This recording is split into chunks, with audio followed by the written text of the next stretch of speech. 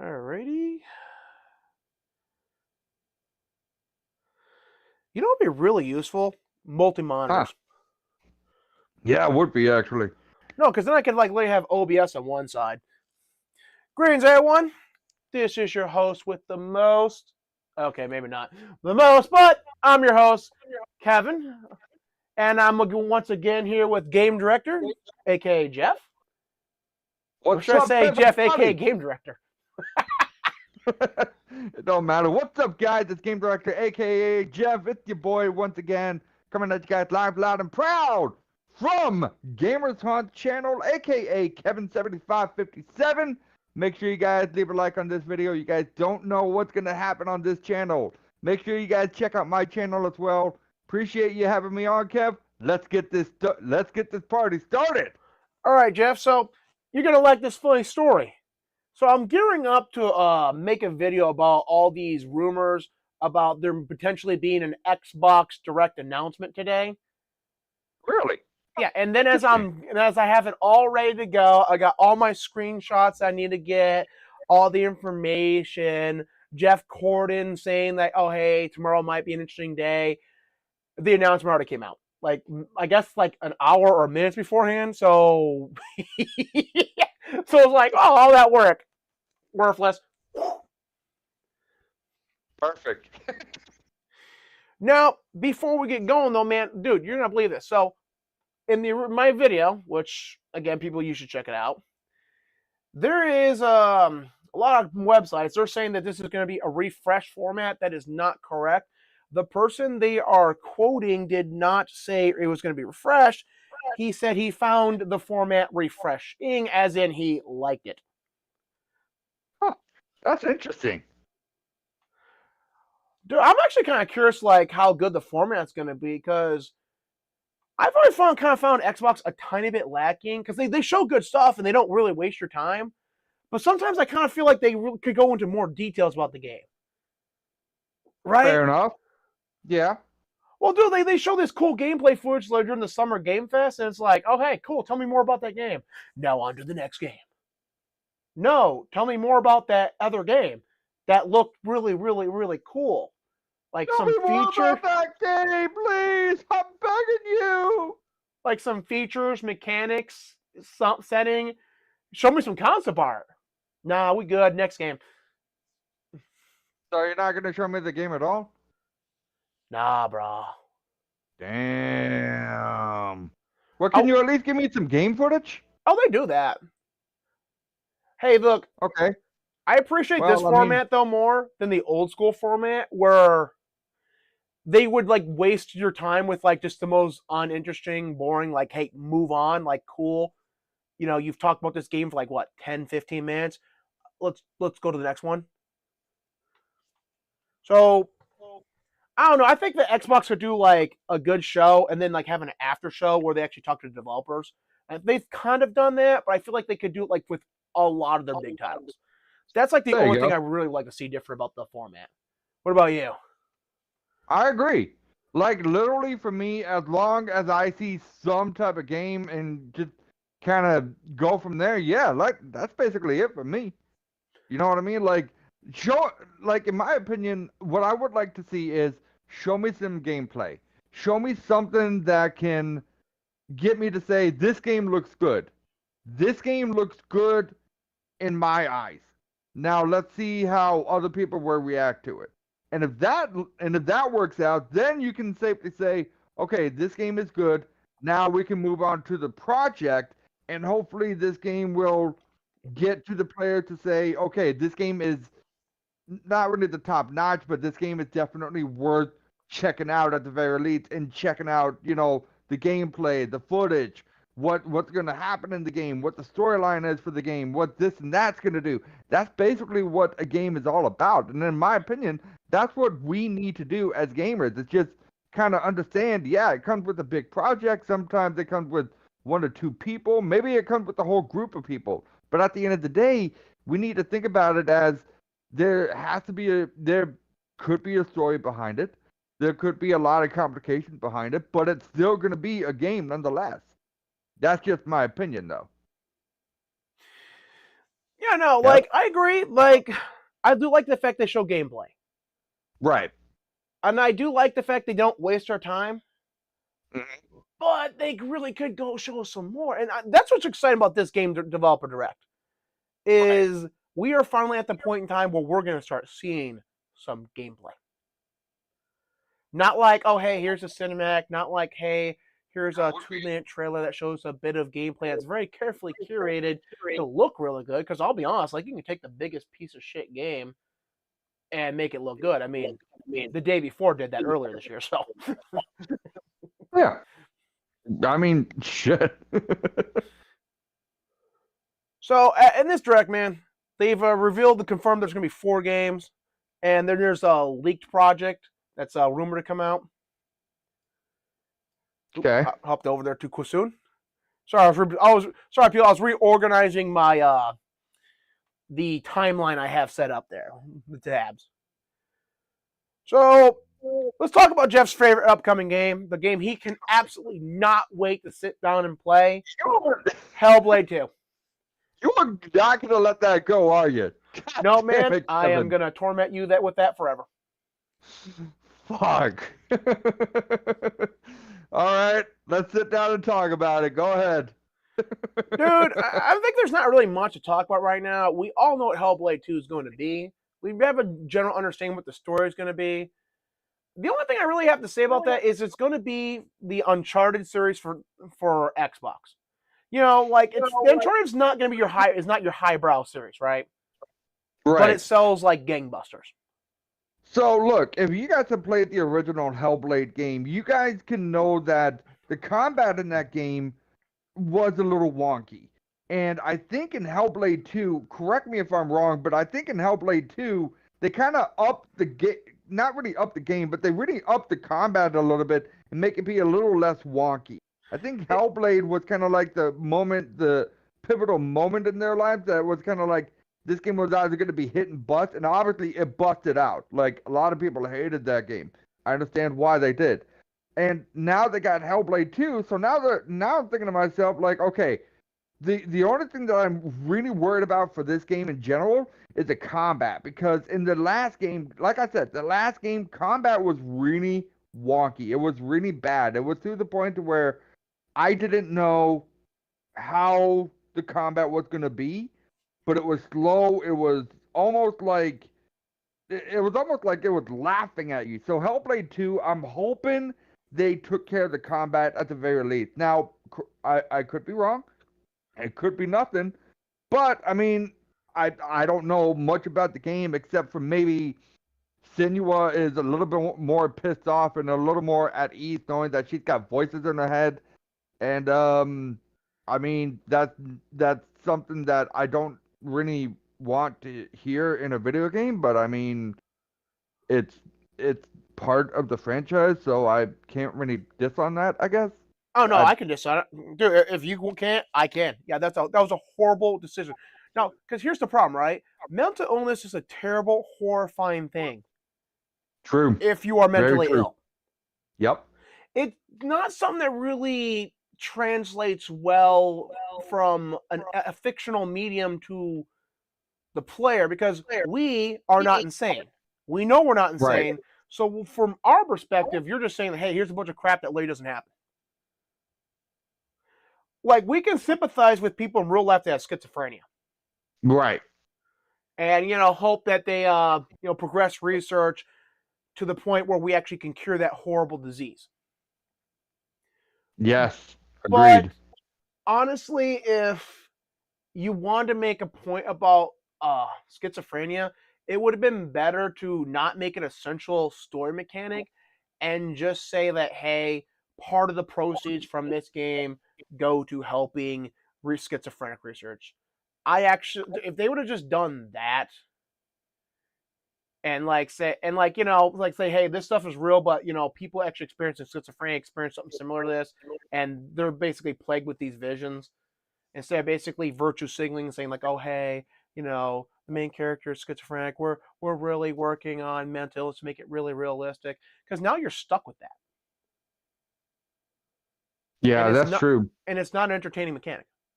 because we the Yeah. player are not insane. It's the same problem that Outlast has. I think it was Outlast. We're not insane. So when Wait, you say Outlast like this you stuff's not insane? real, What you're the just, hell? my opinion, flipping off the player. Wait, in Outlast you were insane? What the hell? I'm thinking Are you it's sure it was Outlast Outlast? Trial. I think it's Outlast Trials that does that. Or Outlast 2. I might be thinking. No, I think I'm thinking of a different franchise. I think I'm a different franchise. Okay, because I was gonna say, I'll be honest, I didn't really know much about Outlast except for the fact being that you gotta have a video camera and there's no weapons. So it's basically a walking simulator. Outlast gameplay is pretty good. The reason I'm just flat out against Outlast is I do not like the too smart for you story mechanics. Fair enough. And that's what I call them. It's basically when the writer wants to write something that sounds insanely smart as a twist, but they do no foreshadowing, and then their twist is dumb as hell. Fair. But yeah, man, they actually have improved the combat in Hellblade 2.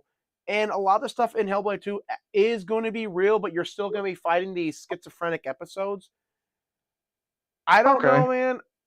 I don't like the idea of stuff not being real in the game I'm playing. At least in this context. Like, I'm okay with, like, segments in a game where you're experiencing hallucinations. Right. Just not to the point where it's like, Nothing's real. right. And I'm okay if, like, if you do nothing real, but, like, have it, like, be like, if you died in this, hallucination, you actually would have died in real life. And only through actually beating the hallucination did you survive. So, yeah, all the Right. crazy stuff you went through didn't happen in, like, reality per se, but, like, it actually had a profound impact on, like, you moving forward. Okay, so every time I think, I just now recently thought about this too. And Kev, I don't know if you've ever played this before. Here's some old school gaming. I'm gonna get off topic for like 2 seconds. But the thing is that for me is that when I think about stuff like that, there's a game on the GameCube, and I'm sure many people have played this before. A lot of people haven't, but if you have, you guys know what I'm talking about. It's called Star Fox Adventures.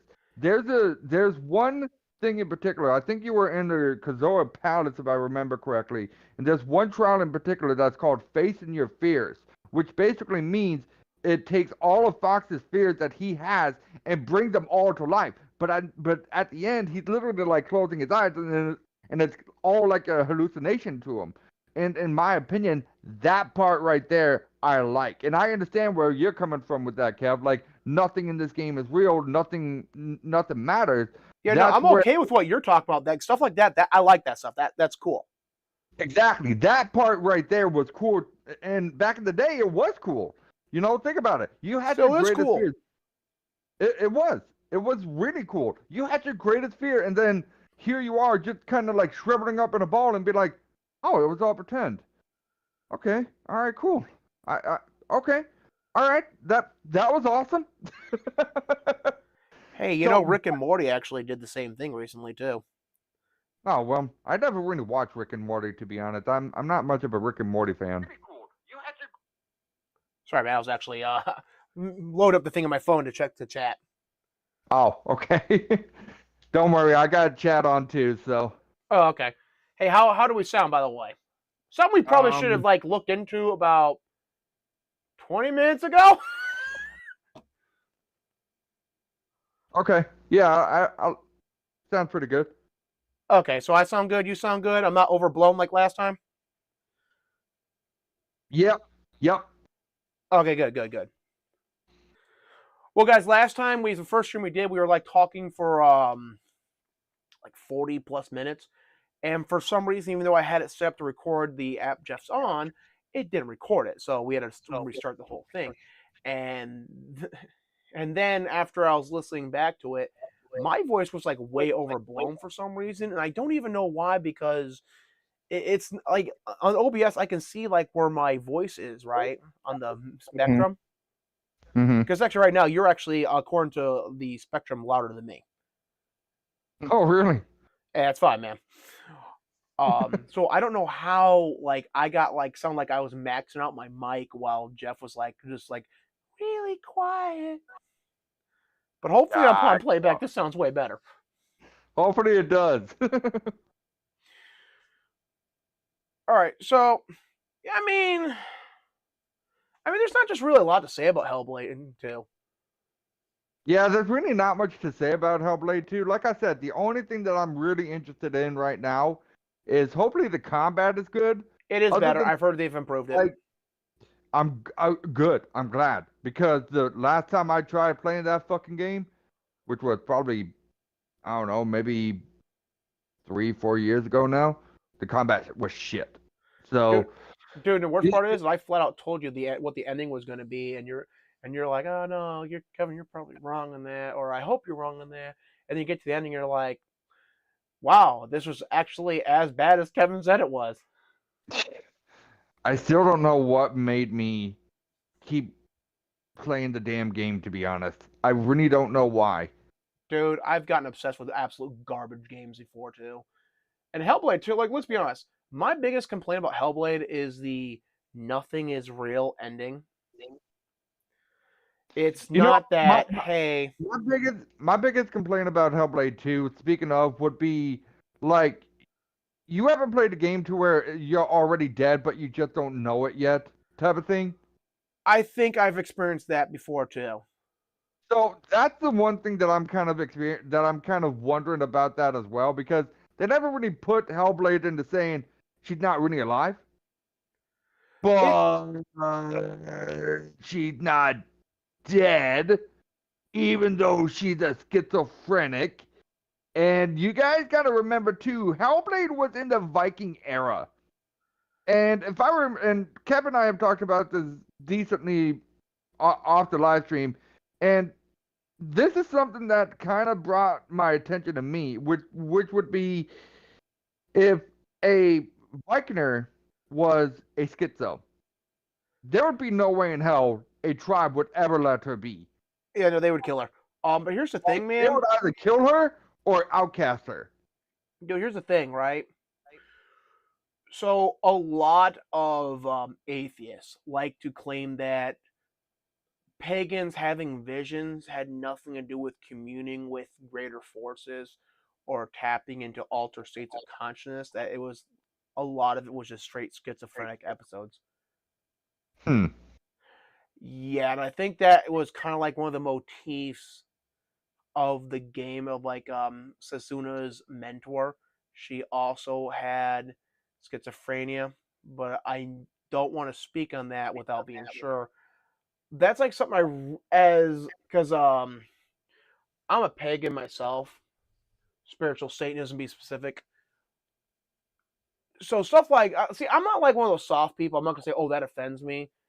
But just as as an intellectual perspective, I absolutely hate that because you can look into the theories of quantum mechanics and research into parapsychology. And I highly recommend everyone look into this really good TED talk, not TED talk, but Google talk called "Taboo and the Science of Psi," where he lays out all the scientists. He lays out all the scientific studies showing that psychic powers are real, the history of how various institutions prove psychic powers are real, and how like there's only two studies that ever really disproved it, and one of which actually proved it by their own metrics and didn't just claim like, oh no, even though we use really warped definitions, we didn't prove it, when in even by their own definition they proved it. And then Hmm. another study which just flat out was just fraudulent and was actually requested to be pulled because it was fraudulent. Jeez. So when you look at Man. like all this wider stuff, you know, to say like, hey, there is nothing to the paranormal and like visions, it's just mental illness, it is just absurd. Because the people who claim that, all right, dude, Jeff, did you know about this? This is a bit off topic, but it's related. Okay. So back in the day, if you saw a ghost, excuse me, they claimed you were having a minor schizophrenic episode. Okay. This was until the institutes of psychology and a bunch of people around that got together and flat out told these assholes to stop saying that because they were sick and tired of having to tell patients that were coming into their clinics that you do not have schizophrenia, you probably actually just saw a ghost. And what year was this again?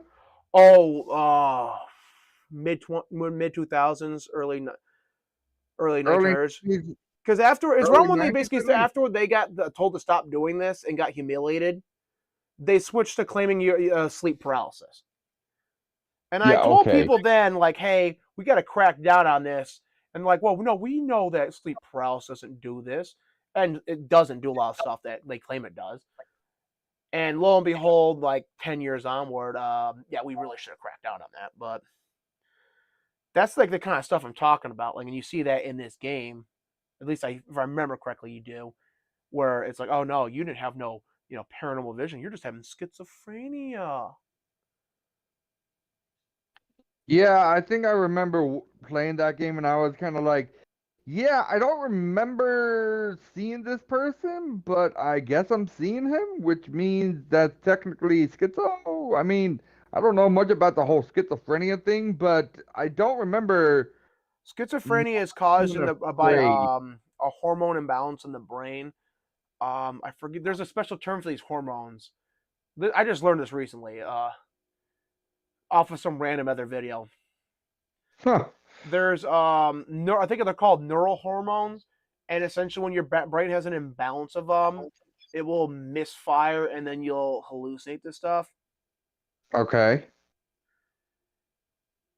I mean, let's be honest. Sometimes people are suffering from schizophrenia. They're Right. not experiencing something paranormal.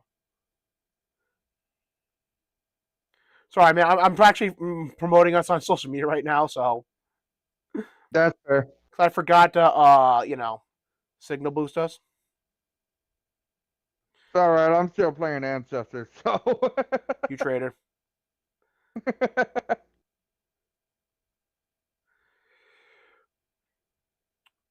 Say something while I finish typing this out my phone.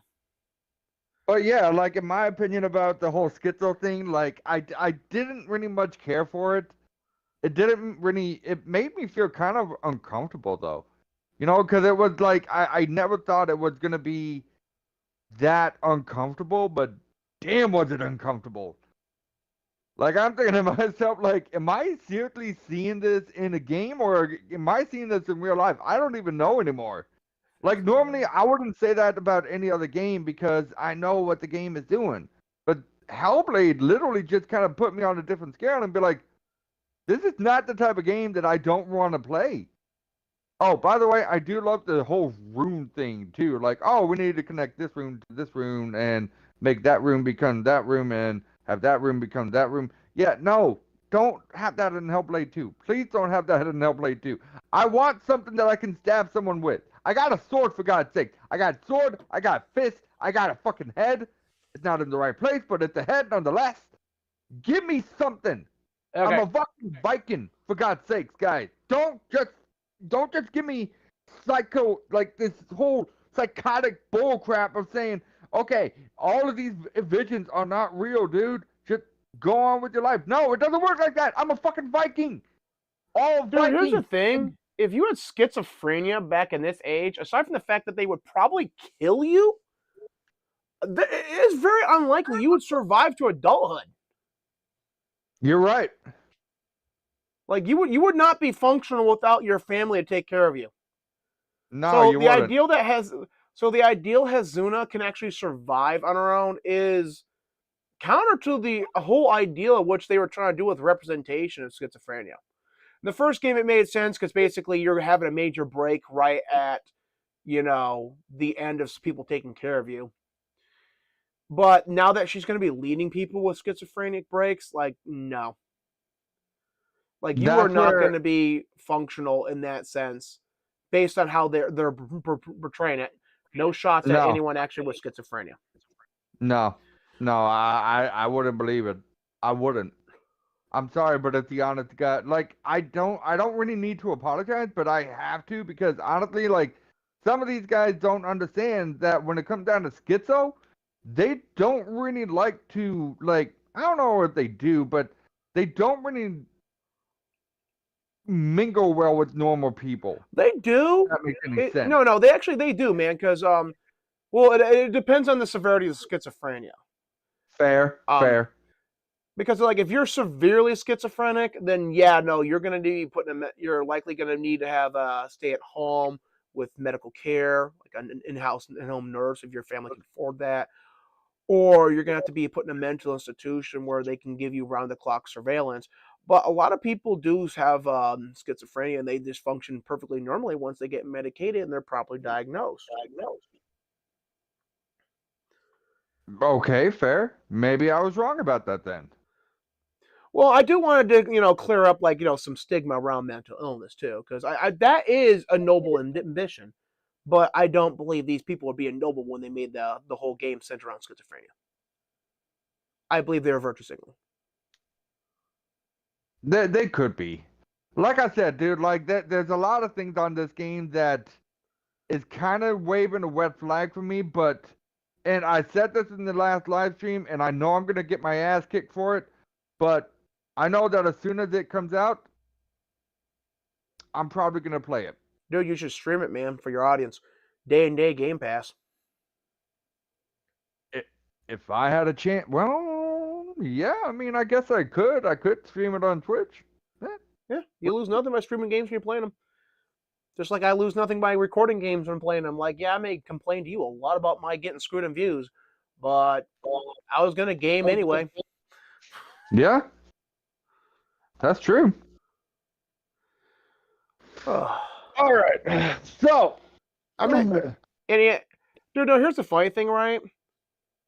As, as much as these people like to push this whole ideal of there's nothing paranormal, it's just mental illness, even though their own precious science says otherwise. It was before Sir Francis Bacon codified the scientific method based on inductive reasoning. Because keep in mind, like, I don't, like, man, I've talked about this with you before. Like, I don't believe in the concept of pseudoscience because something is right. either science or it's not science. It's like there's not really a middle ground, right? Yep. But if I had to use, but the thing that makes my position weaken is that when you see this deductive reasoning based science, which is what academics do, and a lot of actual scientists taking money for other people, but that's a whole other issue. They're based on deductive reason rather than inductive, because inductive reason is basically like this. Say like you see a ghost, right? Mm-hmm. You're like, oh man, I just saw a ghost. I'm now going to have to figure out all the mechanics of how ghosts can exist and how they operate in this world and how they're able to be seen and why they're not recorded on camera. Like, how's they interacting with light? All the cool science you're not going to have to put your name on the theory of because you're about to become famous as crap. Deductive Right. reasoning goes like, no, you didn't just see a ghost because ghosts don't exist. Why can we say ghosts don't exist? Well, because we said they don't exist, and because we said they don't exist, they don't exist.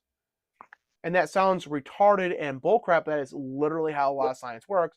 They tell you, no, you cannot have experienced that because we said it doesn't exist, so it doesn't exist. So that's like saying we were monkeys once, but science is literally saying we weren't really monkeys, right? No, that's a Or completely is that a different whole issue. different one? See, Jeff's Okay. talking about my criticism of out of Africa theory, which right now the out of Europe theory has the predominant evidence, the best evidence, because we found older civilizations, remnants of civilization in Europe that predate the civilizations we found in Africa. So right now, the oldest known examples of humanity come out of Europe, not Africa, which actually makes a lot more sense because you wouldn't move from a warmer climate. Because I heard someone else say this, so I'm stealing their line. You're not going to move from a warmer climate to a colder, more inhospitable climate. That makes no Right. sense. So it actually would make sense that we emerge from a more northern climate, i.e., Europe, and then move southward and eastward. And then also westward, but that's like a whole nother thing where if you actually look at what was above sea level at certain points in time, which is really cool, but again, not the point here. But my criticism out of both, I'm an actual proponent of the multiple emergence theory. See, there's a lot of evidence that we are actually not the first modern civilization to emerge. That we're basically we're picking up the pieces after a major collapse of a previously super advanced civilization. So realistically, we will never know where mankind originated from, even if we even originated on Earth. If you look at like stuff in space, so that's what Jeff's talking about because I've had this conversation with him, and that's a completely different issue where science is like flat out like just saying that, hey, you know the evidence you have concrete proof for, we don't care. Oh, hey, you know how you have more evidence to prove the out of Europe theory is now better than the out of Africa theory? We don't care. And that right there is why I don't like John Keel. He called them Type B scientists because another good term for him is academics, and that's why I have a major fucking intellectual hate boner for them. Because, but gotta stay on topic. Jeff, you dragging me to the dark side, but at least it's relevant. Hey, you always drag me to the dark side. It's about time I drag you a little bit with me. Fair enough. So, is there anything else we need to say about Hellblade, or shall we continue? No, just finish up what I was saying before. Sir Francis Bacon codified science. Occult groups kept science going because now here's the funny thing, right? You're probably wondering like, why would occult groups keeps the various versions of the scientific method alive since from ancient Greek time? Because the original scientific method was codified in ancient Greece. Well, you see, when you're doing magic and rituals and talking to other entities and stuff, you kind of want to make sure you're not fucking insane. Because if you're just insane and you're not experiencing what you think you're experiencing, you're going to be in a whole lot of trouble when reality punches your face in. So that's the whole reason a lot of occult groups had some version of the scientific method before Sir Francis Bacon codified the official one for academia. Fair enough. Okay, so next, all right, so man, I'll let you pick the next game. You want to talk? I say we save Avowed for last because Avowed's going to be the best game.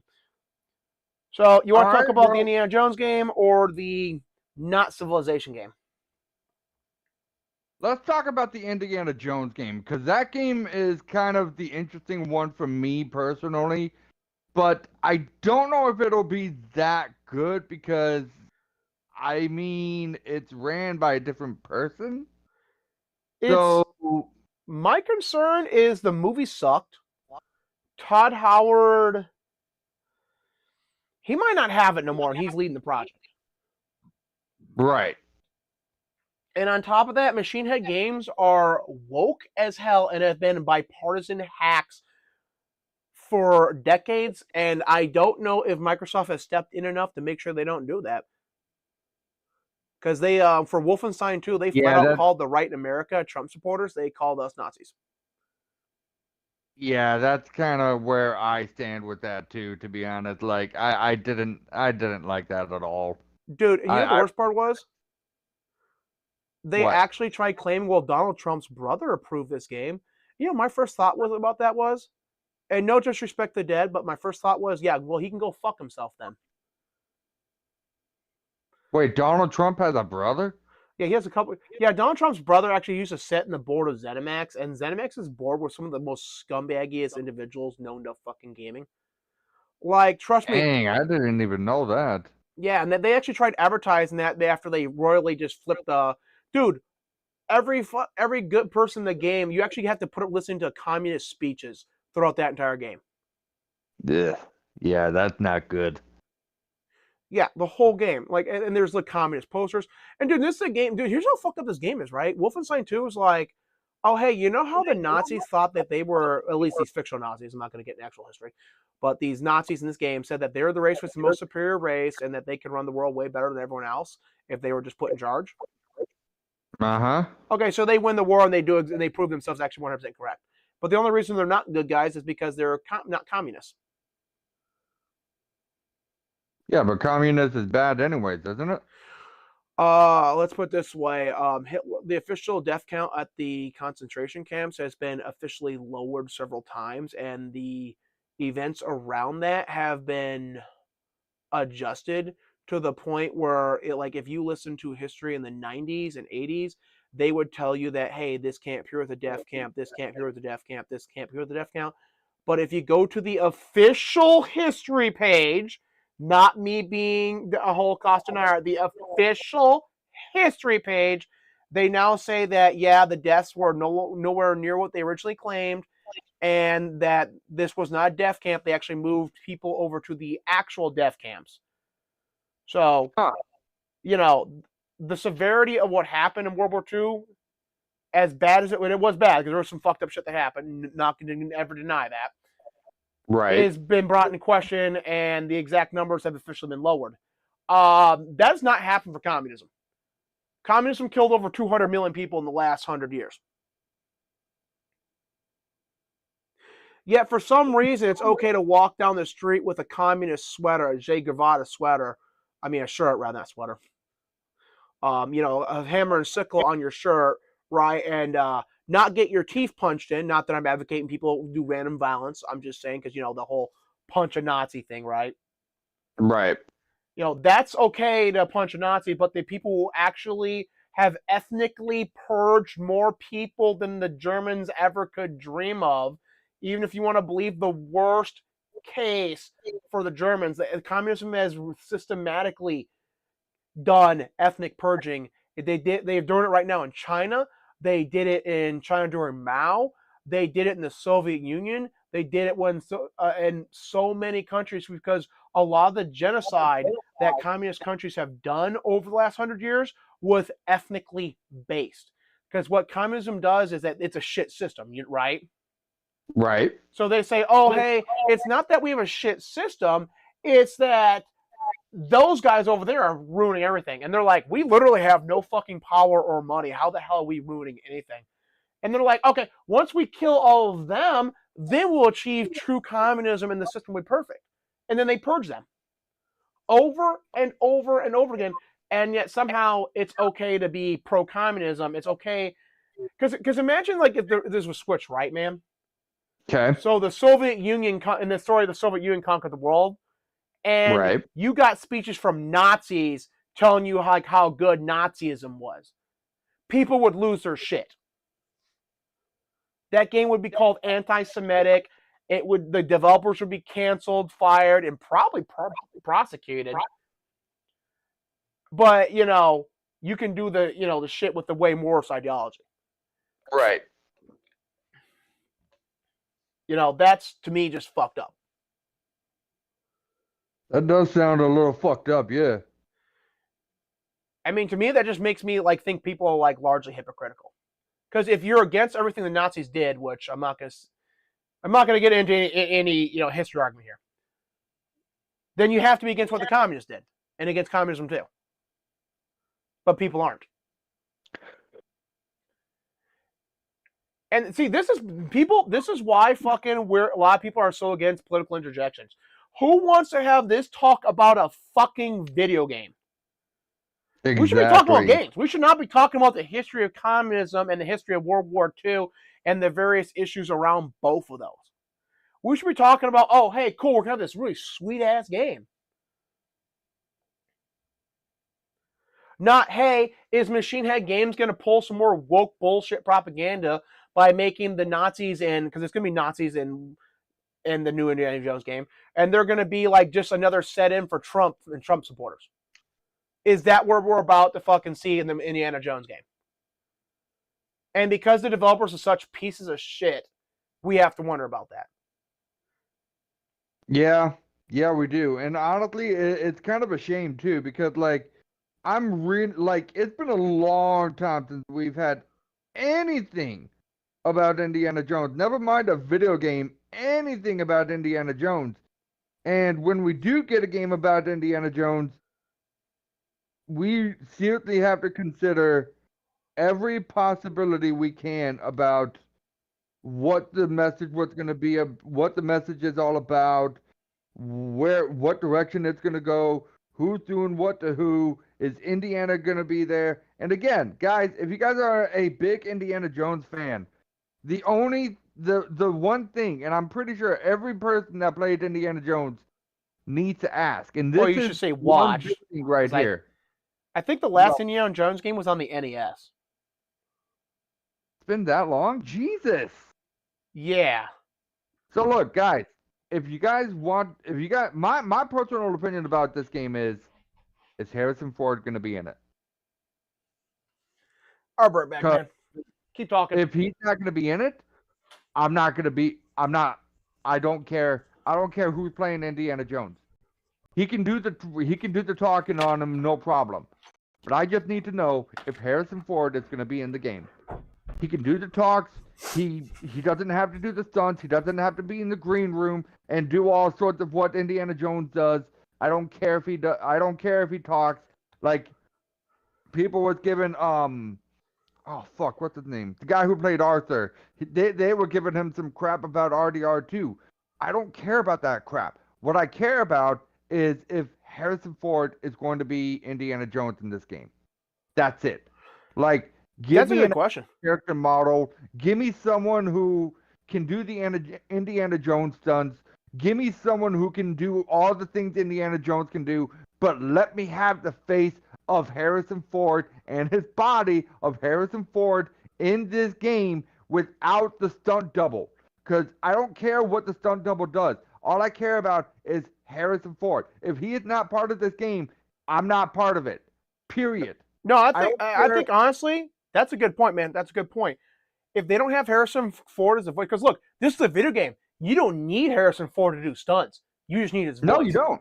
Exactly. Like, look, you can tell Harrison, okay, I don't need you to do the stunts. I just need you to be the voice.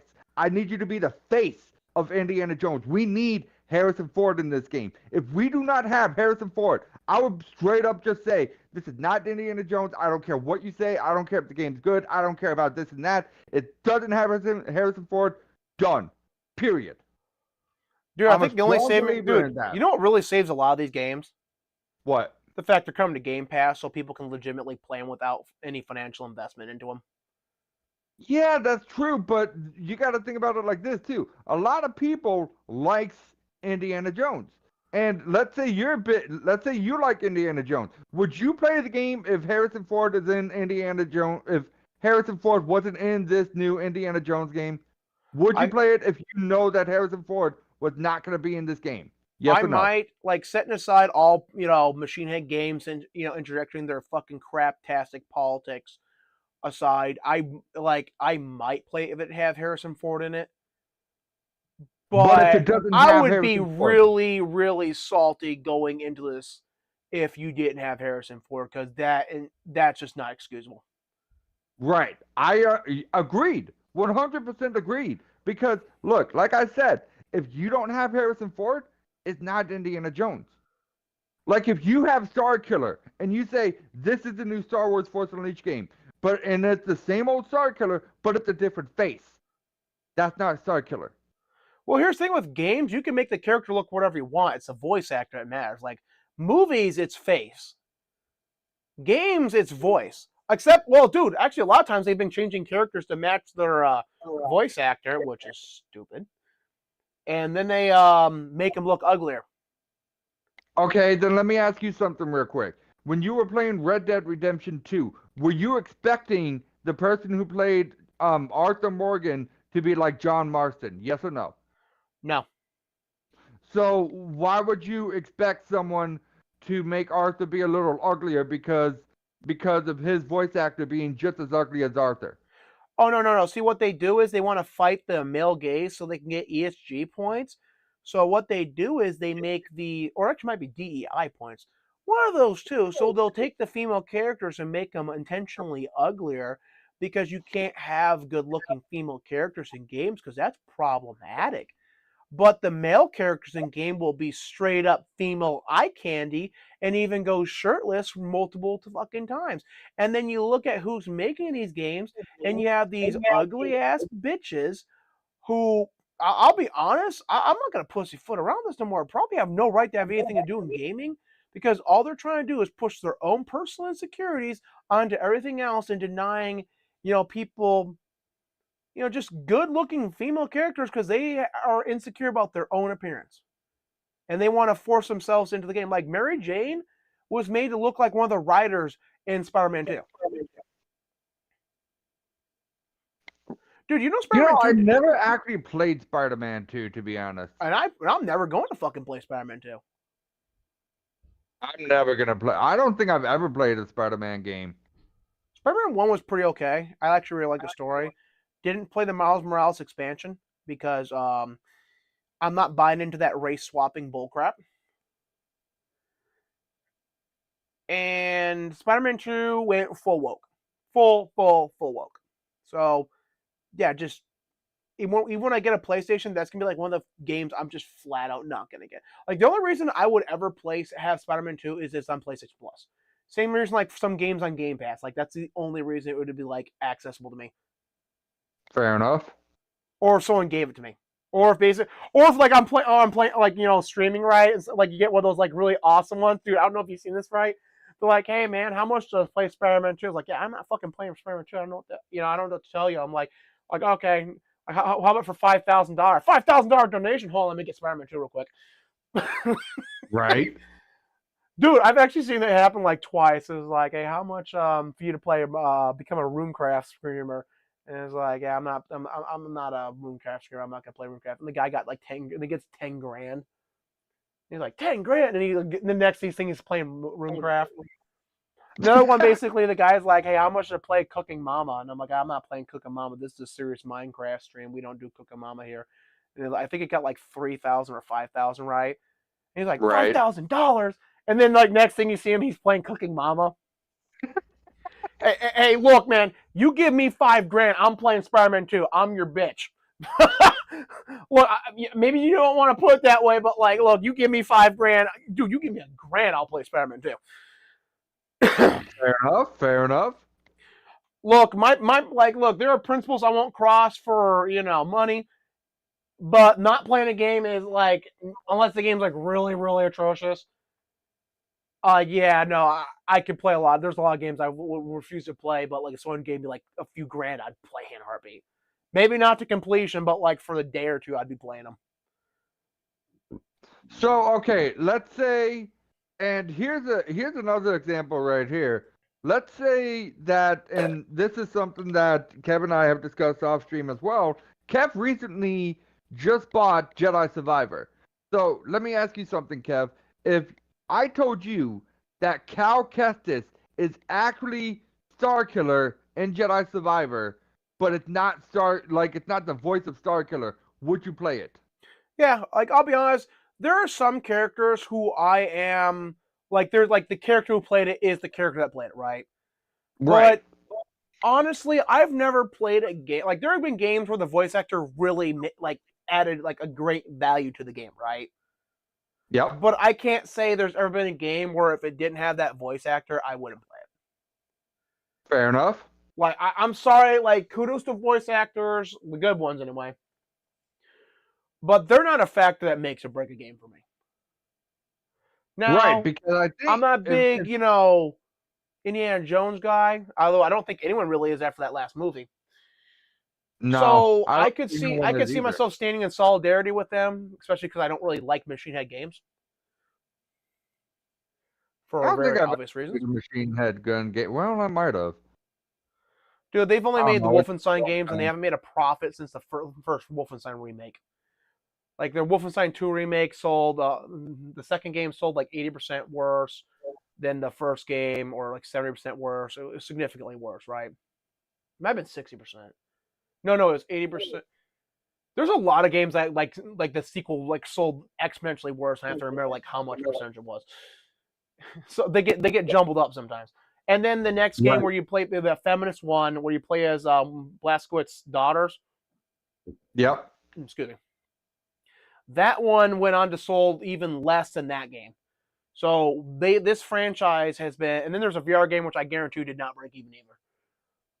This No, franchise I has not doubt made it. any money since the original game. Like I'm not gonna lie, Machine Head Games is one of those studios I think the only reason they are still around is because ZeniMax wanted a larger purchasing price when they sold the company.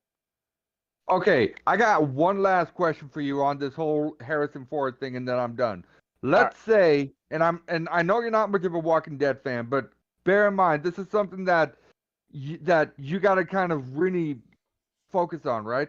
Let's say that there's a Walking Dead game and it's got Rick Grimes in it, but it's not Andrew Lincoln. It is another person who was from America who's playing as Rick Grimes, but All is right. not Rick Grimes himself. Would you play it? Yes or no? Quick question: is Rick Grimes the governor, or Rick is he the Grimes is main the guy. character? Rick Grimes was the main character of The Walking Dead. He was the guy that literally wanted to kill the governor, and I forgot the reason why, but yes. Well, the governor's kind of a psychotic asshole, so I can probably understand why the hell he wanted to do that. But the Fair. governor, from like the scene clips I've seen, is badass.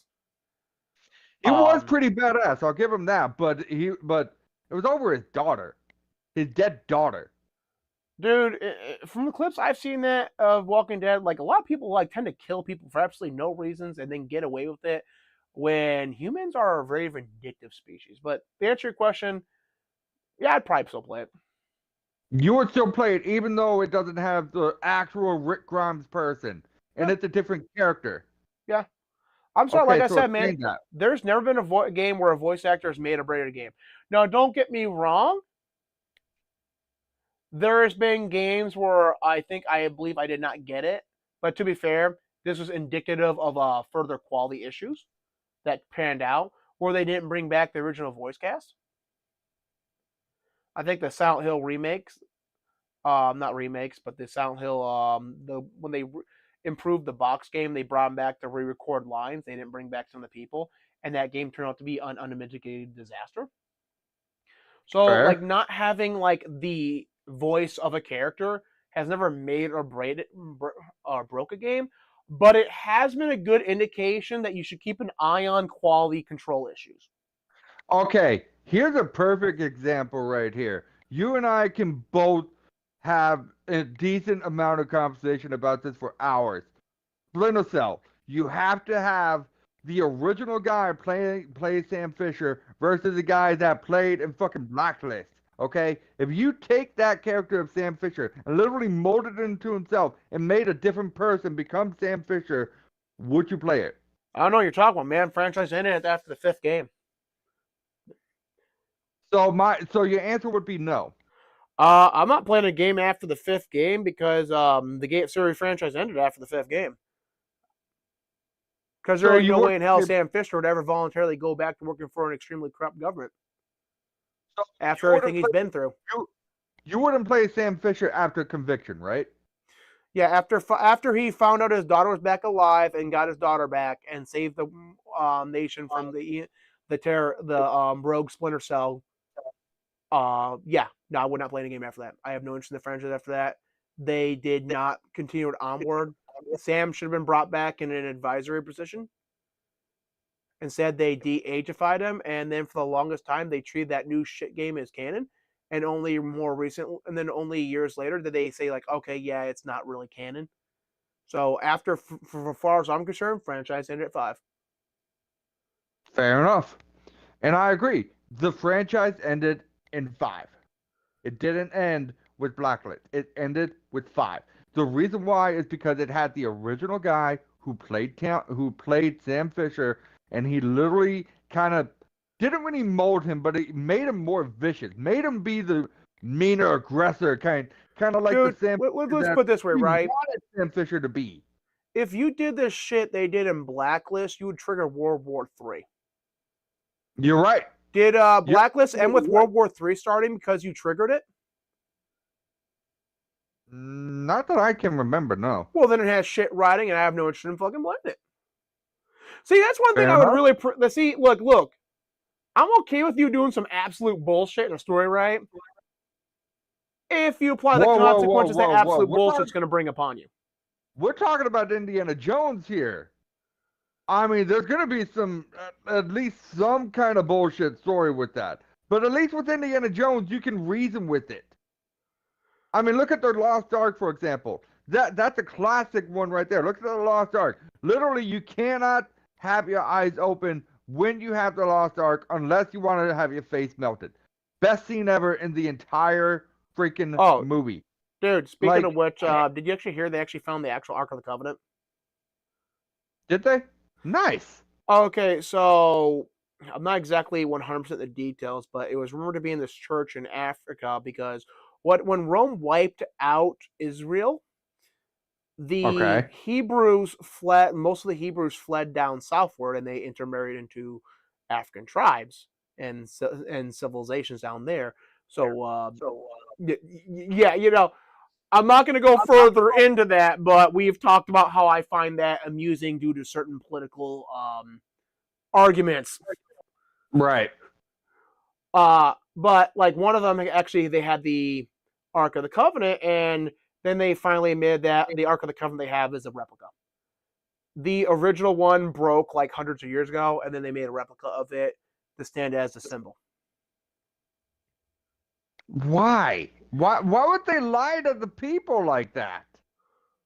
Well, dude, Like, would you lie if you said, "Oh, this is gonna be a good game," but the game's actual shit? no, that's quite literally why I stopped working for one I think it was called Noble Press. Is I was basically told I was going to have to start lying about the quality of games, and that's quite literally why I can tell you don't trust previews. Is that they actually will be told to lie about the quality of a game in exchange for advertisement money, and I was not willing to do that. See, there you go. So why would they lie to the people about the This kind cover? of borders into like a discussion upon religion and powers that be and doctrine.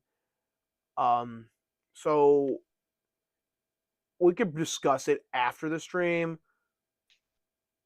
Like, because just for the record, people, I'm not an atheist, so like what I would say would not be atheistic in nature and derogatory of religion. Um, Actually, fuck it, I'll answer that question. No, I'm joking. I've already dug my hole deep enough, so I might as well just answer the question. um, without looking further into it, it's because the Ark of the Covenant probably just had a lot of iconic, like meaning.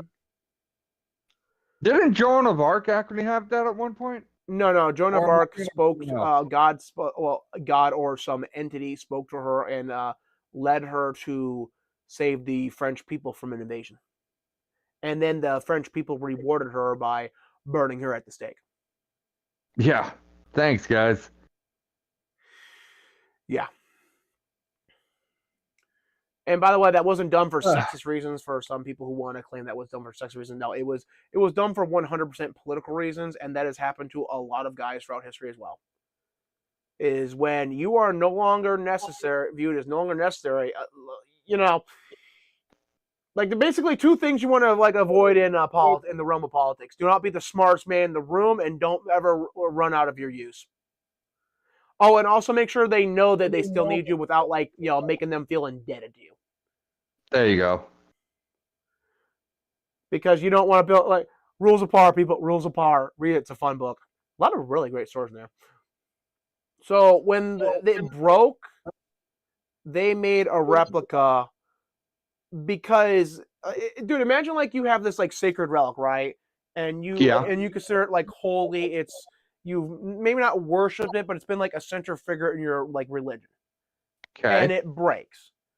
All Well, do right. you go on and just say like, oh well, or do you just create like a new one and you just have the understanding that, hey, the original broke, but this one is a replica based on how the original looks, so that we can pass on the memory and ideal of this religious artifact going forward. That could have been one of the big reasons, or it could have just been flat out they wanted, influence in the community. Or Fair flat enough. out, it's like one of those cases where it's like, hey, our influence is based on the fact we have the Ark of the Covenant, and it just broke. Bastards. Well, dude, I don't think it was their fault, man. Like the artifact was like several thousand years old, over 1,000 years old. No, I'm not saying it's their fault, but it's like, damn. You know what I mean? Like, Well, dude, I do you know want it's to be the guy that has to go tell like the congregation, like, hey, that sacred object that we venerated for over 1,000 years? Yeah, it just broke. Oh, cool story. Come stand over from me near the pit of death. Why do we still have that? No, hey, I didn't ask you to ask a question. I said, come stand over here near with me the pit of death. Oh man, I hate the pit of death. Ah! I probably should have asked him who broke it, Because I know what I'm going to be told when I ask the other ones who broke it. Hey guys, who broke it? He did. Yeah, I know. I knew that was coming. I knew that was coming. I knew you guys were going to say that. I freaking knew you guys were going to answer that question that way. No, but like there could be a multitude of reasons. If you want to give them the benefit of the doubt, it was more just to keep it like the ideal going forward. Like, hey, because keep in mind back then we didn't have Polaroid video cameras and all that stuff. So making a replica in the exact shape of it would make sense.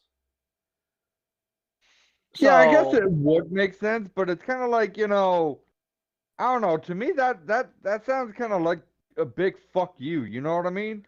Oh, I don't disagree with you. Like, man, I like me, man. I'm both too forgiving and very let's just put extreme in the like same breath. Yeah. And a lot of it is fucking shit talk, but anyway, moving on. But I could understand them making the replica.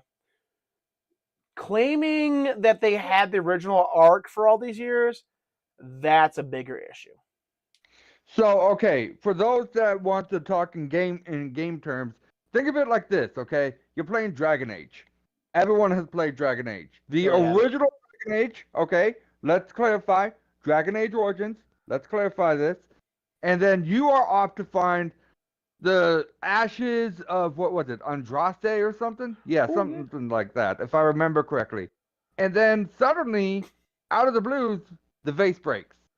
You don't have Liliana on your team. How funny would it be if you go get the ashes of Andraste and only to find out that as part of her last wishes, they were scattered over 1,000 years ago. And the ashes in the urn have nothing to do with her. They just couldn't tell people they scattered the ashes. Or someone bumped it 1,000 years ago. That would be fucking hilarious.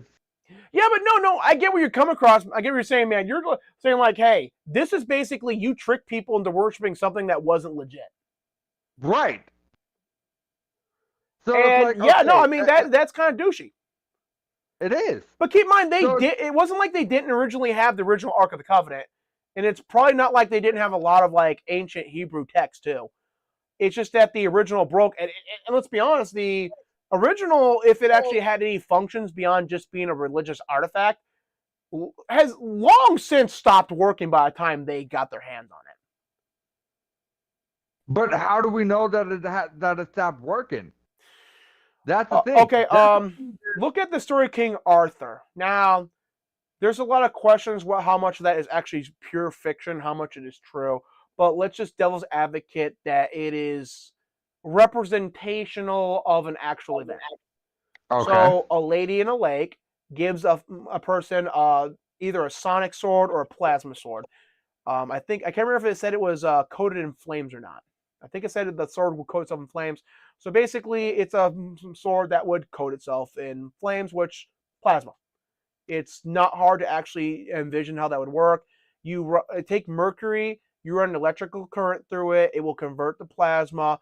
Plasma is negative, so if you have a positive charge, plasma will actually pull toward that, and then you can basically build that into a sheath around a sword, and then with the 1,000+ degree temperature, you'll be able to cut through a lot of stuff easily, especially for back then. Like at that point in time, you have a plasma sword, basically. You're hot shit. Like not making a pun. They're like you are basically gonna wreck everyone's shit. Because you're basically gonna cut through a lot of other people's weapons. Like I don't want to say like a hot knife through butter, because I imagine it's probably gonna be a lot more difficult than that. But they're gonna break a lot faster. Some weapons you're just gonna flat out cut right through. But yeah, you're gonna have the super edge in battle. And then in the story, over time, the sword stopped working. So King Arthur returned it to Lady in the Lake.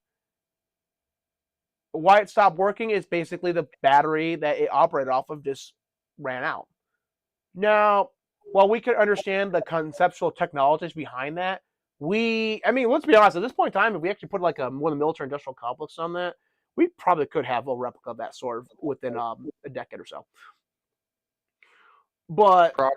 while we can understand the concepts around it a lot better than they could back then, you know, we can see that that ran out. And the Ark of the Covenant was reported not be functional. And here's the question. Here's the big issue. Because, and again, I'm not going to go into religion, but there's we don't know exactly what functionality the original Ark of the Covenant had, and like legitimately, and which was like just flat out fiction, because there's a lot of issues with ancient texts just being flat out made up. Right. And then basically people being told, "Oh yeah, this totally happened. No, trust us, bro." And I'm not going to that. Not going to that. So it's questionable whether even the original Ark even had a function. But let's just devil's advocate assume it did. It's a piece of technology. Now, aliens, and I've talked about this in my other video, so I'm going to go into this here, because ancient aliens, who might have been aliens, actually gave it to people, or it could have been ultra terrestrials, or it could have been beings from the spirit realm. That's a whole different conversation that would be really long, and I'm not getting into here. So Right. they have a more advanced understanding of spirituality, the soul, and the various dimensions and like layers of reality which that stuff occupies. So, however it worked, it was a piece of technology, and then eventually it just stopped working. Because it might not have just been like, like a walkie-talkie, a fancy one. It could have legitimately been some kind of spiritual communication device, because they would have the capacity to make stuff like that. Look at the Vedic text. And it just finally stopped working. So if we just devil's advocate it ever worked, that's something we have to recognize. That it probably stopped working a long time ago, because even if it had a shelf span of 100, 200, 300 years, by the time it broke, it was like what, several hundred years old. I don't even know how old it would be at that point in time. I think it broke in the 1500s. So it would have been at least 15,000 years, 16,000 years. 16,000. 16. This is why I scribble my videos sometimes. I have to put those little correction notes in. 1,600 years old.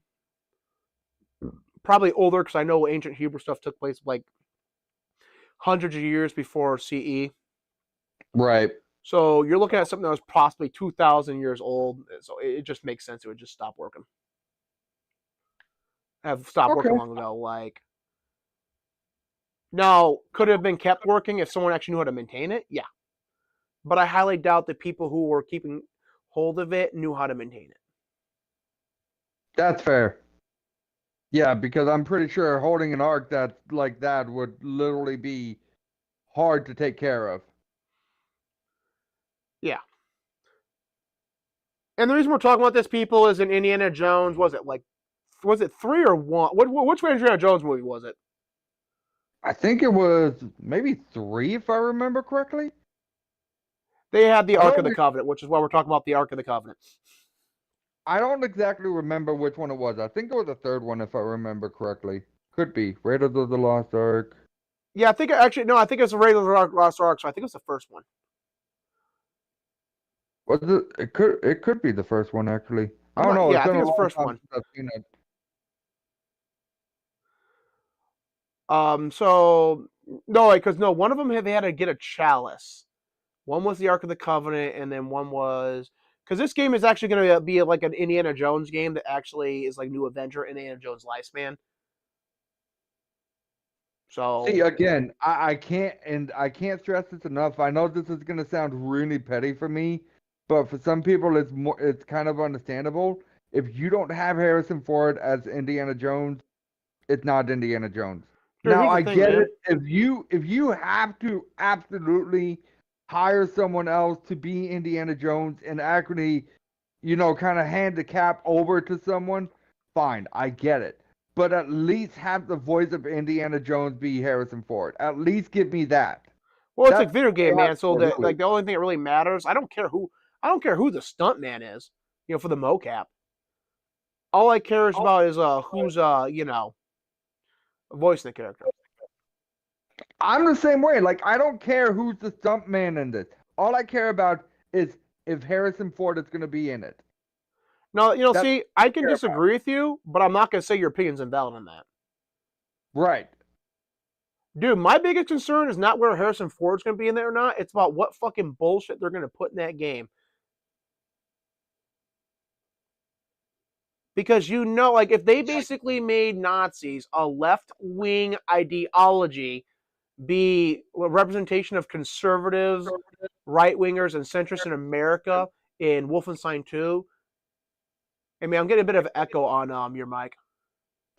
Oh shoot. It's not bad, but it's cropping up every so often. I'll try to down the volume a little bit. That better? Yeah, you good. No, it's not. It's Okay. not like really bad every so often. I just hear like a minor echo. What was I saying now? You don't care if Harrison Ford is part of Indiana Jones. Oh yeah, right.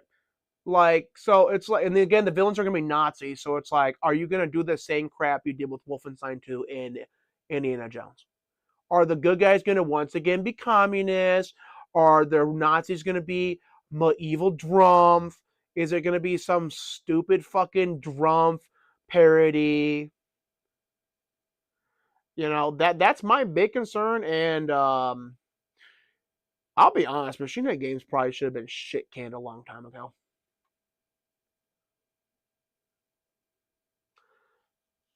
I Or at mean, the very no, actually, I'll say this: you take away the writers and the studio heads of that, the developers made a pretty decent game. Like the graphics it was short, but the graphics looked good. The combat was enough to basically have people still wanting a third game.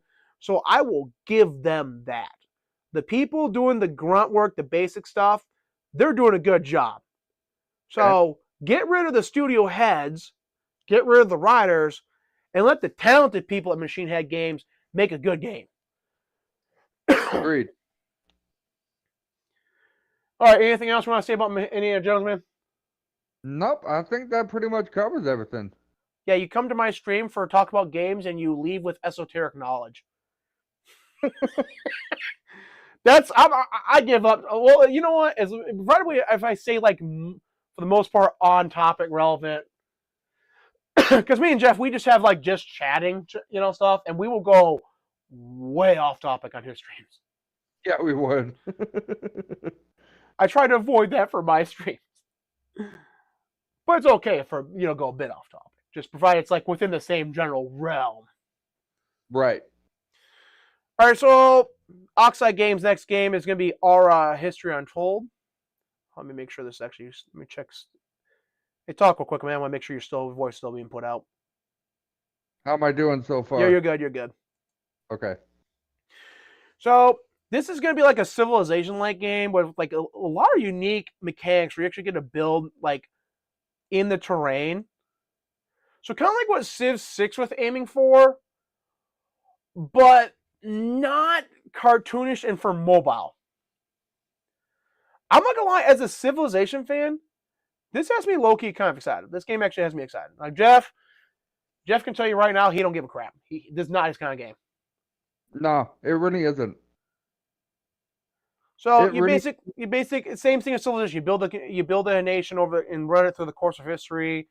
You get to design, put stuff down uniquely, go through different eras, biome. Now the interesting thing is you're actually going to watch where people move about. There actually will be civilian management, where you get to watch them how they live their lives, and then you have to help shape your. I'm guessing you're gonna have to shape your civilization based on that. And where you're gonna put industry, where you're gonna put technology. Right. You take up, you're gonna rule the nation. Where you basically pick what person you're gonna have. Choose from unique leaders representing different nations, people, and play styles with different impacting traits, distinct personalities that will help determine the behaviors of your AI neighbors and allies.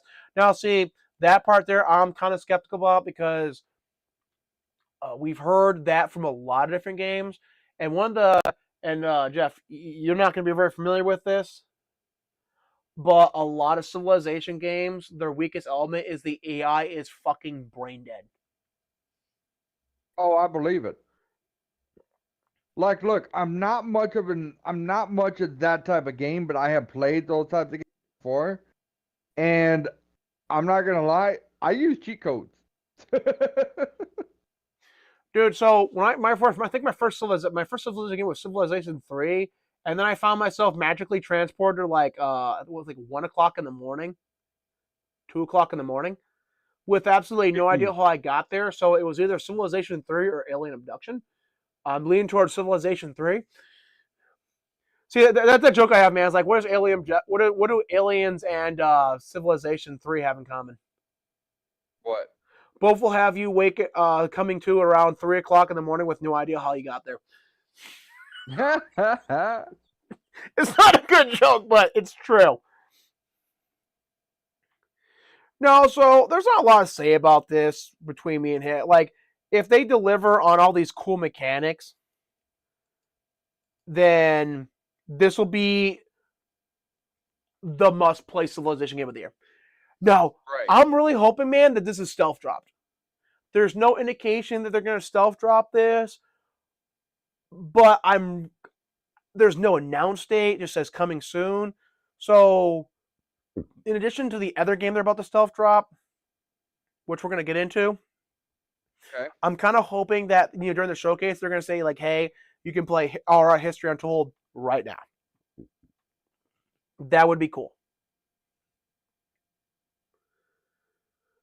Anything to add, man? Nope. Like I said, people, Jeff's not really a grand strategy player. Not his cup of tea. No, it really isn't. Like, I don't get why people like that game. And Because we have I'm not autism. dissing on it, but I mean, damn. Mostly because we have autism. That's pretty much one of the primary motivations is. That or we want to prove that we could run. If we could control the British, we could win the Civil War. I mean, not the Civil War, but the War of Independence. And yeah, no, if I was in charge of the British, I 100% would have won the War of Independence. Fair enough. Yeah, people, I'm just still a tiny bit sick, so I got this sticky phlegm going down my throat. So if I cough very so often, you'll have to pardon me on that. So the next game, man, the game of the hour, Avowed. Dude, you take it from Now, here. Talk about it for a bit. I got head off for a second. all right. Now, this game right here, guys, this is where I'm just going to flat out say it. I'm looking forward to playing because Avowed looks similar to Skyrim, but I know it's not Skyrim. Okay? So, I'm not expecting this game to be like, oh, wow, this is awesome type of thing. But this game right here, Avowed, is definitely going to be probably one of the best games ever played that is not Skyrim. I don't really know much about the game to be honest with you, but I do know that it involves in a village and you have to like save a curse from your village or something. Other than that, I don't really know much about it. Um, other than that, like I don't really know what else to talk about. I'm playing I don't know if I should tell you all this, but I'm playing Ancestors right now. Um, I'm getting pretty far on it. I'm not doing particularly too bad, I guess. I'm trying to upgrade my neurons and stuff so I can keep on evolving my ape and all that, but it hasn't really been easy, I guess, when it comes down to this kind of thing. So I'm kind of like I said, I mean honestly, if anything at all, I would say that Avowed would probably be probably on my top 10 on my top game tier list for this year. I don't know if it's going to be out yet. We'll ask Kev when he comes back, but I'm I'm back. pretty sure. Oh, good. So when is Avowed coming out, Kev? We find that out on the 18th. Lovely. Great. More waiting. All I love right. If those I had to make a waiting things. guess,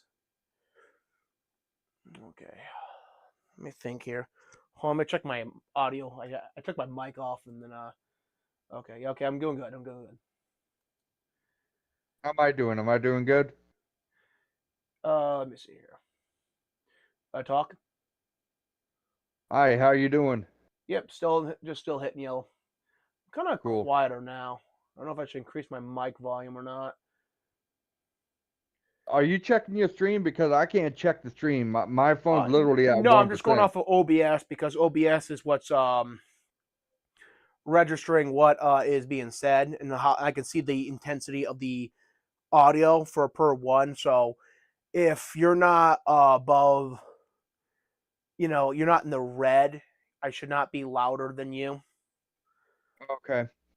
But I no, I've not checked this a stream because you should check the stream, man, because I can't Damn, my mute my phone's mic. literally about to die. Yeah, I can't mute my mic. So hey, they're cheap mics, people. Actually, one of them just broke at so I ordered some new ones, like $25. Like Shoot, they're not the hang on. greatest mic, but they get the job done. I'll be honest, I don't make money from this stuff, right?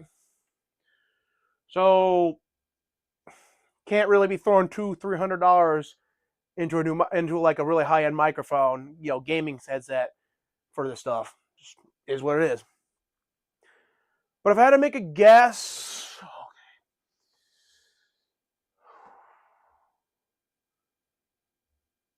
I'm gonna guess first half of the year. I'm feeling I'm gonna get my ass kicked on that, and it's gonna come in the second half of the year, like around Christmas, around November-ish. But I think the game's been like in development long enough that within the first half. Oh, dude, what are we? No, there's no way in hell they're gonna stealth drop a Valve. There's just no fucking way. Like, yeah, they can get away with that with a smaller game, but like, dude, that'd just be bad marketing for like a big game like a Valve. I'm gonna say probably it's not gonna be February because, dude, actually, I'm not gonna roll out February. We could actually hear a February announcement. I just don't think it's gonna be. I think probably April because March is really jam packed full of games. So I don't think they're gonna want to compete, especially because Dragon's Dogma 2 comes out in April. I mean March. So I don't think they're gonna want to vow going up against Dragon's Dogma 2 because Dragon Dogma 2, I don't think want to say like it's going to eat Avowed's lunch, but Dragon's Dogma 2 is going to be this monumental game that is it's going to be between Avowed and Dragon's Dogma 2 for what was the best RPG of the year. Unless there's some other RPG which I probably don't know about that's going to come out later that year. It's going to be Avowed and Dragon's Dogma 2. And I don't know. Some people were complaining about the art direction of Avowed. I saw some screenshots. Kind of agree. I don't really like how they kind of went with that. I hope they adjusted that. We'll see. But I mean, questionable graphic direction aside, that's not going to make or break Avowed. That's going to be the difference between a 9, or an 8. You know what I mean? Right. So the one, and this is something that I've kind of discussed with the people about, especially when it comes down to this type of thing, would be, what would Avowed be like? Because Avowed is basically Skyrim, but not Skyrim. So the one thing that I'm really looking forward to is what this is going to be. Is this going to be another Skyrim sandbox? Is this going to be something that is kind of not Skyrim but Skyrim? All right. So So, that's the one thing that I'm kind of worried about, but I'm kind of looking forward to too, because we know what Skyrim's all about by now. all right. Like So Skyrim is you're about a gonna. dragonborn that can kill dragons and either side with the dragonborn or side with the graybeards at the end of the game. That's what Skyrim's all about. Plus, you got all these other side missions, and then you got like what, maybe 150 hours plus worth of whatever you can do in that game, and it's basically a big sandbox of what Skyrim's all about. So that's basically that it's not really a main worry for me, but it is something that I really am kind of interested to hear. Well, combat's gonna be more in depth than it is in Skyrim. Because Okay. Bethesda, they've been making their combat system more and more generic. So you will actually spec into a character, and you will actually, which a lot of us believe, you'll be able to go through and play like different play styles. Like my first run, I'm gonna be mage because I do mage. I do Yeah. mage builds on my Okay. first run, and after Elden Ring, oh god, I now get all those D&D wizard jokes, and they are hilarious, and also kind of low key piss me off. All right, see Jeff, see in D&D, wizards have, I think it's wizards have like notoriously low HP. Like they dish out good damage, but they fucking have like very very very low HP because you don't really want to Right. spec into HP. You want to spec into like intelligence or whatever the stat is for magic, so you can your spells Okay. do more power. So pretty much anything and everything fucking kills you. So the joke is like, oh hey, I stubbed my toe and then instantly died. Oh hey, I breathed wrong and then instantly died. Oh hey, I slept wrong. I slept my side wrong and then died from that. And so in Elden Ring, I built a mage build, and it kind of like has that. It kind of feels like D&D. So I got bodied by like a lot of stuff like instantaneously. I mean, I dished out some good damage, but so you're gonna have like you can do a mage build, you can do a dual handed, you can do like a one hand be magic, one hand be magic, not magic, one handed. You'll have broadswords. Like there'll be a lot of breadth to the combat system. Kind of like the because someone on Twitter was saying that they hope it basically keeps the level of depth the previous Pillars games have. And I agree with them. The feature I want to see, though, is you get a central base that you can upgrade and maintain throughout the entire game. Because that's what made Pillars 1 really, really fun for me. And that was a lesser mechanic in Pillars 2, but it was basically a ship. So Okay. being this basically Pillars 3, it has to keep that mechanic, in my opinion. I'm going to be sorely disappointed if it doesn't. There's going to be a lot of RPG choices with meaningful impact. So you'll actually be able to go back, like like when you play New Vegas, like you actually can Right. choose who you side with. Yep. So there's probably gonna be like some factions, like decisions like that, because Obsidian, what's that game called? Not Spacer's Choice. The Outer Worlds. It kind of was like, yeah, they did have some like choose who you want to work with, but it was like way more toned down from New Vegas. So we're gonna get like there's gonna be decisions like what factions you want to put more effort into working with, because that's what Obsidian does have. It's just gonna be a question: is it gonna be closer to um, the Outer Worlds, or is it gonna be more closer to New Vegas, where you can flat out screw over like 3 other factions? Well, technically 2 other factions, and then work for yourself. Okay. Now, Jeff, you're ready for this part? This is gonna be the dumb part. Okay. Go. All right, so the big revelation in Pillars 1, and you all are forewarned if you don't want this spoiled, skip ahead about, I don't know, like 2-3 minutes, was when this ancient empire looked to see like which gods were actually real. They found out that there was no gods in the world. Yeah, that they're What the? basically world with godless. They didn't know whether or not there was never any gods, and that basically maybe the gods had left or had died out. They didn't know, but basically they found no gods. So they merged a bunch of souls together to make gods. Huh. And keep in mind, the writer is an atheist. So this is why this is dumb as shit. Because then you have this one person's like, oh, I'm getting ahead of myself. They have this character who is like a blasphemer because she's an atheist. Keep in mind, gods forever existing is not a prerequisite for it being a god. These are legitimately gods. It's unquestionably they control elements of the world. They are gods. They were just made rather than having pre-existed. And this bitch thinks that somehow it's like, oh hey, because they made it, that makes them like, I don't even get her argument. Like, oh, they were pre-made gods. A quick question: are they still gods? Well, yes, they're still God. Oh, okay, then it doesn't really matter how they came about. Like, can it still put a brain tumor in my head? Yes. Well, don't matter. But yeah, that was the big revelation of the game, the franchise. And people are probably wondering, like, Kevin, why aren't you wowed by that? Like, I'll see, pagans have a way different interpretation of the concept of God. God is not that special. Like, you can have gods that are like so weak they only can like have influence over a house. Like, it goes all the way from like, protector spirit. Well, nowadays we probably have different words for it, but it goes all the way down from protector spirit all the way up to like town, then all the way up to the, I control the fucking element of lightning and sky. Like, there's I see gods of all nothing but the different wind gears, and the rain. and people actually can become gods. Like, look at any pagan cult, like any pagan religion. Becoming a god happened once or twice. Their entire religion, so their entire point is becoming like advancing your soul to the point where you can become a god. Not a great god, not like, Zeus or Poseidon, but basically being capable of being called a god. They declared Kaiser a living god because he had conquered the known world. And because that would take a will so immense that it was unfathomable to an average person, he was a living god. Jesus. Yeah.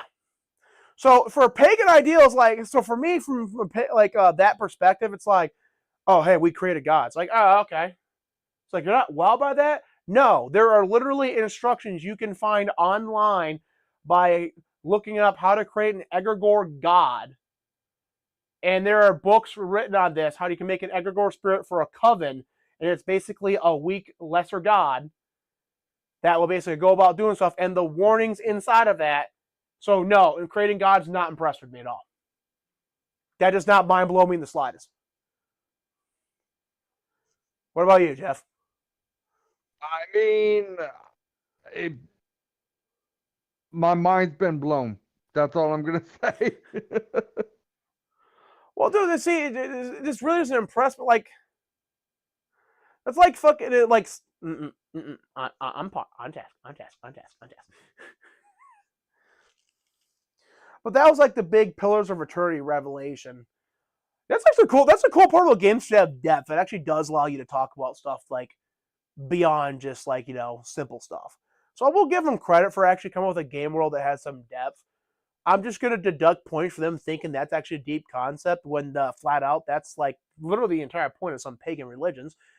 Like for my example, and the whole left-handed path, that's the whole concept of left-handed path, is basically elevating yourself to basically point you can become a god. And then keep going forward. Right. So from a religious perspective, a cult perspective, that's not impressive. Now, how they did it, that was pretty impressive. Well, you took but to be fair, like how they did it in that game would not work in real life because in the Pillars of Eternity world, Jeff, souls work a bit different than they do in our world. Like the most extreme version of like the ideal of Buddhism where you can incarnate as anything. So basically, when you go through the cycle, you lose all your memories, and then you can basically incarnate as anything in the Pillars universe. Whereas in reality, you kind of have this weird amnesia when you incarnate for each life. There's actually some really interesting research in the reincarnation because some people do actually remember parts of past lives. But for some reason, when we incarnate in our current lifespan, oftentimes we completely forget our entire previous lifespans. Whereas in the Pillars universe, there actually is a known reason why that happens. And souls in the Pillars universe can actually be broken, split up, eaten by other things. So it doesn't really work the same way it does in our world. So it is a bit creative and their universe is internally consistent. My biggest complaint, though, is like you're telling me in a world with magic, there was never some sorcerer who decided to become God. I don't know about you, Jeff, but if I get like some supreme magic, I'm gonna power trip and become God. That's fair because like literally that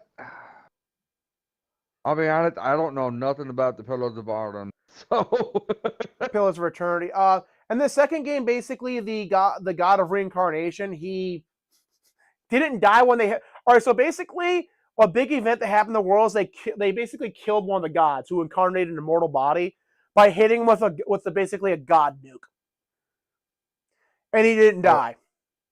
okay. He reincarnated into this giant statue at the beginning of the second game, and I was gonna play the second game, but the port for the consoles is like absolute garbage for the second game. So it's like one of those games I'm gonna have to play on the PC, and I just haven't got around to doing it.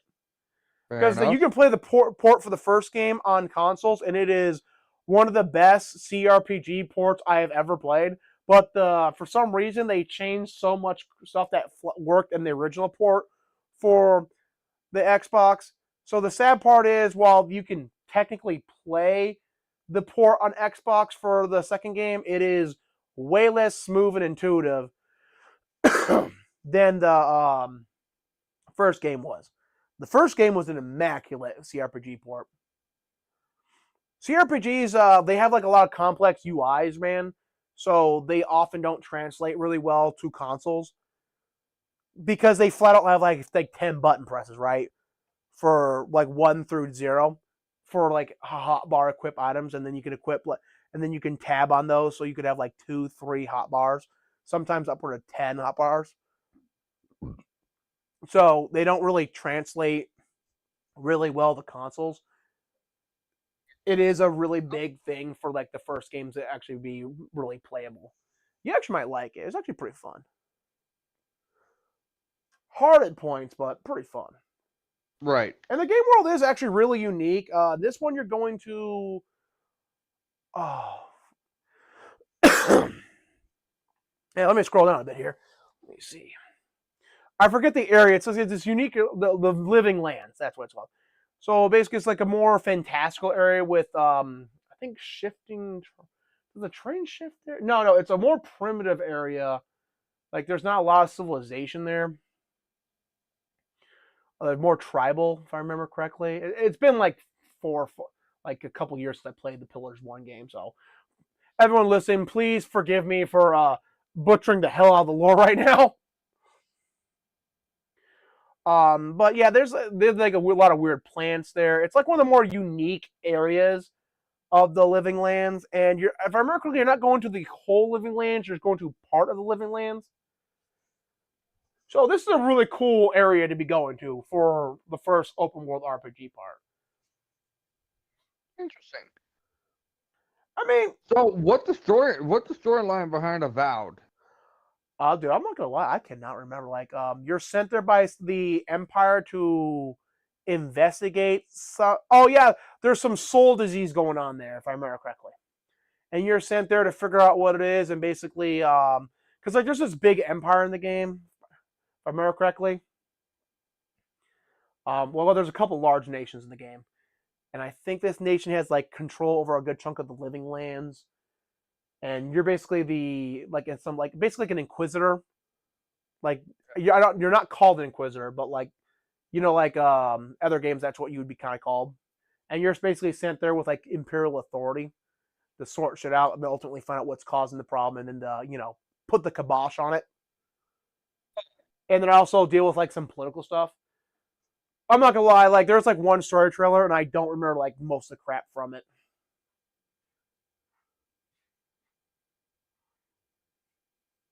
To be honest, it's a pretty basic RPG story. I think where Yeah, it's I'm really not going to come real. into like the depth is going to be like when you interact with the politics of the world.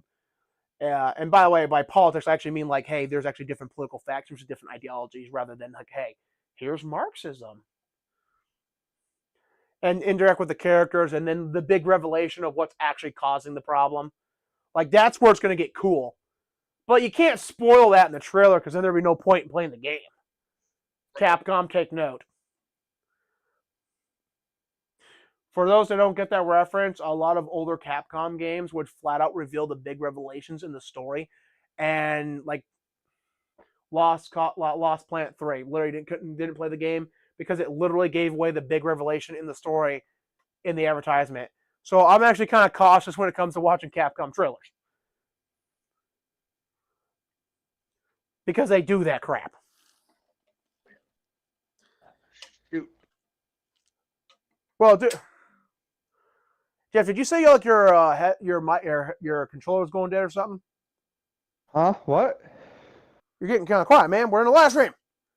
The key word there Sorry, is my bad. live. Oh man. Oh, my bad, bro. All right, back. Okay. So yeah. What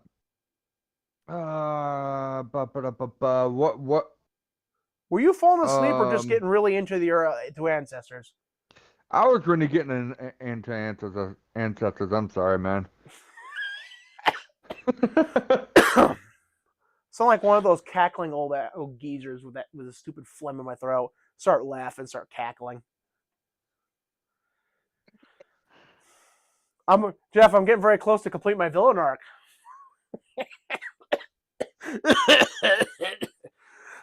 All right, that was Very kind of forcing close the cough yet a bit, so far. but yeah, no, I think Valor. No, I'm not gonna lie. I'm more excited for Dragon's Dogma 2 right now. But that's because we don't know jack squat about Avowed. So Avowed got some wows at this show.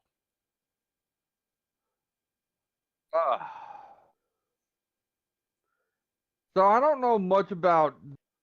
I know about the Indiana Jones game. I know about Hellblade 2. Didn't really care for Eva. And as for Avowed, like it's Skyrim, but it's not Skyrim. Yeah, see, that's the thing. Like, a lot of these games, there's not a lot known about it. Like, we know that it's in development. Like, Avowed, we know the most about solely because there's been a previous game and two games in this universe. So we can basically, and they've given some, story teasers. So we can look back at the lore that's written down and say, like, okay, this is what this area is like. This is what factions are in this area. And if I was doing an Avowed stream, I would, go through the various lore for that. But, not doing that right now. Right. So that's why we know more about Avowed's world, only because like it's an established world.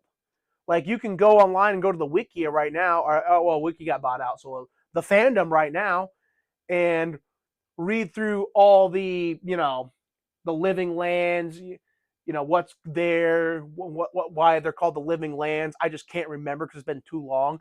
Probably should have done a bit more research before I got into the stream. But you can look up the cities you're going to visit because we already know. I think some of them actually been mentioned in the trailer.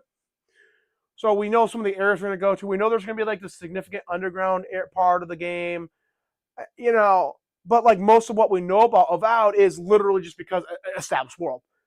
You can just go read through. Like you can look through. Like okay, here's how magic work. Here's how, because all they're doing is translating into what's from a CRPG into fully, I don't want to say 3D, like a Skyrim like game, like an open world adventure game, action, open world RPG, That's the rather one than thing an that isometric game. that's kind of the one game that I'm really looking forward to, but I'm not really looking forward to is that we already have a game like that. We already have an open box game that's So, like that. We have two of them that's like that, actually. One of them has been a successful like what, 12 dude, years? Two Worlds 2 was a baller game. Skyrim was a fun game. But dude, that's like saying like, hey, we're not gonna be excited for Fable because it's gonna be an open world RPG. There isn't like, Fable is a different story though. Okay, Fable is a different story in my opinion well, because Fable's Fable is unique enough to be a separate game, and Avowed's gonna be unique enough to be considered a separate game. The problem right now is we don't know enough about it to be able to. So I can't like tell you like, okay, here's what Skyrim's like, and here's how Avowed differs, because we just don't know enough about Avowed. Like but Avowed's see, going to be here's the thing. We dropping know, probably. I'm going to say like early 2024. but see, I we think know that Hellblade is going Avowed to is be like end of the year. Indiana Jones probably going to be around summer. Aura could be anytime during the year, and I still think it might be a stealth announcement, or I hope it will. Because that's like one of those games where quite literally it would not, mind blow anyone that, hey, they just dropped it now.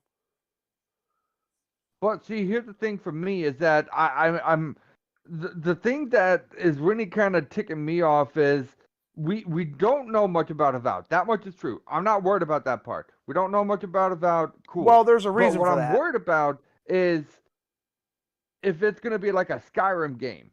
And Well, if that's gonna be the case, we already got a Skyrim game. If we want to play Skyrim, we can literally just download Skyrim and say, "There's Skyrim, have fun." I'll go Like play a I Skyrim don't clone. like, in my opinion, if we need an open sandbox game that's like Skyrim, that's okay with me. I love that type of era. I really do. Like me personally, I love the swordsman era. I would rather be a swordsman and charge them straight into battle and kick their asses than, no offense, Kev, but to have flames come out of my hands and say, "Let it rain fireballs." I don't like that, in my opinion. Like, am I part of the Mage Guild? No. Am I part of the Fighters Guild? Maybe. Am Well, I keep in part of mind, the? man, in Avowed, you can be melee.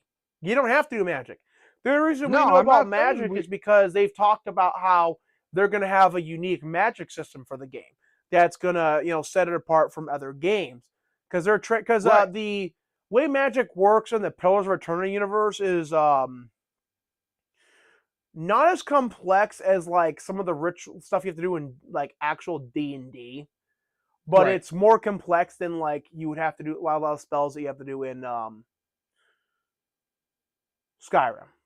Like it does have some complexity in how like various spells work, and then they actually because there's actually more depth and breadth to the magic system in the world, and so they have to translate that into like from going from like point click right from isometric game to a third person or first person open world RPG. So that's why we know about a lot decent amount about the magic system because they said, hey, we're doing some unique stuff with the magic system, and I believe they've gone into a bit of detail. I just can't remember any of it. Like basically, you draw sigils or some stuff with your hands, which I hope is not that complex because if you guys have watched any of my gameplay videos, you know I have some short-term memory issues. I'm not the greatest at memorizing everything. But yeah, you actually can just do a melee build. You don't have to do magic. You don't even have to touch magic. That's what I'm saying. Like, I'm not saying I don't. I should do magic because that's what the game is asking me to do. I'm Oh, it's not saying asking you. though. They're just talking about like magic system because they're proud of their magic system because it's gonna be unique. You don't have to touch it. Fair enough. You could do Like a me you could do a per whole and run with a melee build. You could do a whole run with Kev, you magic. know me. Like if I really have to do magic, I'll do healing. Like that's the best thing for magic for me. I'll do healing. But other than that, I'm gonna be a blacksmith. I'm gonna be a bowsman. I'm gonna run around with either a two-handed sword or a sword and shield. I'm gonna be running around with dual axes. I'm gonna be doing what I can to chop some shit up. Like I am a fucking badass warrior if I have to be. I would be one of the bloodthirsty warriors. I am not gonna lie. I have been bloodthirsty before, and I am safe to say I'm not afraid to do it again. Straight Yeah, no, up. there I love being a bloodthirsty warrior, to be honest. I think there So are much some more berserker fun. skills because there are also skills in the Pillars universe that would allow you to do that because their RPG Excellent. system's a bit more deep than Skyrim's is. Fair enough. Keep in That's why mind, I'm it's just looking been forward years to since I it. played that game, so like I'm going off of like vague memories. What, you talking about Skyrim? Pillars, no, dude. Skyrim is like so generic that well, I don't want to shit talk Skyrim, but like it is so like generic that it's really easy to remember. Like I can, and plus I've played like see, I went 240 hours. I think my last time I went through. I went through like several playthroughs, probably about over 1,500 hours in that game, 1,600 hours. Jesus. So if anyone was gonna be like, if anyone's gonna shit on a game being a Skyrim clone, it should be me because I actually I played that game until until the milk was out of the teats and the body was reduced to dust. And then I necromanced that shit and fucking beat it to fucking dust a second time. And then I necromanced it again and did that a third time because they added survival. And then mods. Dude.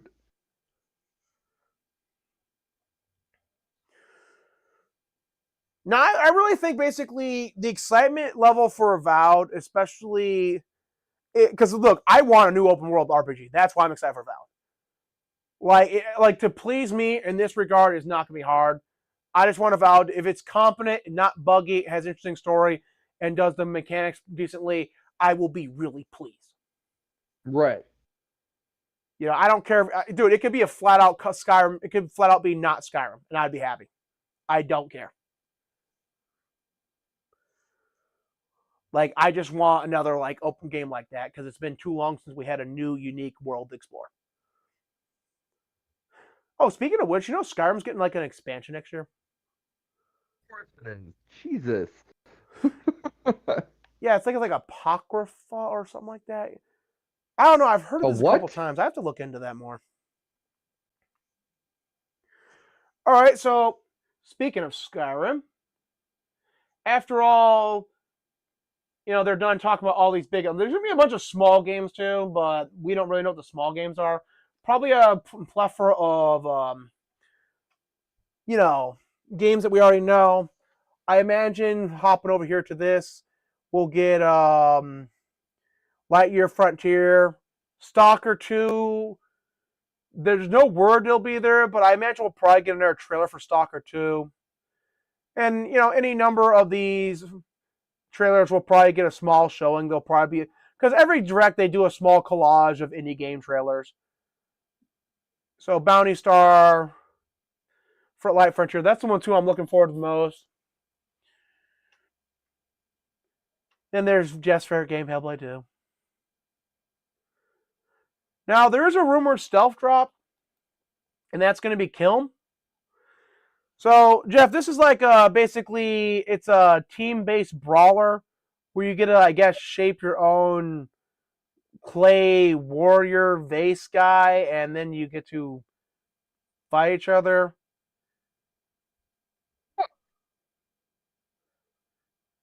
All right, you use the pottery wheel to create warrior golems called vessels, inhabiting them, enabling you to interact with the physical realm through battle, creating during the match extremely diverse character shapes, sizes are possible, as each exhibiting unique attributes and controls that leverage the possibilities in procedural animation. Again, people, if you're wondering in my videos like why I read kind of off, I need glasses to read, and my glasses were not the greatest. I'm quite dissatisfied with them, and I basically have to save up money to buy a new pair of glasses because there's a local eye doctor that I really want to go see because they have like the best technology in the area, and so those glasses will be kick ass.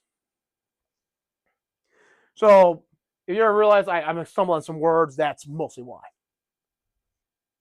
So I mean, I'm not really into multiplayer brawlers though, Jeff. So are you? Not really.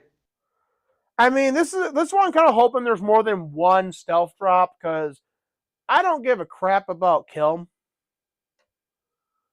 like at all. And I think honestly, a lot of people are just flat out not going to give a flying crap about it, unless since like the last time it was shown, it now has like a single player component.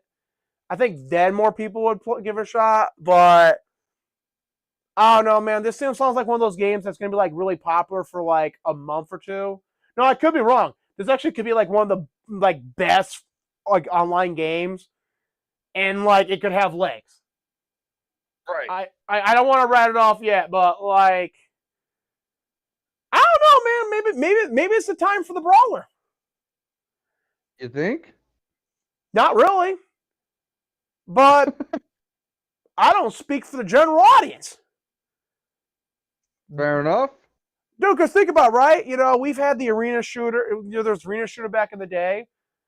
Now we have then there was a hero shooter, and now we have the what the hell is Apex and Warframe called? One Warhammer called? No, Warhammer called. Damn, what's it called?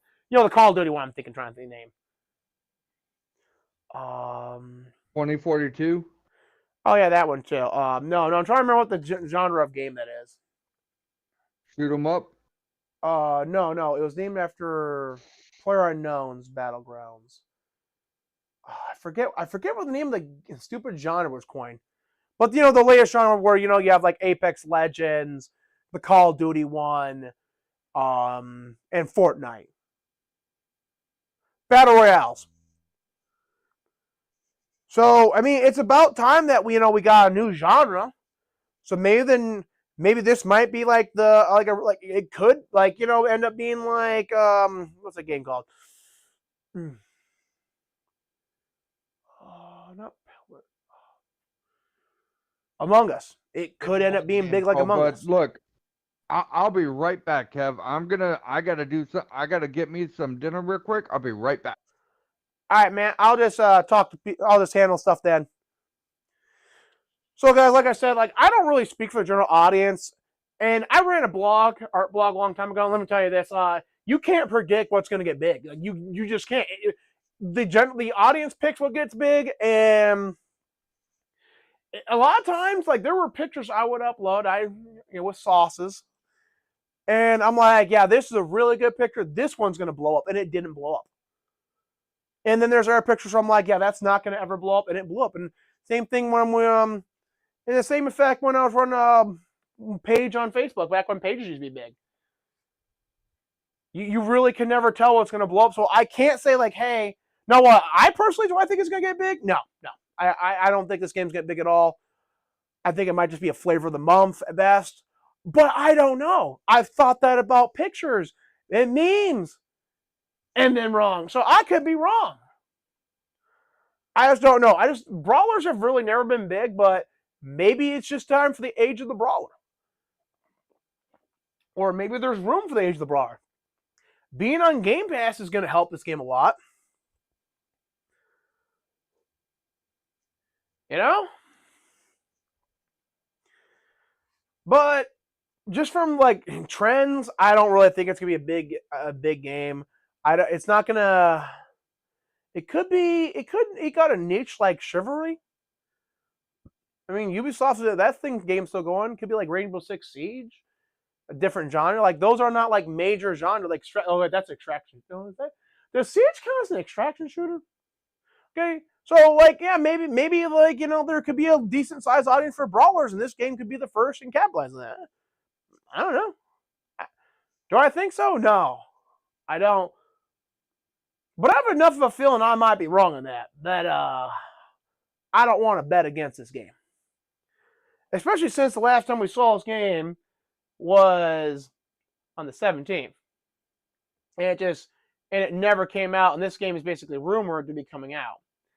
So since the pitch was made, this game actually could be way more expanded. It could have a single player campaign than with the multiplayer aspect.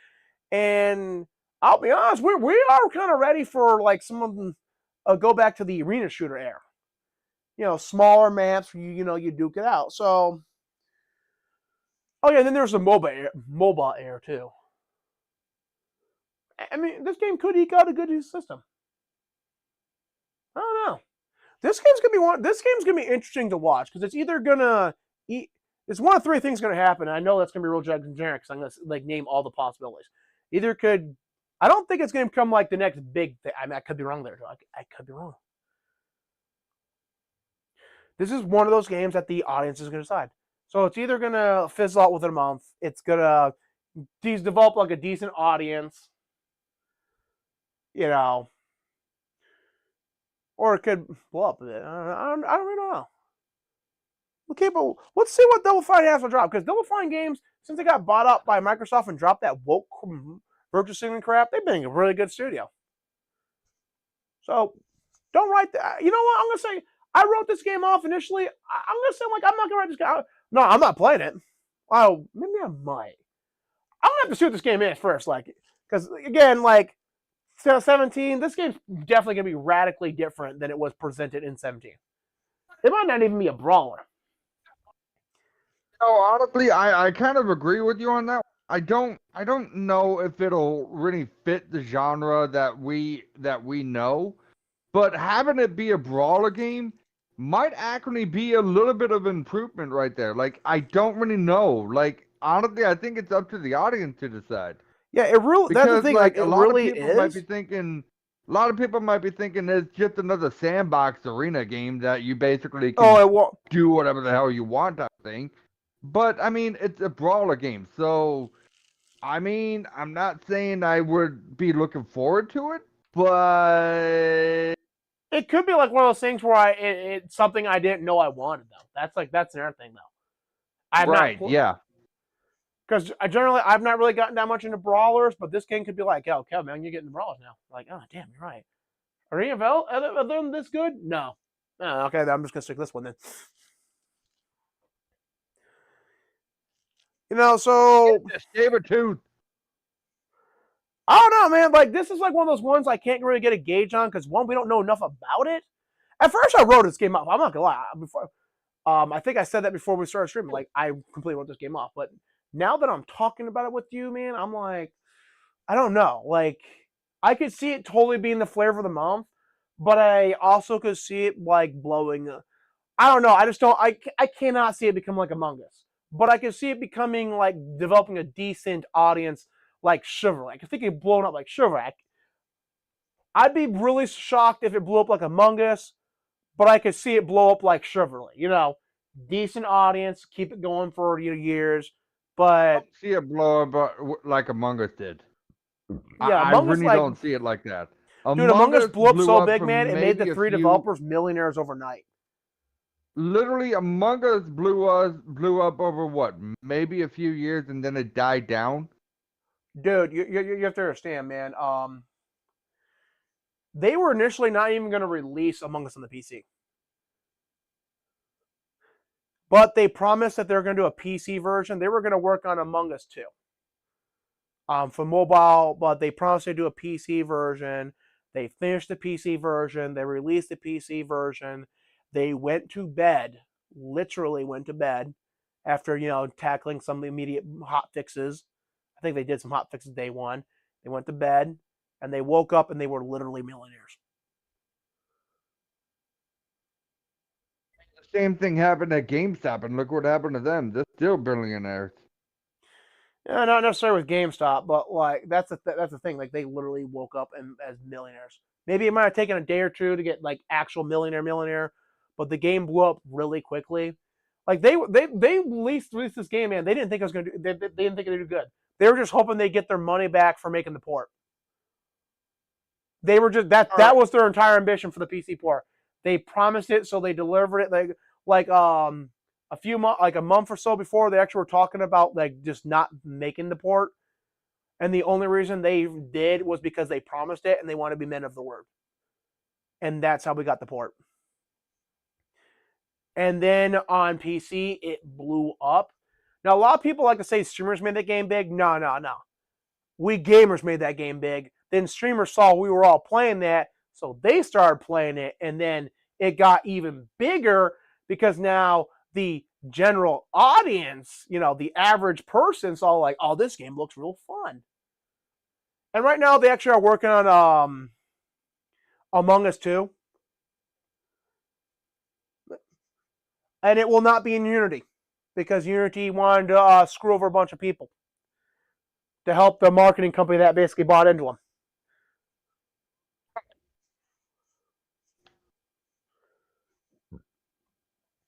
Now, after the stealth drop and all that, there's going to be another show afterward. Elder Scrolls Online. I don't know. I'm gonna I pass have on mixed Elder feelings Scrolls about Elder Scrolls Online, by the way. Online. I feel bad for the developers of this game because they seem a bit more passionate than I'm not gonna lie, some of the mainstay Bethesda developers who don't want to make design documents. But this is like one of those things where, like, with Fallout 76, where they were told, like, oh, you have to have the Enclave and you have to have the Brother of Steel. And, like, that makes no sense for either of those factions to be in this area and is a canonical violation based on the time period. We don't care. You have to have both there. The ZeniMax board mandated both of them there, just like they mandated they have this stupid faction system. Like, this is how dumb it is. So, the Dunmer are enslaving Argonians who hate the Dunmer, and the Dunmer and the Nords are just basically, as someone put it back in the day, the only reason they ever signed a peace treaty with one another was so they could stab the other one in the back as they're putting their ink on the page. They hate each other. They fight over territory forever, and like there's no way how any of these three races would ever ally together. And yet, in the game world, they're like in an alliance with each other. This would never fucking happen.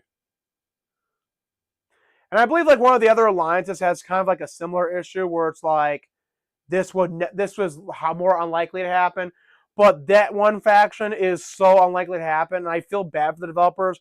because that game took so much heat for that. But now they're going to be dropping a new story trailer, a new super large expansion, new zone, storyline, and their major features. Now, to be fair, some of the hate this game has gotten, it well deserves. Because they basically went again, they've changed areas in the lore because they didn't want to invest the kind of money into actually developing it. Like the Elf City is supposed to have glass buildings. And they're like, oh no, that was just an exaggeration in the books. Like, no, it wasn't. That's how the city's supposed to look. Make it right. I'm not going to lie, if some people came to me, now to be fair, I'd have given them the money they need to make this, but, so again, ZeniMax board, so glad they're gone. And right now, at ZeniMax, Microsoft has restructured them, or they're under restructure. Jill Brandt was brought on late last year, and most of the leads in the studios answer to her, or they answer directly to Matt Booty. So ZeniMax and Bethesda lost their autonomy, which really tells you a lot about Microsoft's faith in them going forward.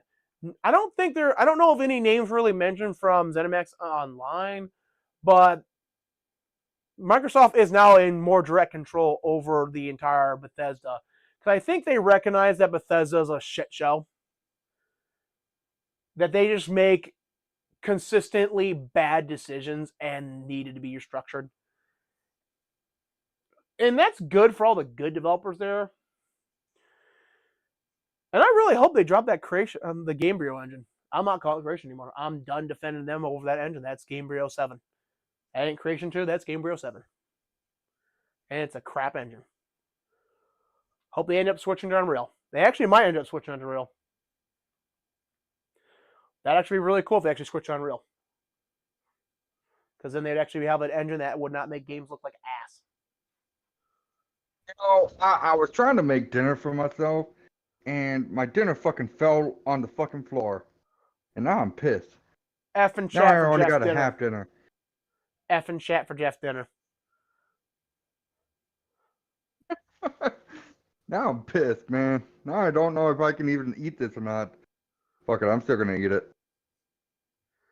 Yeah, dude, if you keep your floor, the floor's relatively clean, yeah, it ain't gonna hurt much.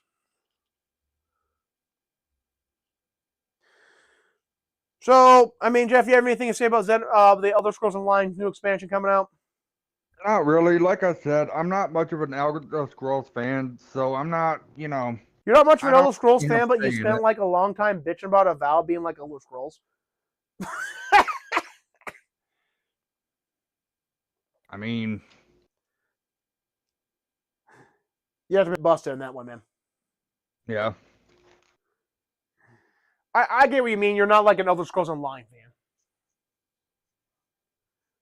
No, I'm really not. I maybe played that game for like maybe a few minutes and then I do a live stream on it, but I'm like, no, I'm good. I think you're actually the one that's warned me not to play that game because it's not that good. Yeah, I know one of think my I friends. was It was either actually. you or Skinny that has told me not to play that game. It could be both actually. I think it's you because Skinny's an achievement hunter, so I really wish he had his own. They basically did his own achievement channel because I would love to be promoting the hell out of his channel right now, but he don't because he's stubborn.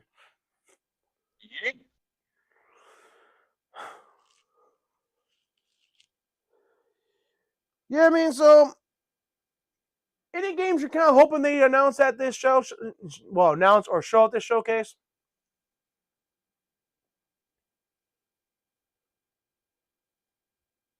Jeff's dead. Now, me personally, I'm kind of hoping they show State of Decay 3. I said that in my other video. Do I think they're going to show State of Decay 3? No, that's a pipe dream. I believe we'll probably get that at the Summer Game Show, aka not E3.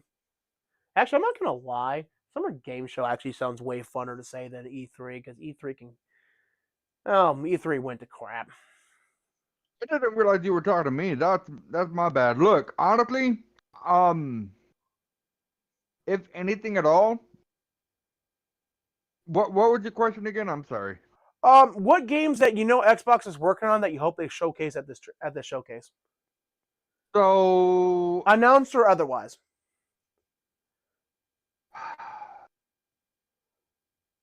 honestly, I think I'm really looking forward to Star Wars Mercenaries. That's the one thing that I'm looking forward to. Avowed is one too, despite how I feel about Avowed. Yeah, but I this is an mean, Xbox showcase, so I don't think they're going to show anything from Ubisoft. I think a bunch of indie games are going to get showcased off at AA games. Like we might get another showcase of Flintlock because that is coming to a Game Pass look, and if, if what is anything, if anything for me, like I think maybe Hellblade 2 and like you said, I've heard you talk about State of Decay 3. So I mean, yeah, I would love I'm not more. I'd love looking to see forward more to about State of that, but I Decay don't think 3, it's but coming out look, this year. So I don't think we're going to see it this at the direct. I think it's going to come. I look think we're to, going to see it at the summer game show. to be honest, like if I really have to look forward to anything at all, I would not look forward to State of Decay 3. Only because the first State of Decay was a good game. Dude, Second State of Decay game, it's 50-50. I just However, remember I something, am man. going to say this, that State of Decay 2 did not hit it off as well as the first one. So credit where credit is due, but no. I actually like State of K 2 a lot more than I like State of K 1. Really? Why? Because one's had a lot of mechanic, especially at launch, where the game would keep progressing when you signed off. So quite literally, you'd log back in the next day and then have everyone dead. I mean, it still goes like that to this day.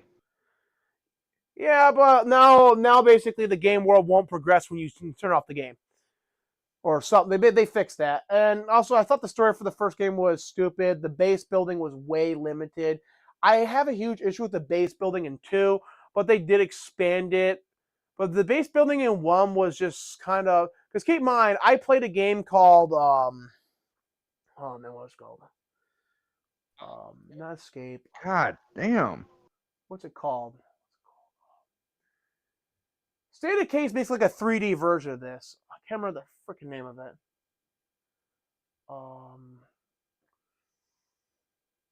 Nope, no, I'm not gonna remember it.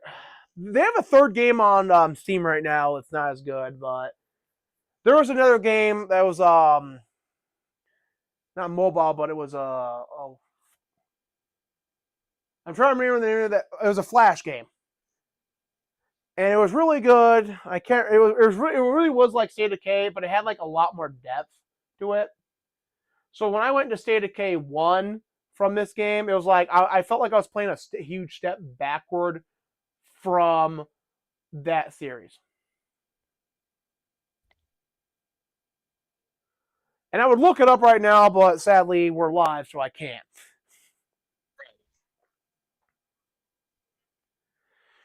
What game am I thinking of? Crap.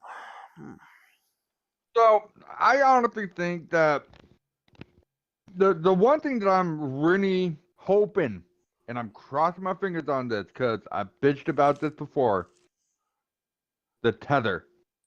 I don't like the tether on State of Decay 2. Get rid of the tether. That's all I'm asking. Rebuild. Let me explore. Rebuild 1 and 2. That's the franchise I was thinking about. Oh, okay. But let me explore. Let me go over to the house that's over on the other side of the map so I don't have to drag Kev with me. Let me explore, for God's sake. Don't let me just sit in one spot and then have a big old circle about that. I don't like that, in my opinion. If I'm going to explore, I'm going to fucking explore. I don't want to explore where Kev is exploring and hopefully I'm on his tether like that. No, I want to explore. That's it. Yeah, the problem with the tether was generous, but like the multiplayer was a huge like letdown. They really should have done an asynchronous multiplayer where I could go anywhere in your world, you go anywhere in my world. And here's the thing, like playing multiplayer in that game was pointless. Yeah, it was. Unless basically you want someone to drop in to help you fight some like really hard crap. And like, dude, don't get me wrong, how many times have I rage quit State of Decay? 3 times at this point. Pretty much. Yeah. I should say rage quit. It's partially rage quit. It's also partial frustration quit. Because the game will straight up pull some outright cheap bull crap. Oh yeah, like this last time I was playing on the hardest difficulty because I wanted to unlock one of the hard beating the game of the hardest difficulty things. Yeah, I forget what the game for that. And the heart literally, and I am not exaggerating on this, literally spawned a horde of zombies around itself. After doing everything right, getting the explosive on there, it literally spawns a horde of zombies around itself. That was the biggest load of cheating bullcrap. And the spawn thing of the zombie, dude, that really just tells you, like, hey, you're not playing a tactical game. You're not playing a game that's a sandbox. You're playing a game that will cheat you at any point in time with artificial difficulty nonsense. And that right there, that's what made me just quit in frustration. Because I'm like, because you understand, man, in order to do like the end game, like the hardest difficulty, you have to build up like a bunch of resources in a previous game, right? Yeah, on a lower difficulty.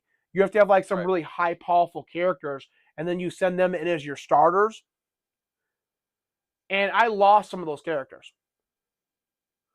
Damn. So basically, to try again, I would have to go back and do another run on a lower difficulty, rebuild a bunch of explosives and stuff, like equip a ton of characters with explosives, and that's just tedious and boring. And then I actually think I did that, and then it fucking spawn cheated. Because the first time I just took my loss. I'm like, oh well, I'll take my loss. Second time, it spawned all that crap around. I'm like, dude, I was like floored. So like, I'm not the biggest fan of State of Decay 2. It has a lot of just rip off mechanics and artificial difficulty that need to be addressed in the third game. But it did expand stuff. They've added more features throughout the years for that game. So I would say State of Decay 2 is better than State of Decay 1. I think where it suffers is it could have done better with base building, and it needs to stop that spawning bullshit. Like, I should never have a whole horde spawn 6-7 zombies spawn around a goddamn fucking heart. That should never be a thing that happens.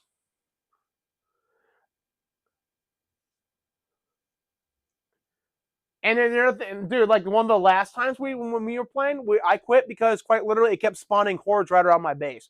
They actually kind of fixed that a bit, but it's still a prevalent issue.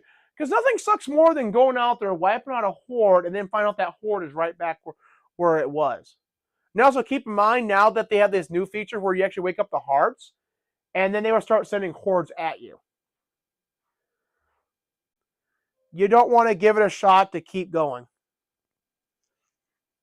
Oh man, the fucking stream disconnected. And it reconnected. Okay. Wonder how long it was down. By the way, thank you, OBS, for not telling me immediately it was down. Like, you'll tell me it reconnected, but you won't tell me it was down. So, like, was I down for a second? Was I down for a minute? I mean, I don't think it was longer than that, but yeah. Shame, OBS. Shame. Well, I can't. Dude, this is why multi-monitoring for streaming is like a really good idea. Because then I could literally have OBS on one monitor, and so I could basically every so often glance over at OBS, and I could have like what I'm doing on one screen to be way better. But I'm not setting up a multi-monitored setup anytime soon. Yeah, I don't blame you for that one. I really would not want to have a multi-monitor thing. But dude, like maybe if I'm on the computer and I stream on the computer, maybe. But that's like gonna be a rare occasion. Like maybe I'll have a monitor out here in my living room when I'm streaming on the TV, and then have that be, and then have one be for video game, and then one be for the chat. But other than that, that's it. Yeah, but you can use your phone for that. But dude, I got one more idea that might be a stealth announcement. Okay, so I think this might have already been answered to be Dragon's Dogma 2. But I could have heard, I could have sworn someone said it wasn't going to be Dragon's Dogma 2. But Capcom has another major game coming out in the first quarter of this year. There has been a rumor that Dead Rising has been rebooted. So we legit might get a Dead Rising announcement at this conference, or something from Capcom. Because if you remember, Microsoft funded Dead Rising 3 and 4. So they might be funding a new Dead Rising game, and it might be exclusive. Now, again, I can't remember like if this was actually answered last year, because they're basically in their financial report they said they had an unannounced game that was coming out in the first quarter. It might be Dragon's Dogma 2, but Dragon's Dogma 2 was announced at that point in time. So we might be getting a game from Capcom early. Here's the thing, though.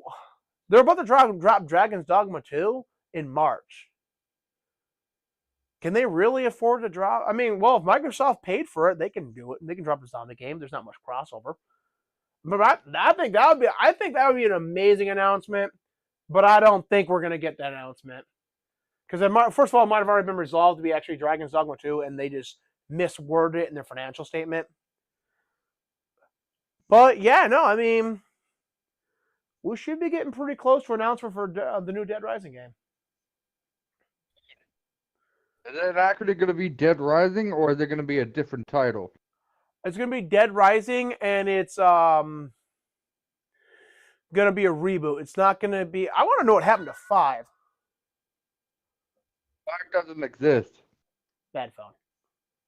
Well, see, 5 was in development. It wasn't in development of Vancouver. We know what Vancouver was working on. They had 2 smaller action games, one of which was announced, one of which was not announced, and then a large major franchise, which we know is Lost Planet 4. Because Lost Planet 4 was running surveys around the time, and then the game just disappeared, no word for it. And then the rumor that said in the leak that was cited saying that the Dead Rising 5 was canceled, straight up said Vancouver was not developing it. And then magically, everyone just wanted to ignore that fact. Just magically. And then they're like, I was like an argument with some guy claiming he had inside knowledge, and he was screwing up a lot of stuff, so I don't put much credence to him saying, because he kept saying that 5 was in development at Vancouver, but the leak very clearly stated it was not in development at Vancouver.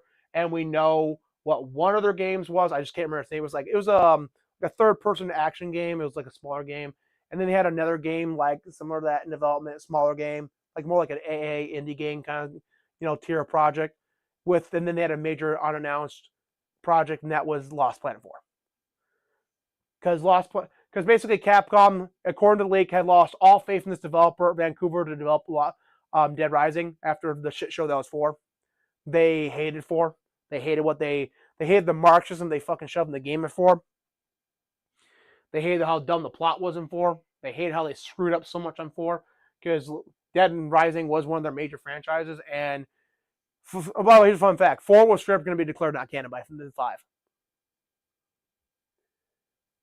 And they were actually going to reference that 4 never happened in 5. So basically, Dead Rising as a franchise ends with 3. So 4 never happened. Then again, I wasn't much of a Dead Rising fan. I liked Dead Rising 1. It was rough, but it was a fun game. 2 was okay, but I did not really care the fact they removed a lot of the mechanics from 1. I got Case West because on sale. I need to go back and play that, because I tried playing that originally, but it was like back in the day. I just got done very close with Dead Rising 2, so it just felt like playing Dead Rising 2 again, because it basically is Dead Rising 2 with Frank West. Right. So it just felt like I was playing Dead Rising 2 again, and I was like, nah, I'm good in this. I mean, the story was different, the stuff was different, the interaction was different, but like it just felt like Dead Rising 2 over again. So I was good in that. But so I think it'd be cool to get a surprise announcement from Capcom, a Dead Rising announcement. Do I think it's going to happen? Probably not. but the game has been in development. It would make sense if Microsoft was once again like funding it and was going to be the publisher. So yeah, no, it'd be cool if we got a Dead Rising announcement sometime this year because it has been rumored in development. So that might be amazing, announcement. So the last topic of conversation today, unless Jeff, do you have anything to add to this game direct? Oh, All right, my overall summary of this, though, my opinions, I'm looking forward to this. Two great games. I'm really looking forward to. I'm looking forward to seeing what they show for indie games. I'm not gonna lie, man. I just after the Indiana franchise has been so mismanaged, and I have no faith in Machine Head Games. Like that's a game that I hope will be good, but I don't expect it to be good. right. You know, like I said, it's been a long time since we've had an Indiana Jones game. Yeah, I the just NES. hope. I really, really honestly hope, and I know this isn't a big deal for some people, but I really honestly do hope Harrison Ford is part of this project. Because honestly, we cannot have Indiana Jones without Harrison Ford. We can't. It I think it. we can't I have that. think if That's like they don't have saying Harrison we Ford, need it's going to Han be Solo, indicative but of we a don't larger need quality problem. Just like other games where they don't bring back the original voice cast, it's indicative of a larger quality problem. right, but that's like saying we need Han Solo, but we don't need Harrison Ford. I think other actors actually have played Han Solo in games.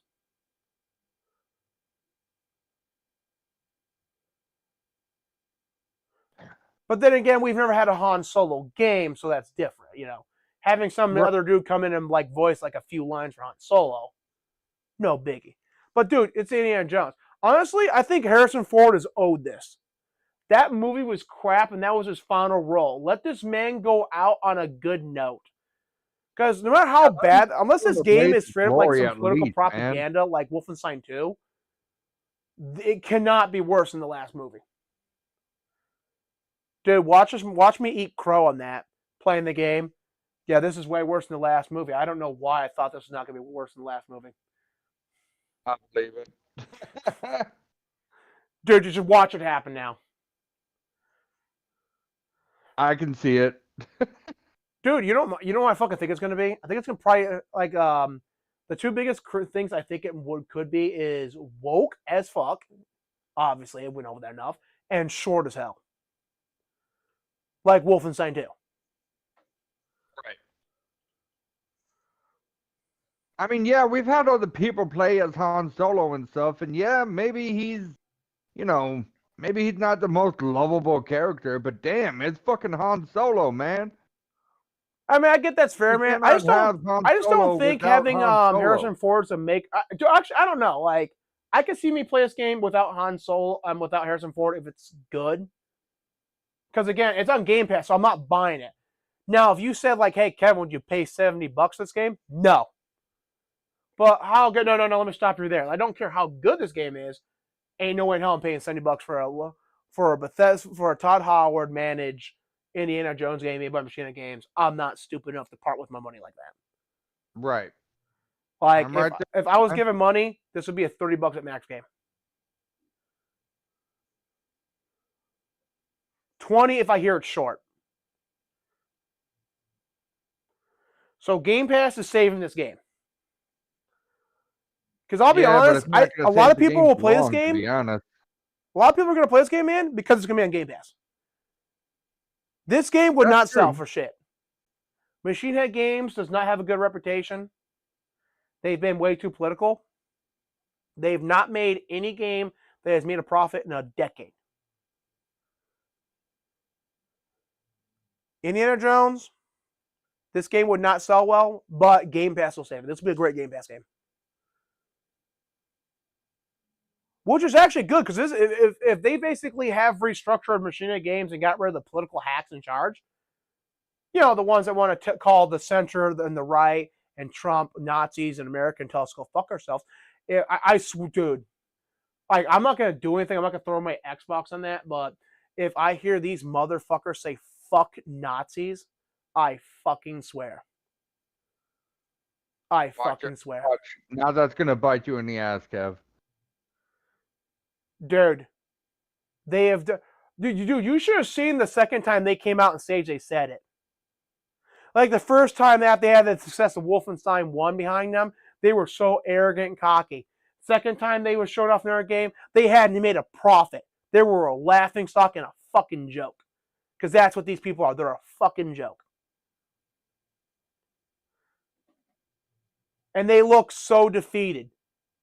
They look so empty. They look like they had their spirits crushed. They didn't say it with enthusiasm the second time. Let's see them open their mouth after a decade of no profit. Open your mouth. That's fair. I can't say what I'm gonna do, but you know I'm not gonna be happy about that for quite some time. Because I am tired of these freaking hacks doing this crap. They felt really emboldened when Microsoft wasn't running the show. Now Microsoft's running the show, and they want to be politically neutral because they like money.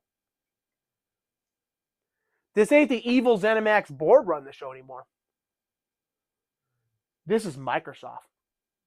Right.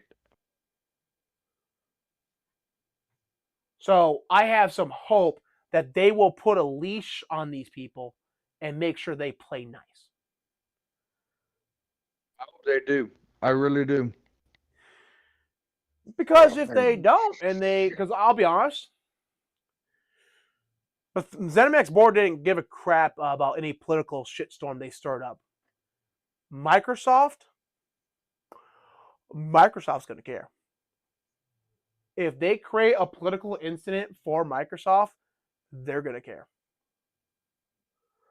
Microsoft is not going to let them come on stage. I hope Microsoft has the decency for this. Will not let them come on stage and once again call right-wingers, centrists, Nazis, and tell us to go fuck ourselves. And then make another game that spews communist propaganda.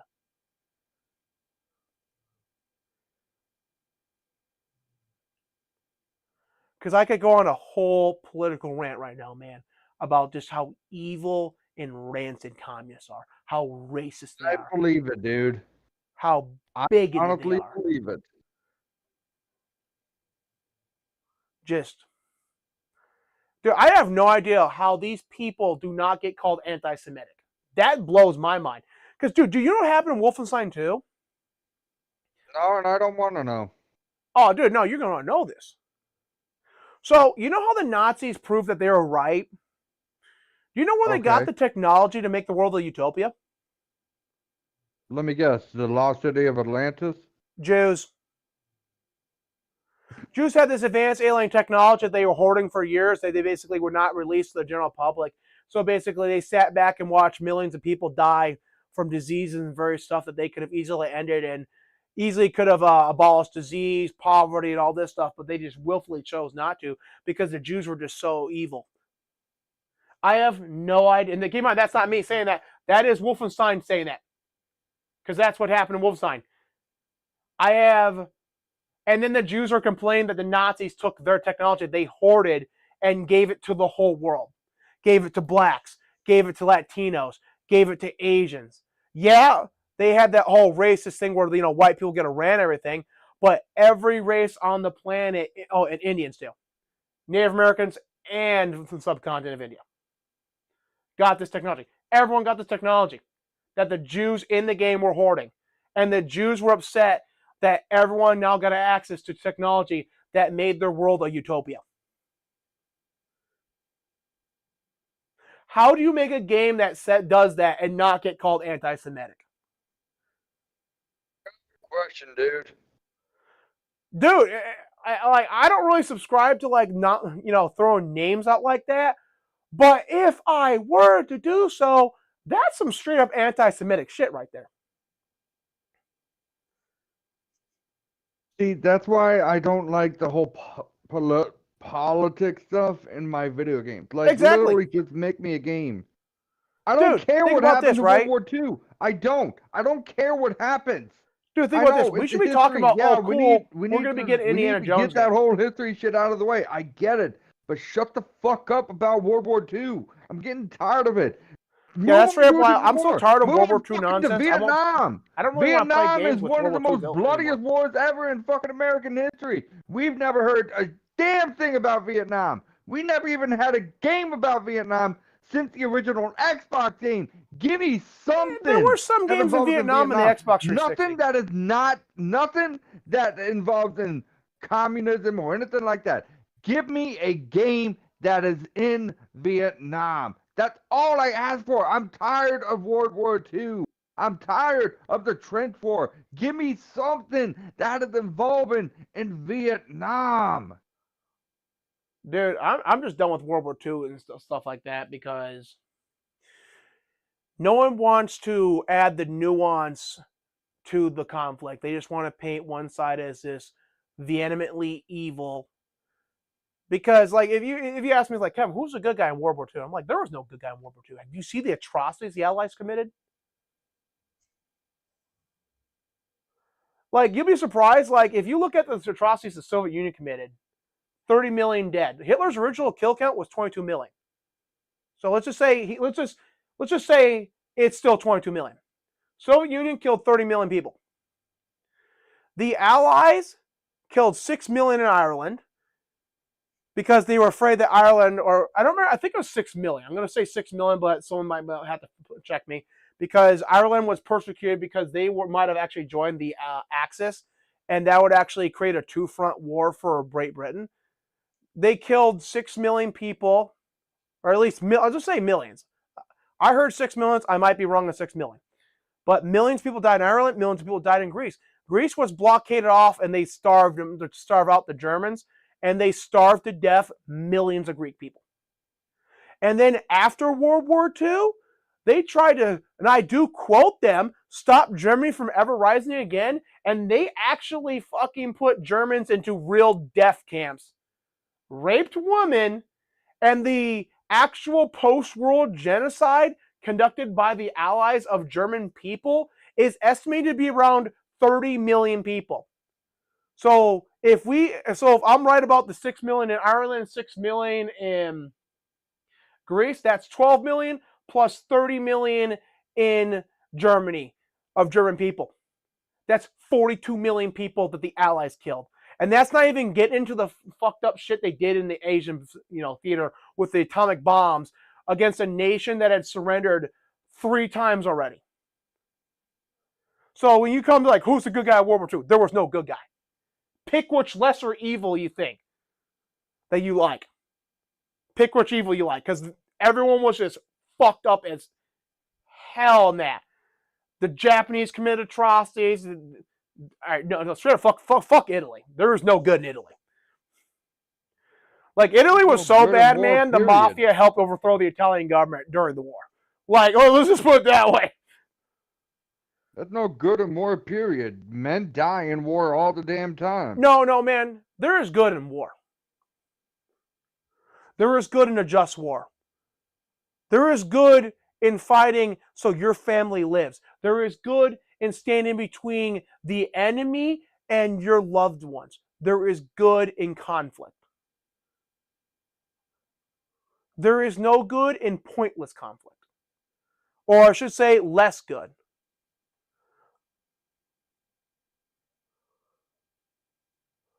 And now I'm about to go on a goddamn speech that would fucking fit right into Metal Gear Solid Revengeance. You know it's true. You know it's true. Yeah. But hey, you don't get none of that fucking nuance. You don't get the nuance of Allies killing on D-Day. They actually killed, I forget what nation they were. They thought they were Germans, and they were surrendering. They weren't Germans. They were from other nations, and they just killed them for no reason. And you don't even want to know the fucked up shit Canada did during both world wars. I don't. I Yeah. really don't. Because, like, honestly, like I said, I don't care about the wars anymore. I'm tired of basically not getting any nuanced. I'm tired of being like, oh, German's bad. Yes, they did fucked up shit. So did America, so did Canada, so did Italy, so did Japan, so especially did the Soviet fucking Union. Why don't we ever talk about the fucked up shit all these other nations did? Why don't we ever talk about Vietnam? Because the American government doesn't really want to admit the fact that the Viet Cong had more popular support amongst everyone in Vietnam than the South Vietnamese government, which is why the South Vietnamese government lost. Really good book, War of the Flea. Talks about this. Straight up, the South Vietnamese government had no fucking support, and we supported them anyway. Importantly, why don't we have a Black Hawk Down game? Like, give me a game that doesn't involve in World War II. I think the problem is that a lot of times they like World War II because until recently, thanks to the internet, the popular consensus was Germans evil, Americans good. So it really was a black and white issue because you look from the early 2000s all the way back to the end of World War II. The Germans have been historically just completely portrayed as like just the devil.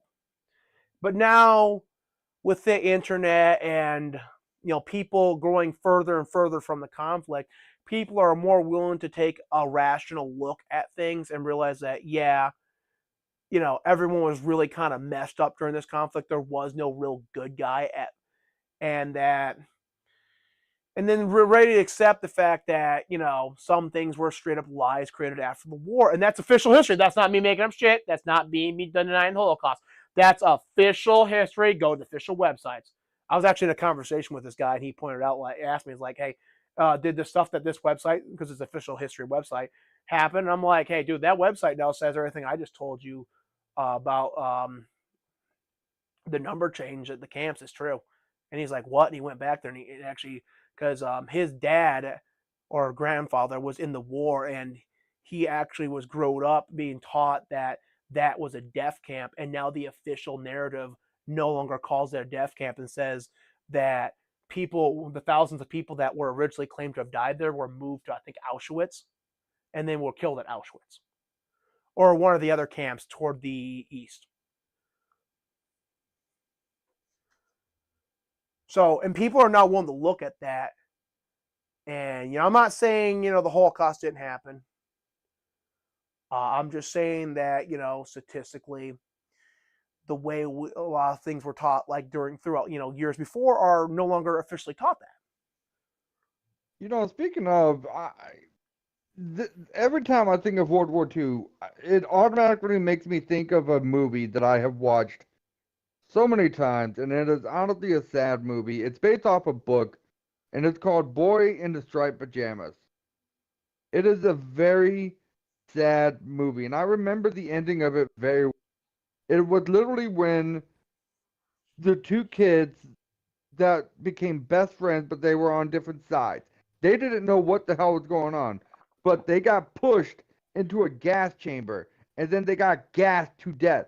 By the time the father realized where his kid was and what he was doing, it was too late. He was already gone. Now I can imagine how many Germans have felt like that before. Like, I'm not dissing on the Germans at all by any means. I'm not saying they're not in the wrong about that, but The average damn, German had absolutely nothing. Dude, see, the whole point of demonizing the Germans after World War II was because America had committed so many fucking atrocities. Like, they literally firebombed an entire city, Dresden. And then when all the civilians were rushing over there to help put out the fires and save people, they firebombed the fucking firefighters rushing to and medics, which is a violation of the Geneva Convention. They bombed medics. They bombed doctors. They bombed civilians that were rushing to help put a fire out after they firebombed the city. America, and then keep in mind, they did that a lot more in Japan too, before dropping 2 nukes on civilian centers. Because they didn't need to drop a nuclear bomb on Nagasaki and Hiroshima. They could have dropped it on military targets. Vaporized 2 military targets. They made like their main port or their main military installation. Just turn that into rubble. That would have easily proved it. You know why historians say now, Jeff, that why we dropped atomic bombs? why? Because we wanted to show the Soviet Union we had them and they worked. Really? That's a stupid way. Yeah. And that's not even counting the fucked up legal shit FDR was doing at home. See, again, World War II is bloody. It's massacre. I Yeah, see, don't that's want to listen to this. I don't want to. I don't care for it anymore. yeah, the same thing. I'm tired of like, look, if you want to do World War II, you want to give me a nuanced World War II, I'm there. But most of the time, they don't want to do nuanced World War II. They want to do Mud Germans evil. I'm not in that anymore. I'm done. Like, look, if you and here's some old school games too. If you want to play a World War II game, fucking play Conquer Live and Reloaded. Oh, that was a I good mean, one. for God's sake, that was a good game. Dude. You want to play a really good fucking World War II game? What? Classic Medal of Honor games. There you go. Perfect. Oh, dude, you know what you really can't go wrong with? What? The original Brothers in Arms. Yes. That was a damn good World War II game. Because that game wasn't Mud Germans evil. It was like war's hell and it sucks. And then told a Are you really talking cool about war Brothers story. Hell's Highway? Is that the one you talked about? Fuck, all of them were good. It just Yeah, that's true. I think the first one was Road to Hill 40. I love that Which one. is actually based on an actual event in World War II, by the way. Yeah, I Fun know. fact. Dude, so is the sequel. That's what made them both fucking really good.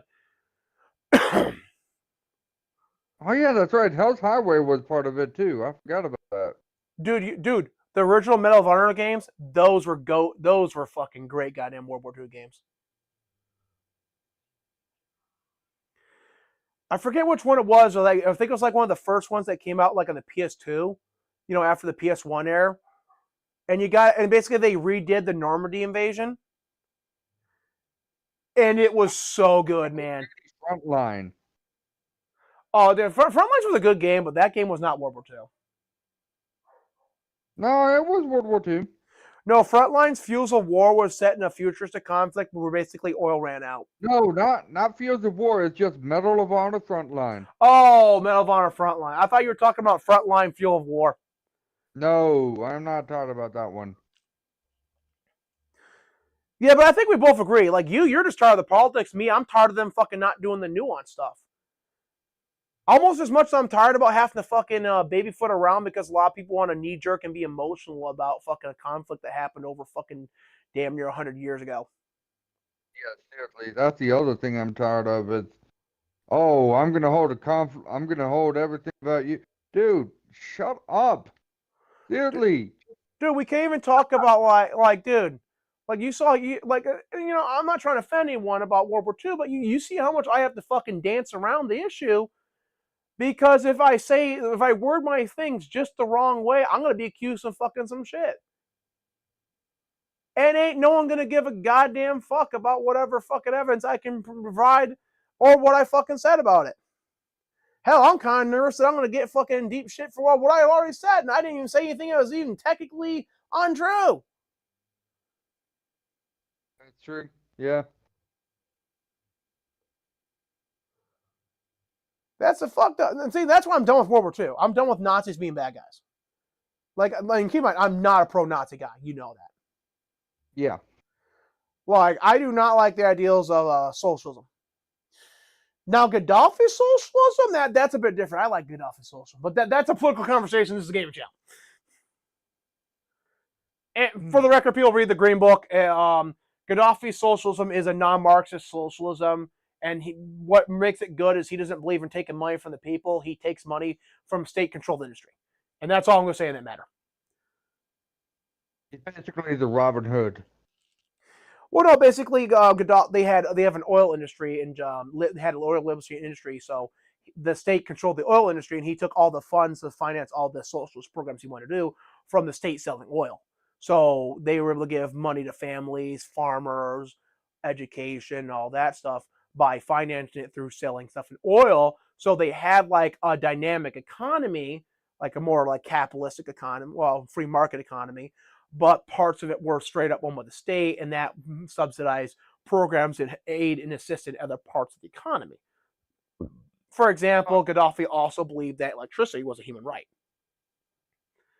So electricity, fuel, all that was like dirt cheap in Libya, and that's how they were able to elevate Libya through these various programs into second, almost a first world nation.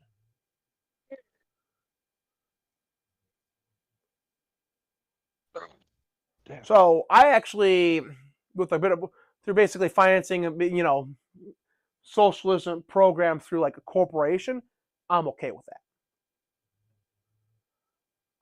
that. Where I disagree with socialism is basically taking money from people to finance state programs that never works. And you always find that people at the top of socialism just be the most, like, go read the states of law. Don't look up what year it was written in. Just go read it, and then guess what year it was written in. It's a really fucking fun project, man. Because if you read that book even today, you'd swear it was written yesterday, like within the last year. And it was written over 100 years ago. Socialists have not fundamentally changed in 100 years. Oh yeah, that's what I gotta say about Wolfenstein, about that whole franchise. No, just no. And dude, and keep in mind, we wouldn't even have to talk about this shit if fucking Machine Head Games didn't make that fucking game political. There'd be no reason to talk about any of this stuff. Yep. We'd be like, oh man, Indiana Jones game. Cool, maybe the franchise can be redeemed after that abysmal movie. No, we're talking about the politics that they interjected in the technical history of World War II. Fun, ain't it? Not really.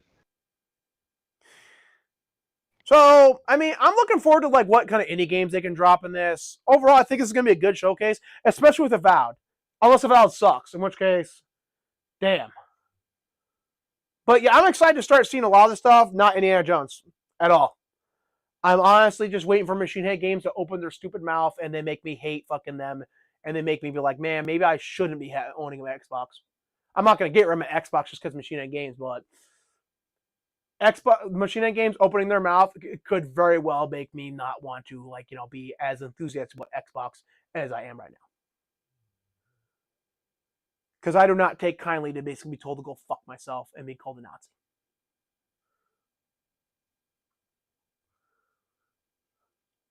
Your thoughts, Jeff?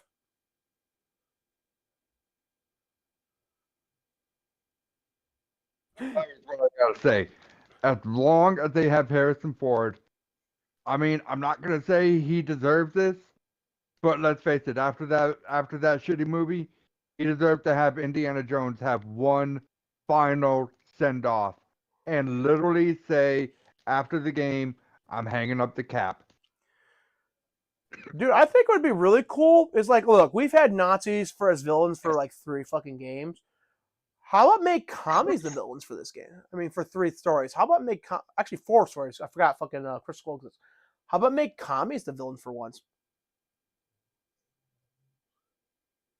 I know it's not going to happen because the left will lose their fucking shit, but like, why not fucking make commies Indiana Jones? Why not make the Soviet? Well, actually, I shouldn't even say commies. Make the Soviets the villains. You tell me in a world where the Nazis are trying to get like the Ark of the Covenant, the Holy Grail, and what was the third thing they were trying to get?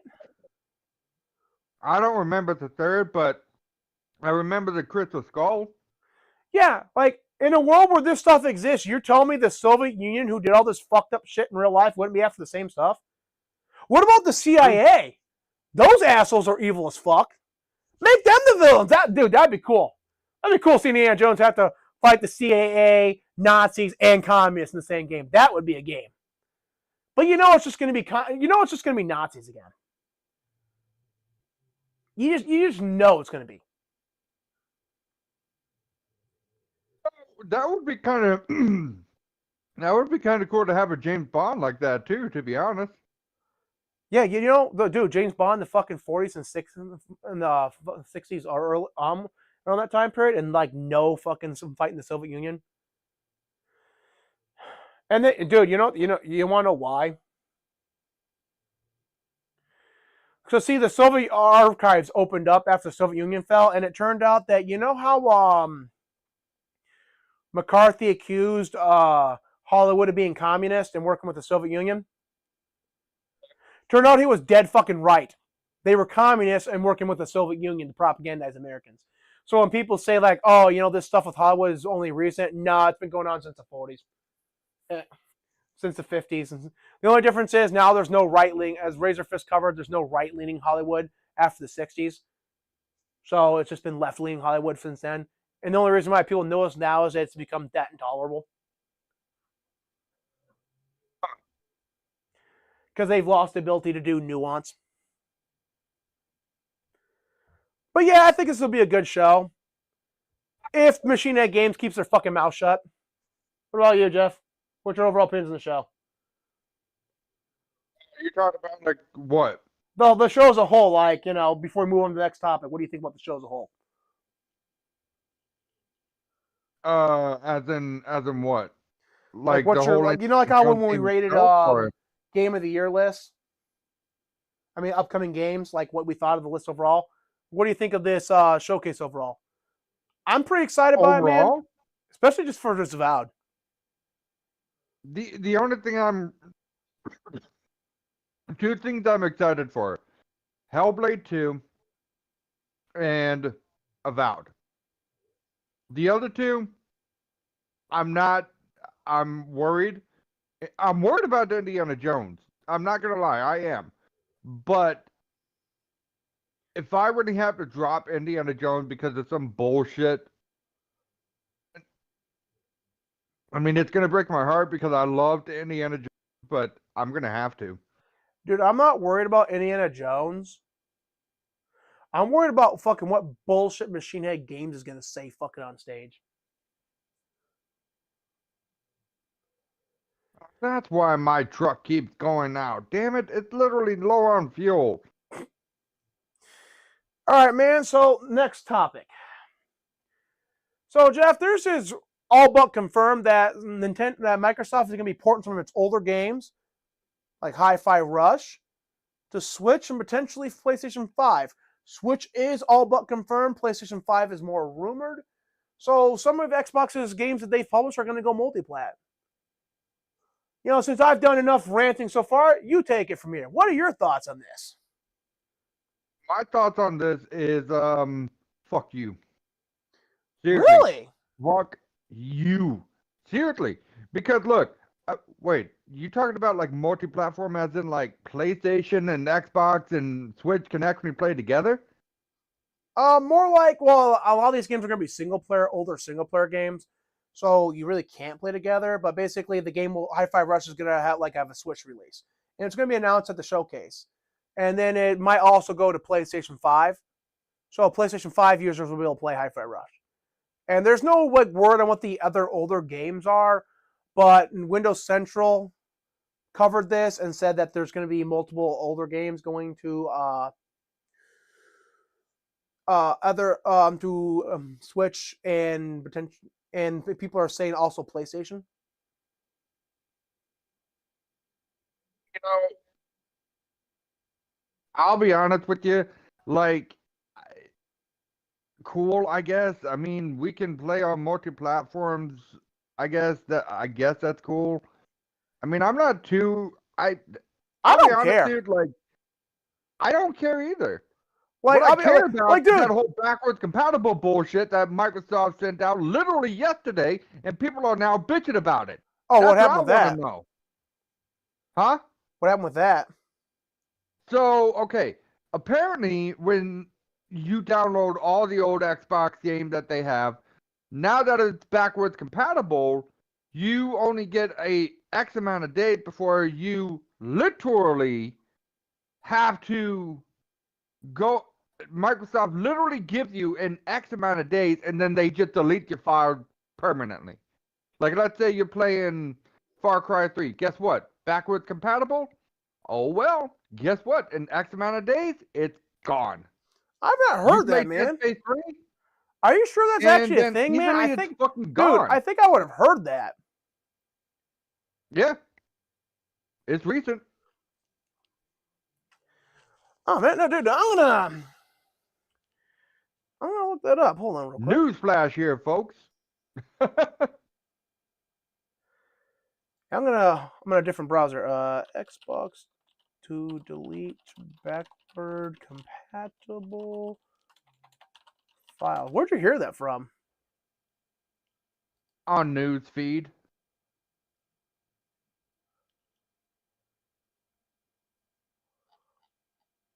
You remember what website? Newsfeed. Newsfeed is a function, an app on your phone, man. That's what I learned it from. Newsfeed. Yeah, but Newsfeed picks a website. Do you remember what website? Not on top of my head, no. Let me see news. Yeah, dude, I'm not seeing nothing on this at all. Where I literally just had it on my phone a couple days ago. Let me see here. Now that I actually have my phone freaking charging like it was supposed to. Yeah, I'm looking through various websites, man. I'm not seeing that. Like I'm trying to think of whatever search words I can think of, and like nothing's really popping up on the news feeds. Oh, it's break. Never mind. Do you think it maybe misread it? Or maybe they were talking about a bug. No, hang on. Let me see. Okay, it's not gonna go that far then. God damn it. Okay. Well, shit. Video game.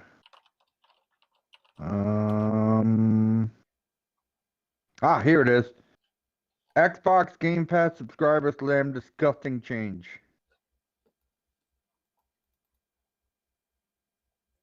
So what Okay, does it so say? Xbox Game Pass subscribe slam disgusting change. Xbox Game Pass on Xbox One, Xbox Series X and S, and PC just got a little worse.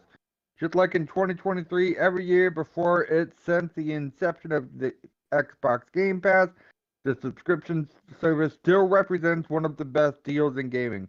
However, in 2023, it got a little more expensive, and at the start of 2024, it got just a little worse again, nerfing in aspect of the subscription service. Some subscribers won't notice the change, but others have already begun to complain. As has been noted by subscribers on social media, including Reddit, Xbox Game Pass Quest has been changed, and the change has been a downgrade for the user. Within the change, there is no longer any game-specific questions for 5 to 250 points anymore. Oh, okay. In the place of these, the weekly quest has been changed from 10 points to 20 points, and the monthly quest completionist task now dishes out 1,000 points, a 500-point increase. Okay, so this talks about the Xbox. Yeah, they're changing the quest system. I'll be honest, I don't even do that crap. I know I really should, but I just don't. I don't either, to be honest. They were talking about the Game Pass, though. I swear they were here. Maybe you were maybe you're conflating that with the Baldur's Gate save bug. Because there was a bug with Baldur's Gate 3 that's been a huge controversy in Xbox where it is literally deleting older saves. Deleting saves. Yeah, I'm trying to find it, but I can't seem to find it. And now I'm Like I said, maybe pissed you're because conflating that with the Baldur's Gate thing. Or maybe oh, they were talking Xbox about Baldur's first-party Gate. games like Sea of Thieves might be coming to PlayStation 5. Oh, interesting. Yeah, see, that's what we're talking about right now. See, I don't see. Here's the thing, right? I don't base my opinion on games based on what platform they're on. So I don't really care if it comes to Switch. Like, go to Switch. I think Switch users will like Hi-Fi Rush. Well, at least some will. I didn't really. It was a good game. I just didn't really. I kind of lost interest in it and I dropped it. Sea of Thieves, I'm not like, much of a Rust fan, so I don't expect much from it, but cool, I guess. yeah, I mean, dude, I think people on Twitter, X, are just making. Some people are just making a bigger deal about it. I think PlayStation, dude. I've not really seen fucking actual Xbox and X bots really freaking out about this. I've seen them talking about it, but no one really seems to give a shit. To be honest, I can't think of like one out like people who are like just outright against it. I've seen people say like, well, our games come day and day in PC anyway, but they might have been talking about PlayStation. I wasn't really sure what that person was talking about. But yeah, like, dude, all Xbox games come day and day on PC. So I don't think anyone from I don't think 99. Cause see, Xbox never really promised like exclusivity for a lot of the games. Oh, don't get me wrong. Like Avowed, Hellblade 2, and Indiana Jones, those are all going to be remain console exclusive. South of oh, that's another game we might see. South of what's that game called? Park? What? South Park? Oh no, that game drops in March, by the way. What, the new South Park game? South of Midnight. Yeah, new South South Park game releases in March.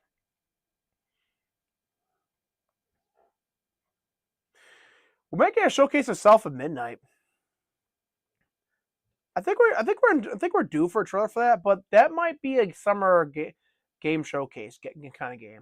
Because it might be And for like South of Midnight, 2005. the one that had that voodoo looking thing. Yeah.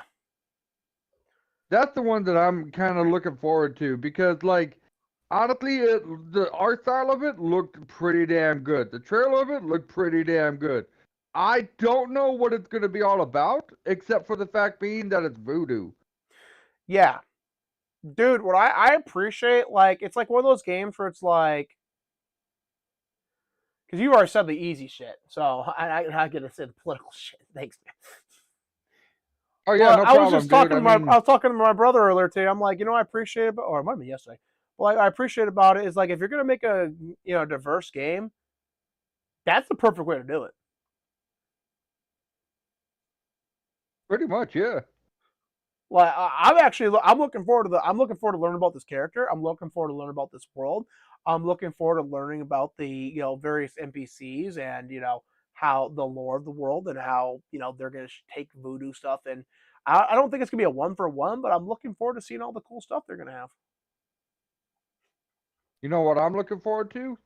All the voodoo shit you could possibly do in that game. I'm looking forward to the false people on fucking Twitter who like to claim that voodoo is only for Haitians. To Don't get me basically fucking started start on that. lying about voodoo again. Yeah, don't get me started on that. Oh, Because you saw those honestly, people talking that crap too? I saw it like maybe one time. I'm like, you guys seriously are gonna argue over? God's sake, shut the hell up. Dude, you know what's nice about having my own fucking live stream? What? I can flat out call those people sad as fuck who need to get a life and actually, like, if that's like the best thing you have going for in your life, it's basically say, oh hey, we got this special religion, and you guys can't touch it. He. That's sad as fuck, man. Seriously, it is. And you know what the Y'all fucked up just part need is? to seriously. Y'all just at this point, y'all just need to get laid. Okay, go get laid. Go find a woman. Go get laid. Have some fun. Oh, Maybe have a few beers here and there. There's your these were voodoo magic women, right man. These there. were women saying this shit. Then have the women get laid. Don't matter. Just go get laid. Dude, yeah, I'll be honest, man. Like, Like I've if you're seen, that like, sad I and don't want to be a pathetic of a complete person to asshole. literally bitch on Twitter, fucking go get laid. Dude, man, I don't want to be a complete asshole, right? Because my sympathy is the people of Haiti, but like, when people want to be complete douchebags like that, that brings out my asshole. And my thought is, I couldn't say this, but my thought was like, oh yeah, your gods totally look after you. That's why Haiti's a third world shithole fucking that's descending into fucking violence right now.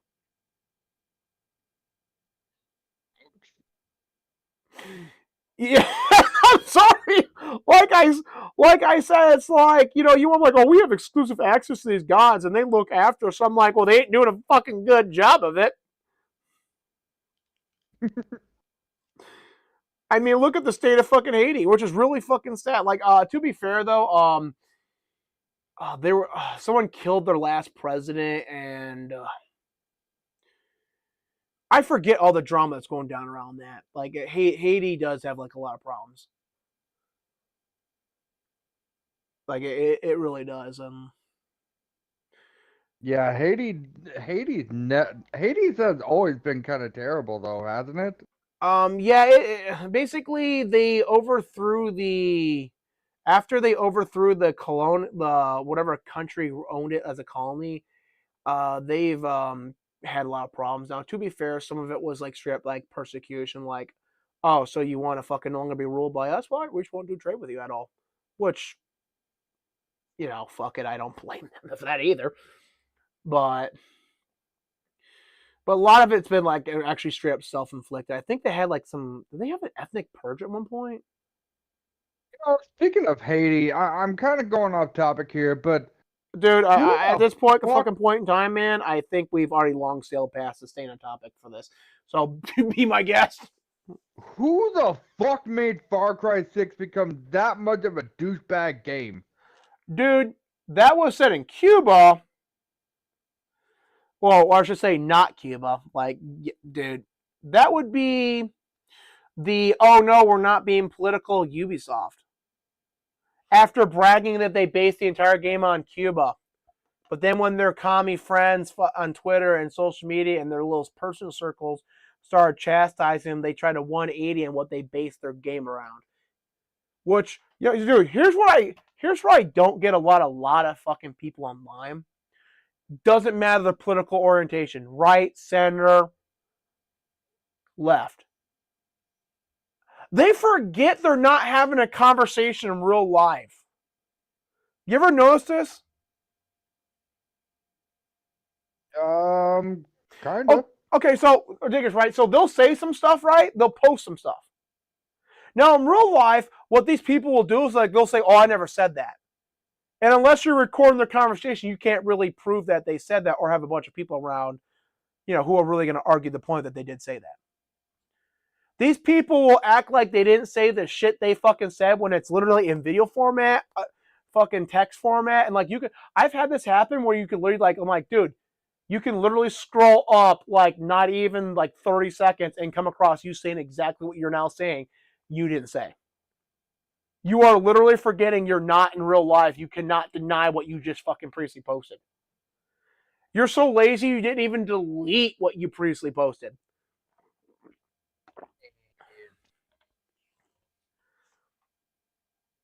And that's basically what the Ubisoft devs did.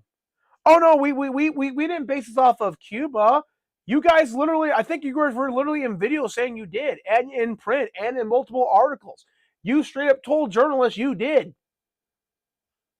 Now you're gonna act like you didn't say what you said? And this right here, man, tells me that like gaming has a huge narcissist problem. Because that's straight up gaslighting. Oh no, we didn't base it on that. You said you did. No, we didn't. Don't gaslight me. You're not good enough at that to get away with it. You're right about that, but damn, dude, like who the fuck? And see, here's the thing. It hurts me to say this, but it doesn't hurt me that much because honestly, I didn't have to pay a damn dime for it. But why the fuck does every game have to be that political now? Like seriously, I'm tired of the Dude, politics. I'm tired of every politician literally coming up to the game, getting their greasy palms on it, and saying, this has to be about this person. This has to be about this person. This has to be about that person. Shut up and let me play a game that I can actually enjoy playing without your greasy palms coming all over it. dude, my problem with Far Cry Seriously. 6 is that the villain was so comedically fucking evil I couldn't take him seriously. And also, how do you not fucking find the resistance when they're literally building blue tents in the middle of fucking jungle? Just send one of your fucking helicopters there to take care of the fucking problem. Like, how are you not That's crushing very this honest. fucking resistance at this point? That is honest to God truth right there. You was preaching to the choir right there. So it's Because like look, you're evil as literally, hell, but for there, some reason you won't fucking follow through on wiping out your resistance. And it's not like one of those game like narratives where it's like, oh yeah, I keep the resistance around because I control the resistance. So they basically just do what the hell I say so I can keep track of the distance. Like basically some 4D chess move, where they're controlling every side of the conflict. That's not going on here. It's literally just some evil dictator who is so comedically evil, and then your people around you are so fucking comedically stupid. Like, oh yeah, I just watched them literally gun a guy down. Let me throw a bottle down there, tell them to go fuck themselves, and then stand still so they can get a perfect shot at my head. Man, don't you feel bad your best friend died? Dude, Jeff, I told you this. Like, if you did that shit, I wouldn't feel bad for you. I would have been the one looking down and saying, I should not have done that. Yeah, I could see, dude, I could see that. Dude, you'd be like, I fucked up, man. I'm like, I know you fucking fucked up. We're getting shot at right now because you fucked up. Way to go, man. Where to go, Jeff? You just fucked everything up. Oh, right. Jeff, what I tell you about when you fucking want to throw a bottle down at fucking people? Not to throw the bottle down at people. No, I told you make sure its fucking head's on fucking fire and some Molotov. Pay attention. Oh shit. Right. My bad. Yeah, man, dude, man, you gotta commit those heinous war crimes correctly, man. Now we have to deal with people shooting at us. We don't even have guns. Also, why are we living in a country with people? Look. We got guns. We got Mr. Left and Mr. Right. Which one do they want? You know, Jeff, you go have that conversation with those pleasant people down there. I'll wait up here. Ah, damn, man, he just sold the entire military. Didn't see that happening. So you guys were saying something about guns not being involved? Yeah, I just took down the whole military with just my bare fist. Yeah, dude. Anything Dude, what kind of drugs are you on right now? Because you got shot like 17 times and just shrugged that shit off. Honestly, you don't want to know. Let's just say it involves me and shrooms. Yeah, dude. Yeah, no. Yeah, I need to know that because those are some fucking like really powerful ass shrooms, and I'm gonna sell them to the superpowers. I'm not gonna lie. I'm about to get rich as fuck. Hey, America, Russia, China. And, you want like some shrooms that allow your guys to take 17 bullets and shrug them off? Oh yeah, and it also comes with acid and meth and, well, plenty of other drugs that I don't want to really mention because then it's gonna ruin the whole plot line. But yeah, dude, like that game was so I dropped it so quickly. I was actually gonna do it, dude. I told you I was gonna do this video where I was gonna mock. I decided not to because like I need the space in my Xbox and fucking it was I really didn't think it would actually do it. It still might be good content. I might have to do it someday. But I was just gonna go like through and mock every part of the opening of that game because that opening of the game is just dumb as fuck. yeah, seriously, it is. And like just like oh hey, and the evil dictator has a military that's like straight up incompetent that somehow can't beat two guys and an alligator. Oh yeah, that's the other thing too. It's like, oh my god, an alligator. What should we do? Shoot? Shoot it? I don't want to shoot it though. It's so cute. What the thing is literally ripping off your arm, dude. So? Man, I don't need my arm that bad, man. It's ripping off your leg. My leg is fine. Don't worry about it. I need to lose weight anyway. Dick. Whoa, hey, whoa, dude. Sorry, man. I mean, you can't go for the dick, man. That's bro code rules right there, man. That's bro code. The crocodile broke the bro code, man. It had to go. Yep. I'm sorry, man. We all know the bro code, man. You can't rip off another man's dick. Yep, you can leave him with no arms and no leg, but you can't touch the dick. That's just bro code, man. Yep. Look, I didn't write the bro code. I just inherited its arcane rules. Yeah, he broke the bro code, man. He fucking broke the bro code. Yep, nope, totally bro code violation. Damn, bro. Yeah, dude, but that game was like, dude, that right there is more, this stupid joke we just did was more entertaining than that entire fucking game's opening. Yeah, dude, like, honestly, I didn't get Far Cry 6, and I'll be honest, I'm playing Far Cry 6. You're still playing that game? I'm literally killing myself with this game. Yeah, before we go to general conversation, let's just wrap up what we're talking about the games coming out of consoles, and we can go back to talk about Far Cry. Yeah, I don't care. Like it doesn't impact my enjoyment of the games.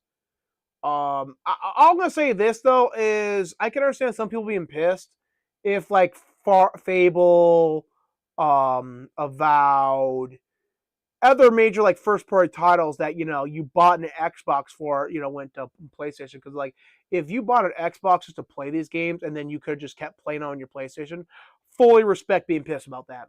I would be too.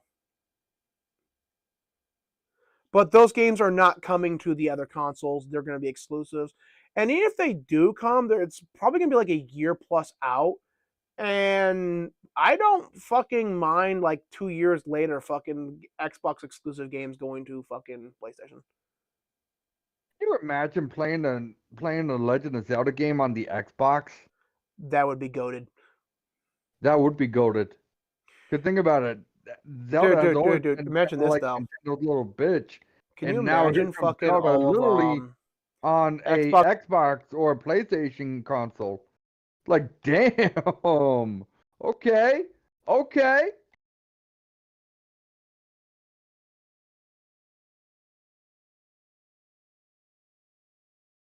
Go ahead and say what you had to say, Kev. I'm sorry, I didn't mean to cut you off like that.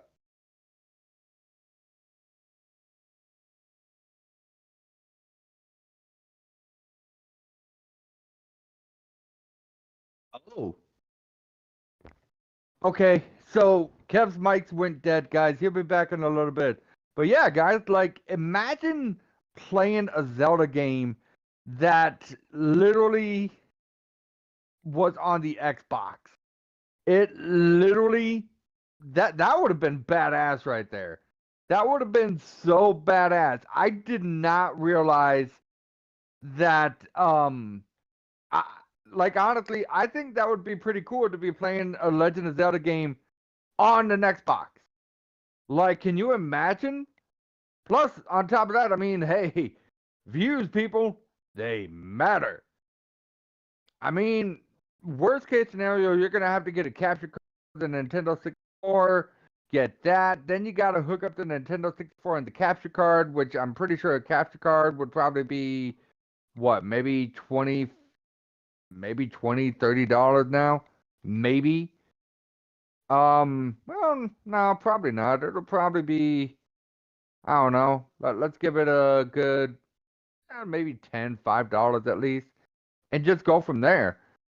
I don't know. Like I've always wanted a capture card on the Nintendo so that way I could actually play. But I mean, other than that, I don't know what else to really say. So I'm playing SnowRunner right now. I'm not playing Ancestors anymore. I'm playing SnowRunner, and my truck literally ran out of gas, so kind of rushing to get back into it. Okay. So this one might sound bad. This is the broken one. It gets like a static result every so often. I fished this one out of the trash can. It still has a charge. Yeah, so these mics are supposed to last like 4 hours, and we've been streaming for 3, and the battery just went dead in my other mic.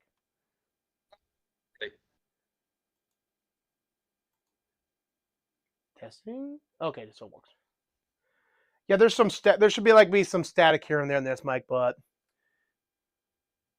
anyway, as I was saying, man, like imagine if a games came to Xbox game came to PlayStation. Pretty cool. Not gonna lie. No, imagine fucking Now, ponies having to deal with the reality that Xbox is the best game manufacturer on PlayStation. now the real question is, which one would be the first to jump on the Xbox? I say Indiana Jones. I could see that game going multiplat. You think? It's an IP title. I don't think it's going to produce a lot of money. Machine Head Games has not made a profit in about a decade since the first Wolfenstein game. So yeah, no, I The don't. I PlayStation could see though. that game going to PlayStation to get some money. I don't I'm see it talking going to about on Switch, the but I can see it. PlayStation to the Xbox though. Like, can you imagine what would be the first game that would be on the PlayStation that would go to the Xbox? Let me see. I kind of see what was in that game. Crap, I remember that game. Has main character's ally Horizon. I could see Horizon being the first game to go there, like the original Horizon, the complete edition with the frozen wastes. Oh man, fuck that game.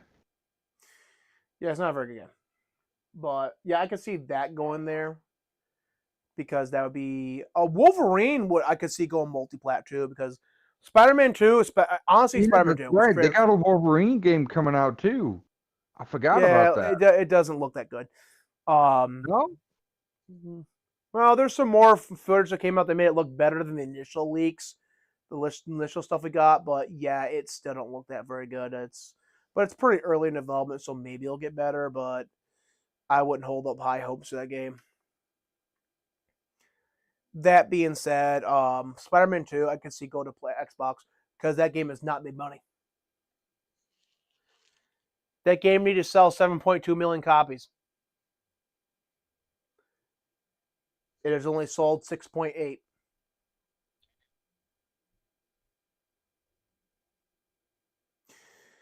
So I could see them putting Spider-Man 2 on Xbox to fucking make a return the price. Here's the thing: we actually might be entering the era in which console exclusivity might just be timed. what do you mean? Well, because of DEI, companies hired a bunch of people who can't do the fucking job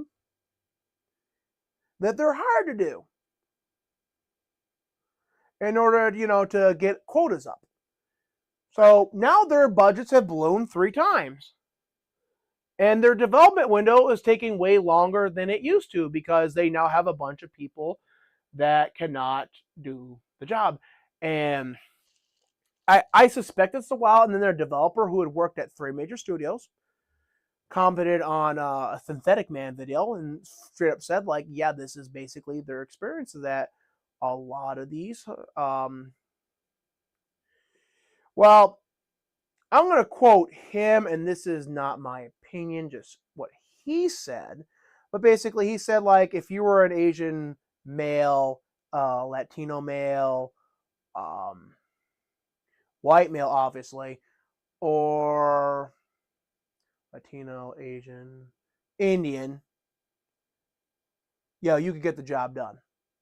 Everyone else, he just basically found to be there that really couldn't do the job.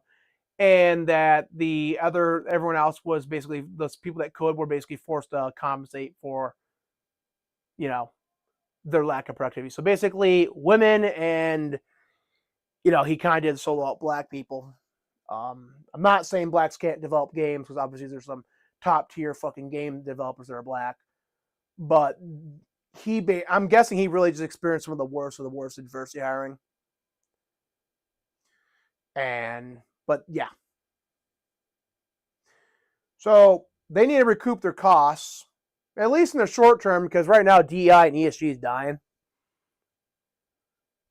So as it dies, we're going to see a lot of these people. Dude, get ready for these companies to start being called racist for firing and sexist for firing women and minorities who are strictly only hired because get free money or easily available money. Just say it ain't free, you have to pay it back.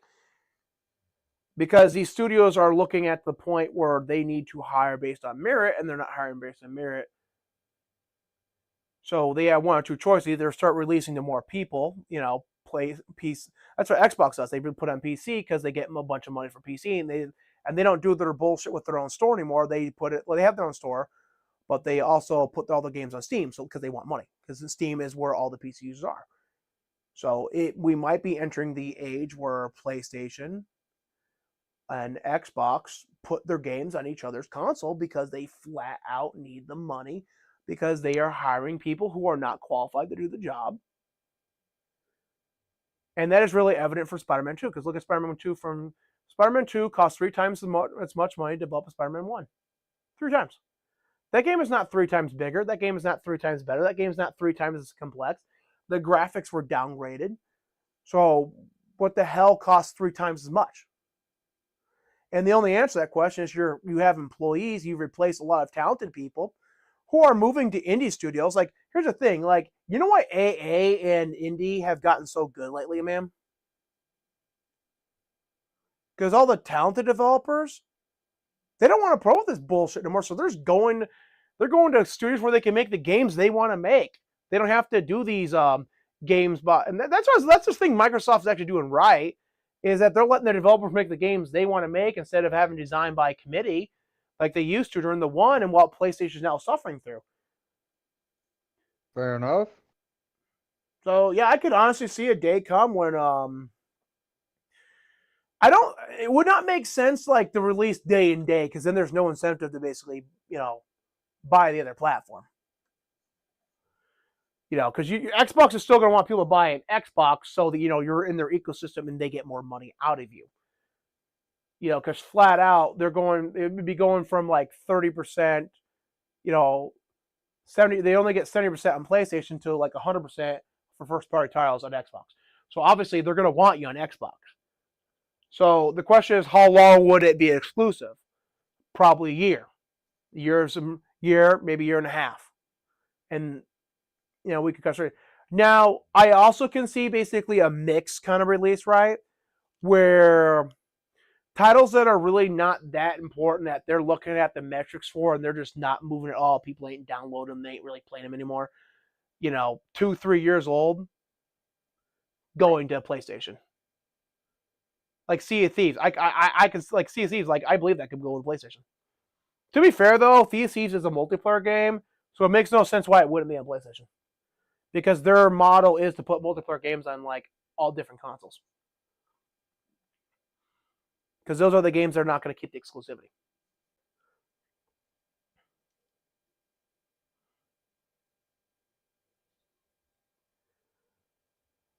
Dude, and this is why people like Jeff are fucking just sick and tired of politics and gaming, because they're tired of hearing all this dumb bullshit.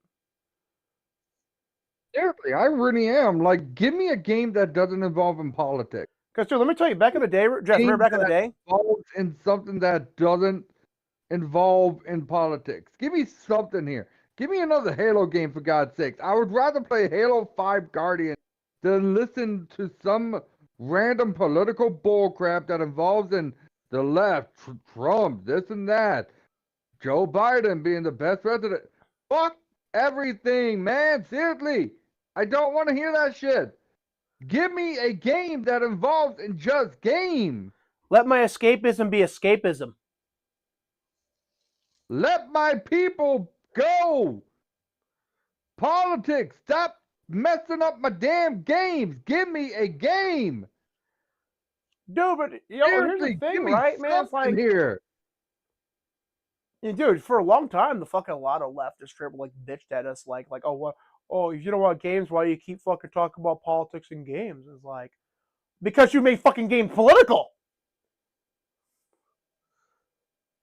That's why. To be fair, I do actually like talking about politics. I don't care for politics, especially in my games. Don't shove it down my damn throat. Yeah, but also I hear enough of that shit on the news already. Also, to be also fair though, I'm with you on this though. I'd rather just be like, if I want to talk about politics, I can go create a political channel. I would love to basically be back in the golden age of gaming, where basically games are just games.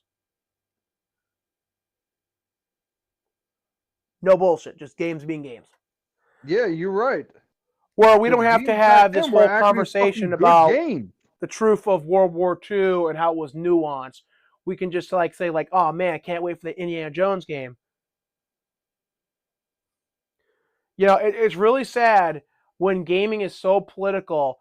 I'm actually fucking nervous to see what fucking these hacks are gonna fucking say on stage during the Indiana Jones preview. And I'll be honest, I don't think they're gonna let them fucking talk. I think it's just gonna be a trailer, and I think that's really for the best.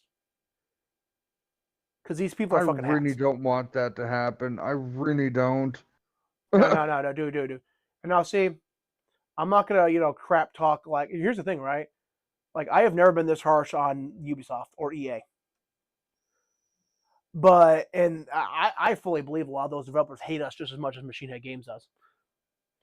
But Machine Head Games is the only ones that flat out made a game calling us fucking Nazis and telling us to go fuck ourselves.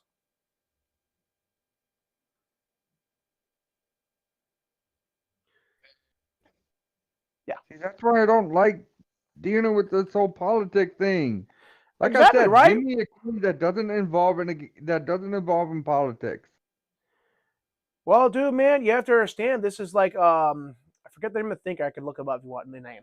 But basically, there was some person that fucking said that he was a communist that we have to make everything about communism, otherwise people will have escapism and thus they won't want to overthrow the government and push the communist revolution because they'll have other means to cope with reality rather than having to directly address the problems. I.e., if people have any other alternative than to do communism, they won't do communism.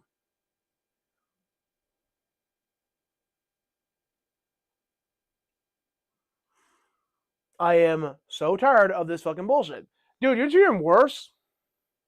Oh, dude, so yeah, so I think we both agree we don't really give a shit fucking games come to our consoles. We agreement there?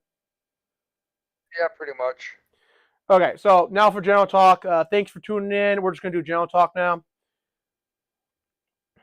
Um, so if you came here for the talk about the showcase, we're pretty much done with that.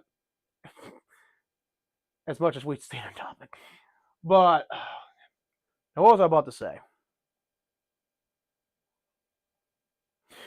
I forget, man. You say something. Vagina boobs. Man, we are classy.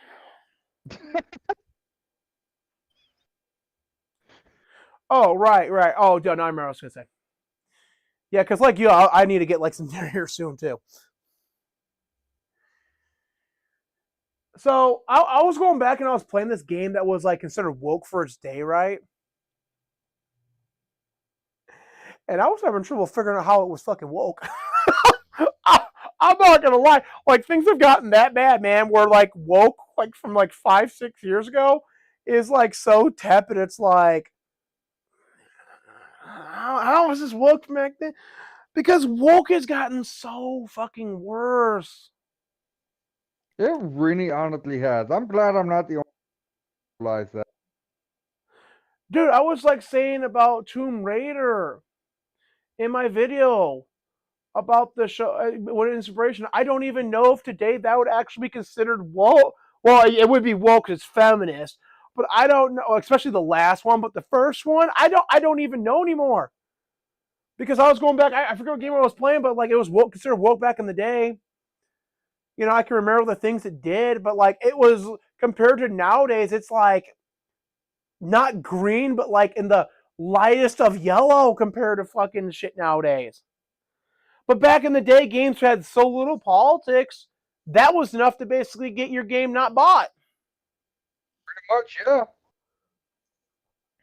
And now look, because we have to worry about the wokeism, because we have to worry about every freaking thing that goes on with the video game that even doesn't even involve in fucking politics, that shouldn't have to involve in politics.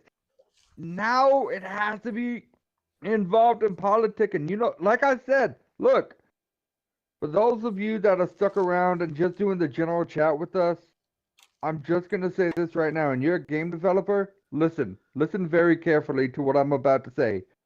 Turn off your politic brain for 2 seconds. Sit your ass down and play a game. Nothing that involves in politics. Nothing that involves in changing our history. Nothing that involves in changing what we think. Nothing that involves in shooting people up because of Nazism. Fuck that. Just play a game that doesn't involve in politics. Dude, you know what And I I found kind of guarantee you, hypocritical? you'll be having one of the best times ever.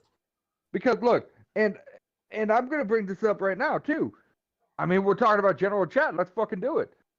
During the console war, okay, I remember very timidly, specifically between Xbox and GameCube games. Xbox games, they were big, they were better, they were faster. GameCube games, they were these small ass floppy little discs that could easily break on the edge of a dime. I remember my dad and I kind of debating on whether I should get an Xbox or a GameCube. My dad wanted me to get an Xbox because the CDs were so much bigger. And I'm thinking to myself, Dad, that's a lot of CDs I can scratch up. I can't have that happen. Oh, dude, you know what the funny part about that is? I'm sticking with the Nintendo GameCube. And my two games that I have played and I have beaten many times before would be Luigi's Mansion and Star Wars The Clone Wars. Play games like that. I'm telling you this right now. If you do that without having any involvement in politics or whatever the case may be, play those games. And I bet you will be having the best time of your life. Are they short? Yes, they are short. Are they worth the time and money? If you enjoy Star Wars and Luigi's Mansion, yes. Yes, they will. And Kev, I'm sure you can verify that. Yeah, I'm not buying Luigi's Mansion 2 and 3, even though I really want those games because I'm not dropping $60 on fucking 4-hour experiences. I'm talking about the first one, though. I mean, that game was about 4 hours long, too.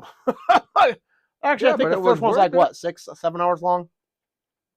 I don't know. I haven't played the second and third one. Dude, I know they're going to be, I know it's quality games, but like, fuck it, I'm not dumping that much money in that crap. Like, I'm sorry, Nintendo. Like, but now if I had a bunch of extra money, yeah, I could see myself buying those games. But dude, you know what's really funny? I always find kind of hypocritical. What? The ideal that we hate Nazis because they killed people for who they fucking were, and then we want to kill Nazis for fucking being who they are. So, because that really just shows like it boils down to like, okay, you have no problem with what fucking Nazis fucking believed. You just object to who they chose to do it to.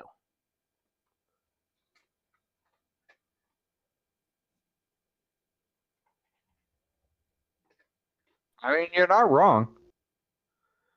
Because, like, you know, you can't say, oh, we're going to kill a Nazi because they're Nazi. Because that's the same shit. That's like replace the word Nazi with the word Jew. And then tell me if you don't sound like a Nazi. Yeah, you bring up a good point.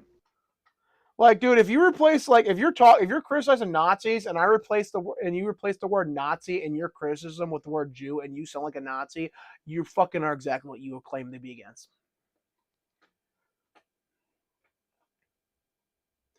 And I'm not going to get into the whole, but that's different argument because, you know, trying to stay away from politics. But, like, I always felt like, because you were talking about, like, you know, I'm tired of killing Nazis. Like, that's exactly my point. Like, I'm tired of basically, like, oh, hey, you know, we hate Nazis because they kill people for just being what they were. But, you know, we're going to kill Nazis because they're Nazis. It's like, so you have no problem with this killing people for fucking affiliation, but you just object to who the fucking Nazis killed for affiliation. So what exactly did Nazis do? Dude, it's like one of the things where it's like one of like Batman should kill people. It's like, so what exact? So you're okay with killing?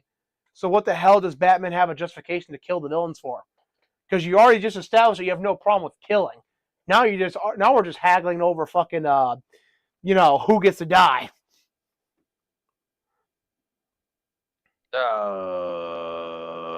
Well, think about this, right? So the argument is Batman should kill the fucking people. You know, for some reason, no one asks, "Hey, where's the federal fucking government and all this?" But that's another argument altogether. So, you know, so it's kind of the same argument with Nazis, right? Right. But if Batman kills people, that means we're okay with killing, right? Because obviously, if Batman can kill, killing's not bad. Reasonable, right? Suppose I sure.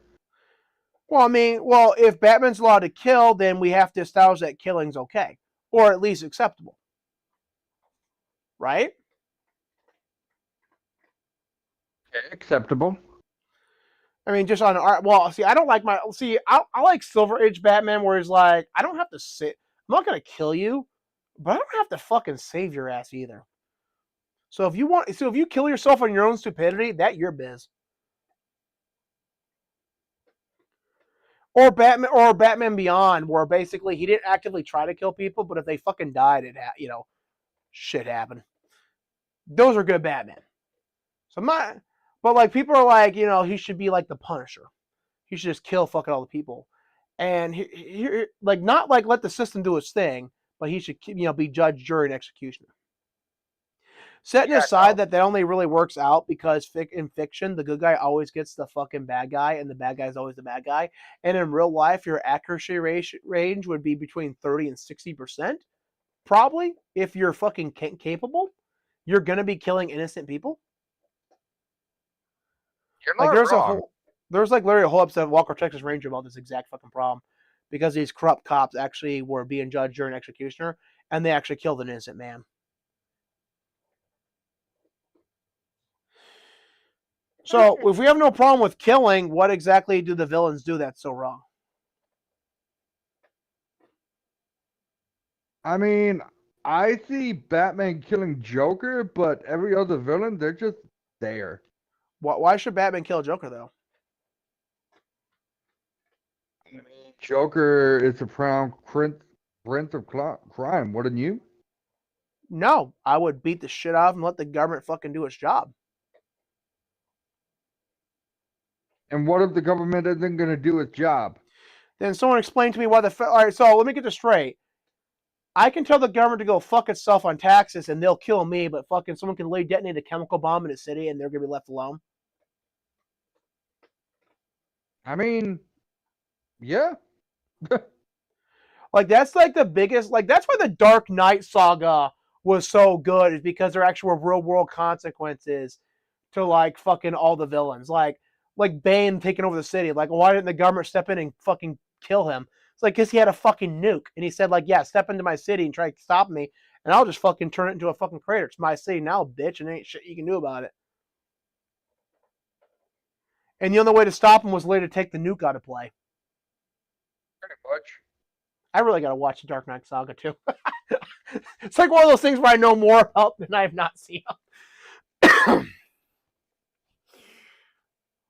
But here's the thing: like, why is like the Joker not being put down by the government or some cop? Because last time some cop almost put down the Joker, he sprayed him with some laughing gas and basically left him to fucking die. So you're telling me you have this guy who's literally using chemical weapons in a U.S. city and he's not being branded domestic terrorism, and the Marines, National Guard, CIA, Cadmus, because we had to add Cadmus because DC Universe, or fucking Green Berets, yeah, fuck, maybe even the Navy SEALs will get out of this. And Rangers aren't going to be fucking set to kill him? Hell if I know. I didn't make the fucking Dark Knight series.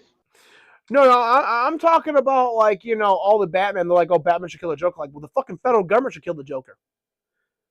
Dude, name one dude who fucking breaks out of a fucking prison and is not fucking get, like, if they're lucky, they will be rearrested. If. There's a big if in that one there, Kev.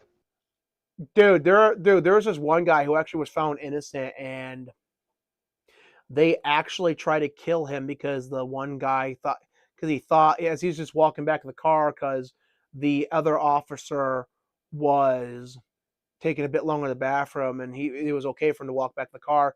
So the other guy jumped the gun, thought he had overpowered the other cop, and just fucking tried shooting at him. And he had to go on the run because the cops were late, just trying to kill him for absolutely no reason. Dude, they kept him in isolation because after all the shit they did to him, the fucking cotton, they said they had to, because no sane person wouldn't want to kill them after all the evil shit they did to him. There is no way in real life the Joker would ever be able to break out. Like, the Joker's best bet is to do one fucking heinous shit and then get put fucking dude after and then get put in an asylum. And if he ever broke out in real life, ever broke out, he would never get a second chance. He would not go back. He would just poop it down like a dog. There'd be no Batman stop him. No, fucking you break out and fucking do some chemical bomb shit. Fucking the National Guard's coming for your ass. The CIA is coming for your ass. The Marines are coming for your ass. Fucking a whole slew of government agencies and the military are coming for your fucking ass. You're going to be put down. You're a domestic terrorist. You're not making it. Batman should never be put in a position where he has to kill fucking people like that. Now, if we're talking Ra's al Ghul, That's a whole nother argument because the motherfuckers, he's getting put down and he's coming back to life. That's a whole nother problem. You know what I mean? Right. But like the ideal, these people can just continuously break out of Arkham, and the federal government's gonna be like, oh yeah, no, we're totally okay with you being outright terrorists. Like Joker, I have killed 1,000 people. No, you're dead. You're not gonna be tolerated escaping after and have a kill count over 1,000 people. Like that is the greatest bit of like immersion breaking in the entire DC universe. Is that and in fucking Marvel too, for that matter. Is that these people can just continuously keep breaking out of prison, keep showing up, keep killing people, and there's going to be no consequence to that. Like the federal government doesn't exist, like the military doesn't exist. Because keep in mind, man, do you really want someone running around being judge, jury, and executioner? I mean, considering we have that happen already, yeah. Unaccountable to nobody. I mean, considering we have that already, yeah. Dude, but look at already, man. When the cops fucking do it, fucking people flip out, even if it's justified. People have flipped out the cops killing people, even when it was justified to save their own lives. And you're telling them, and then that's another thing. And then people are telling like, oh, Batman would be able to get away with killing people. The fuck he would. 2 words, George Floyd. End of argument. Fair. Dude, there's no way in hell vigilante superheroes will actually work in real life. Flat out. Because they're mass murders. They're no different than fucking the people getting put in jail. Like, we don't have a fucking law that says, oh, hey, it's perfectly okay for you to run around killing people if they fucking deserve it. We have a system. And the system flat out says you can't be judge, jury, and executioner.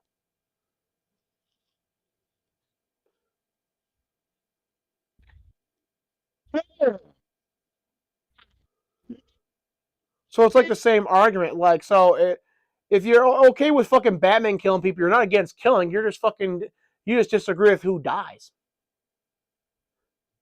And then the moral argument could be like, well, technically, fucking, did the Joker really kill anyone who didn't deserve to die? After all, they let the Joker live, and we established that it's okay to kill people as part of your morality. So if these people were not willing to stand up for themselves and put the Joker down, can you really say that they were truly innocent in their own lives? Okay, my brain's starting to hurt. Well, dude, here's the problem. Like, people fucking want Batman to kill people are amoral. Because there are places in the world where this shit happens, man. And guess what happens? What? Blood feuds. They get so bad, neither family can step outside their house because they fear dying. Fair? They have to have unaffiliated family or friends go get their food. They can't even go shopping because they're too terrified of going shopping.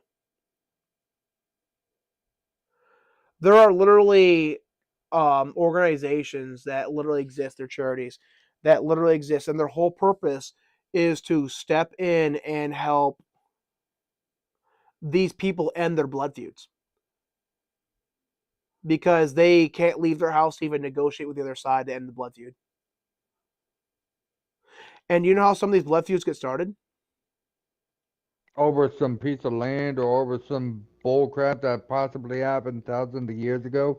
Sometimes, yes. Oftentimes, being falsely accused of crimes like rape, molestation. And then the other family believes the liar. They kill the person.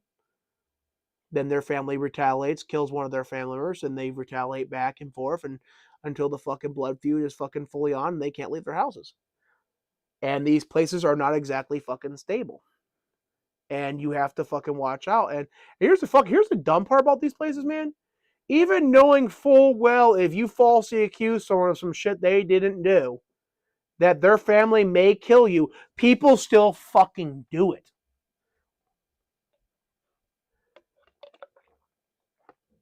Yeah, again, see, that's why, like, for me personally, I don't pay attention to that kind of stuff because I don't let it get to me. Well, I'm not Like saying you have to let it get to fucking you. I'm game just here, saying folks. that, hey, you guys want Batman to kill. Hey, you want to just be able to kill Nazis because they're fucking Nazis. Okay, so you have no morals. You're perfectly okay with killing people for any reason. You just disagree with the reasons why Nazis were killing people. And that's really shown by fucking people tolerating communism. Because communism did everything fucking the Nazis did, but worse. And more of it. Nazis didn't invent the modern death camp, the Soviets did. And they ran them for 100 fucking years, and China's running them now. So really, people don't object to the shit the Nazis did. They just want to hate Nazis because they're told to hate Nazis. Because if they objected to the shit fucking Nazis did, they would be against China right now. They would not tolerate groups like Antifa. They would not tolerate people with Che Guevara shirts. That would be fucking as punchable as people walking down the street in full Nazi regalia. People wouldn't tolerate communism if they truly were against the shit Nazis did. Because there's nothing Nazis espoused, there is nothing Nazis did that communism has done too. And that is why I'm sick and tired of this double standard fucking bullshit by people who have not thought any of the morality or stances fucking through. And I'm not saying you have to be big brain like me and spend your fucking time idling away trying to figure out fucking a perfect sense of morality. But when you're fucking doing blatant, I'm not talking about you, Jeff, just to be clear. When you're doing blatant double fucking standards, that fucking pisses me off. Because if we just accepted the actual fucking standard that these people are okay with, we would actually have a way more productive world. Because, dude, imagine a world where people are like, yeah, we don't care if you fucking kill people, just make sure you have a good reason for doing it. I think there'd be quite a lot bit less government corruption. I don't know about you. Oh yeah, I agree. There would be, because there'd be a lot of people, a lot more happier, and I know a lot more people would be aiming at Trump. That's another thing I'm getting tired of. The whole Trump deranged syndrome bullshit. I'm tired of it, guys. Knock your shit off. Dude, I was reading Seriously, this, well, knock it off. audiobooking. I was reading this audiobook, right, talking about natural leaders and why monarchies are better than fucking democracy. Really good book. Not going to get into all the details, but Trump is basically a natural leader. And people are so fucking used to these fake ass plutocrat controlled puppets that they actually fucking don't recognize natural leadership anymore. Like Trump or don't like Trump, he basically does qualify as a natural leader. And people are so like, people were happy to get back to normal. Back to normal? Back to normal was a corrupt government that fucking hated your ass. That was screwing you over at every fucking step of the way. That was normal. That's the normal you fucking wanted? Are you fucking retarded? And then and then all I ask is to putting up with your retardation is to be able to go and fucking enjoy my game with some, I'll have to deal with fucking Marxism. To go watch my anime without fucking it goddamn having fucking being changed by some fucking Marxist localizer. To be able to fucking read my fucking books without having to deal with bullshit. And these people can't even give us that.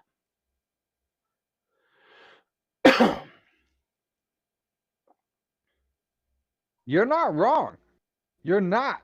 Because honestly, I'm sick of this. I'm sick of everyone saying that Orange Man bad. Orange Man bad. We get it. Orange Man is bad. But was he really that bad? No. Was he?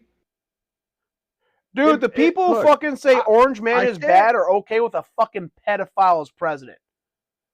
I stand by what I say. I stand by what I say. If Trump is that bad, name one thing he did bad. I'll wait. Dude, if Trump was as bad as they fucking said he was, they wouldn't be opening their mouth against him. They would be terrified to do so. Because there are people in history who were as bad as fucking they claim Trump was. And not one of these gutless, spineless cowards would have the balls to open their mouth, because the first moron who did would be dead. The Seriously. secret police would Again, take you away in the let middle of the me night. You'd be gone. again You'd be in answer prison. my question. Name one thing that Trump did wrong. One thing. That's all I asked for. Name one thing that Trump did wrong. As a businessman, he foolishly tried to fucking work with the fucking establishment to reform the establishment that did not want to be reformed. And ultimately, that was fucking moronic. Because that very establishment then spent the entirety of his election screwing him over and trying to stop all the meaningful changes he wanted to make and actually fucking improving the quality of American politics, and then fortified the election. And had Trump basically not trusted them, because now he flat out says they're all gone. He's not playing ball no more with them. He's done.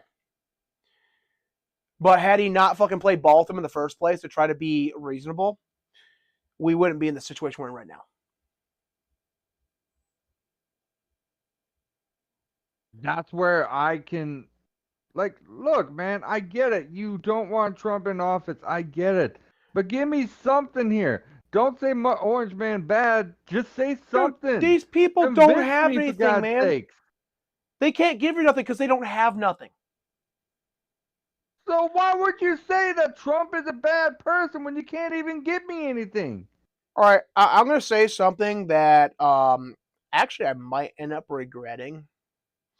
And I don't mean this absolutely, but just something to keep in mind, is that something I've learned as I've gotten older is that the general humanity is as fucking stupid as the elite think they are.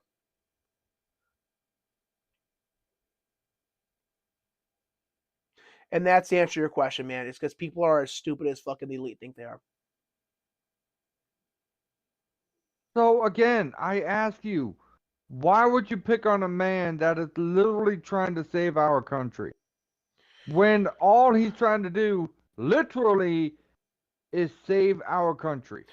Because people no longer fucking think on a rational level. They're basically operating on a my team versus the other team politics, even if it's extremely detrimental to their own well being and success in life. You see this a lot with the African American community in America, where they continuously vote for Democrats who actively screw them over the very moment they don't need their fucking vote anymore. You see, like, dude, they're voting for Democrats because FDR started giving them socialist handouts during the Great Depression. They're voting for the same people who abolished 3 civil rights acts to pass Jim Crow, and then force every white person who had no problem interacting with black people to not interact, to segregate away from them.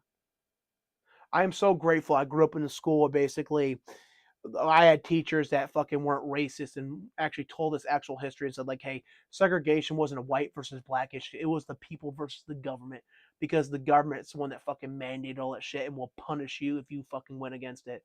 You had no choice. The government strong armed you. And that's a really good lesson right there why you should not be given government powers to do this stuff. People are fucking stupid, man. And then they vote for, and this is the same group that they vote for the same people that funded the KKK. They voted for the same people who screwed them over during Reconstruction. They voted for the same people who fucking tried to stop them. I haven't done. I so have to do this. I want to look up and see what the political affiliation of all the cities would have the race during the 1960s who like systematically abused peaceful marches. I want to see who the fucking party affiliation was for these cities, because I have a deep suspicion that at least 90% of it is going to be Democrat. So you're basically, because Democrats tend to run cities. So you're basically voting for fucking the people who fucking try to stop fucking MLK. You're voting for fucking people, dude. What's his name? Not Martin Luther. Malcolm X. Yeah, Malcolm X. You're voting for, dude. Even Malcolm X realized that Democrats were the absolute fucking abhorrent worst. And by the time Malcolm X actually died, he actually did realize that a lot of white people actually did want good for black people. and that it really wasn't a black versus white issue, that you could find allies amongst all races who just wants the betterment of mankind as a collective whole, even though some people don't deserve betterment. And that's not a racist statement. That's not about a matter of race. It's that some people, regardless of fucking race, are just crappy people or lost to genetic roulette. They're never going to be something that would be suitable for, a civilized society. They're just going to, or they're basically given to the point where they got such a raw deal in life that they're never going to be able to properly readjust to be fucking, civilized. It's a complex issue, and the bleeding heart in me says, hey, we could still try to fix them, and maybe we could fix some of these people, but some people are just gonna be psychopaths, some people are just gonna be sociopaths, some people are just gonna be narcissists. There's nothing you can do about it. Yeah, I wish we can do something about it. Honestly, I really do, because I feel like if we can Oh, work there is. together and try, yeah, take down the fucking government. No, no, no, no, no, no, no, no, no, no. We're not advocating that. We're not talking about stuff like that on my channel, man. Just saying. Fair? Because that is against YouTube's term of service, and Jeff did not mean that, right, Jeff? Right. No, by simply not tolerating their bullshit anymore. It is time we act like fucking adults. No, you are not going to continuously advocate for climate change. It's not real. No, you are not going to claim it's real in the media. You are not going to lie anymore. No, you are not going to defame people in the media. No, you are not going to fucking lie in the media no more. No, you are not going to sell this country out to other fucking foreign powers. No, corporations are not going to fucking redistribute the wealth upward to fucking select individuals who had no credence to have that fucking wealth and just got those businesses from fucking school. No, we're not going to keep doing this management class bullshit. No, there's not going to be some prosecutorial immunity. There's not going to be judicial immunity. And there's not going to be qualified immunity. You assholes are going to be held accountable for your fucking actions. We will fucking spend some time, restructure the law, and fix the problem. No, Big Pharma, you are not going to enjoy those fucking legal protections against vaccines anymore. You're going to be suable for all the damages and harm you're causing. No, you're not going to get away with selling bad drugs. Do that one more fucking time, you're getting the death penalty. We will put you on trial for fucking murder, and we will fucking sentence you to death. And it's going to be, and it's not going to be an appealable fucking offense. You're going to go right to the fucking chair. It's going to be like the Texas law. If we have fucking proof that you did it fucking more than 3 witnesses, which is going to be really easy by putting on a bad drug, you're getting right to the fucking chair. We're going to Fair fucking enough. act like adults, and we're going to start applying consequences to bad behavior. There's going to be no more fucking acting like fucking whores in this country. There's going to be no more tolerating hoe phases. There's no such thing as a fucking hoe phase. You're just a fucking whore. Your brain chemistry will not fucking adjust. We're not going to fucking coddle women no more. We're going to give them the respect and equal responsibilities that we should have done when they fucking were given the right to vote. We're going to abolish the Duluth model. We're going to fix fucking the law. We're going to give police the fucking training they need. We're going to act like fucking adults and actually implement real solutions. And the people who get in the way of solutions will be peacefully dealt with. We will try to have dialogue with them, but at the end of the day, we're going to have to decide what we're going to do going forward when these evil people want to impede actual fucking progress, that want to fucking push racist rhetoric that divides us and destroys our civilization, when they want to force people to take bad behaviors. There's going to be no more single mother epidemic in this country. Children are going to go primarily to fucking fathers because science says that that is the best for them. Those who can pay for children are going to get fucking children. The states are going to reimburse people for all the evil they have fucking done in the name of child support. They're going to reimburse people fucking for the. We're abolishing the fucking family courts. We are going to stand up. We're going to say, yes, we have fucked up for decades, and now we are going to put it right like fucking adults. There's going to be no more, I don't want to look racist. It's going to be, no. George Soros, you are not financing a bunch of shit to destroy our fucking country. No, DAs, you're not going to not prosecute fucking criminals. You keep doing that shit, we're going to prosecute you for dereliction of your job and treason. Or whatever legal fucking thing we come up with that's going to apply to what you're doing, because it's amoral and illegal. And we're not going to fucking keep allowing corporations to send our fucking jobs over fucking seas. We are going to stand up as Americans, as a unity, and we're going to put an end to fucking illegal immigration. We're going to put an end to fucking corporations exploiting fucking illegals. We're going to put an end to fucking anchor babies because we're only one of 2 nations dumb enough to have that fucking standard. We're going to fucking build a properly functional civilization. And then afterward, after we've reclaimed the glory that made our nation great, after we've improved our economy, then we can look to helping other people. But for a time, we're going to have to focus on helping ourselves. We're not going to get involved in these fucking foreign wars anymore. We're not going to be trying to prop up Ukraine. We're going to deal with fucking pedophile fucking cults. We're not going to laugh at people online anymore who are fucking pointing out conspiracy theories. We're going to fucking expect people to act with some level of intellectual fucking intelligence. There's going to be no more of this law fucking what fucking conversations on being fucking thought or fucking tolerable in civilization. We're going to expect people to act like fucking adults, and when we do that, we will finally have fixed this fucking country. And here's the thing. You either choose to do this or you choose oblivion, and the people who come after you will choose to fucking do this. That is your choice, because you cannot escape the consequences of your actions and inactions. Those are inescapable because reality is comprised of reactions and interactions. And that will damn us if we continue to make fucking poor choices and choose to act like collectively like fucking children. Just because we have an abundance of wealth right now, we don't even have that no more. Our cities are fucking bankrupt. Our states are fucking bankrupt. Our federal government is beyond fucking federal bankrupt. Let's say federal bankrupt. The Federal Reserve is a corrupt, evil institution that's been fucking spending our money to other countries. The fact that you can hear the bank, a federal bank, is giving our money away to other countries and that they are not being immediately arrested is unprecedented in human history. At no other point in human history, at no point in thousands of years, would any of this crap be tolerated by any other generation on the planet. And if our answers are truly looking upon us, they are fucking shaking their head because we are a fucking collective joke. And that joke is not fucking funny. Hundreds of millions of people are about to die. You want to know why they're building those fucking bunkers? It's either because the aliens who probably control Earth that they're now telling you are fucking real are about to say, like, hey, you know what? We need new management.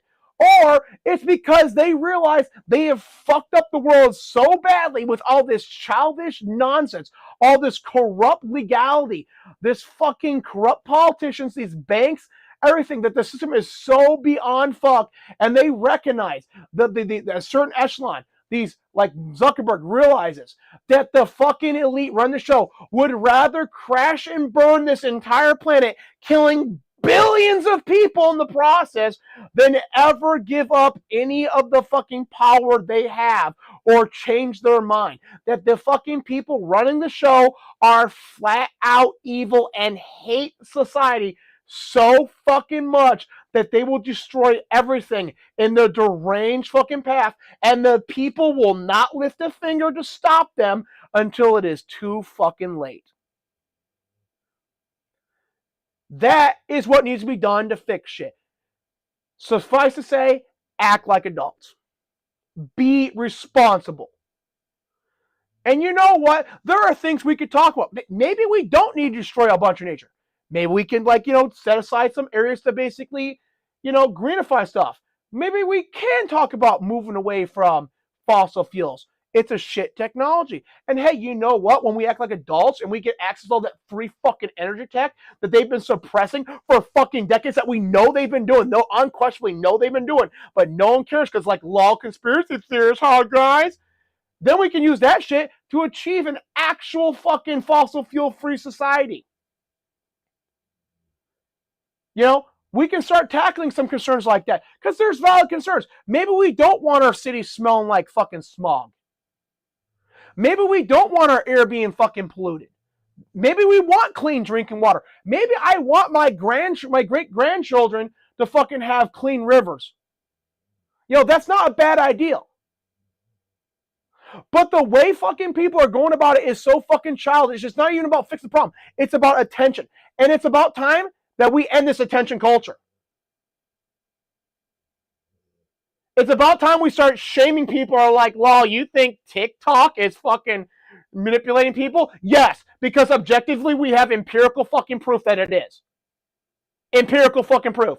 Evidence that you just willfully choose side. It's about time people like that start getting shamed. It's about time people like that start getting shamed publicly. Because we don't need to be violent. We can use public fucking shame and ridicule because that shit fucking works just as effectively, if not more effectively in a lot of cases, than fucking violence does. Look at Texas. Some of the fucking lowest reoccurring fucking crime rates in that state are done by fucking judges who flat out don't fucking be violent to people. They publicly shame them. They have to hold signs on the highway and get humiliated. Lowest reoccurring crime rate. So yeah, maybe it's time we start fucking shaming people for being fucking stupid. Maybe it's start, especially on the right. Especially on the right. You think I've shit in the fucking left enough? It's about time we fucking tell the right to shut the fuck up. No, you are not redistributing wealth through corporations. No, you are going to learn some fucking economic terms and actually fucking learn what shit applies. And if you fucking dare fucking say that you're going to take away limited liability from fucking the corporations if fucking employees start getting control of corporations, it's time that you be shamed. And you know what?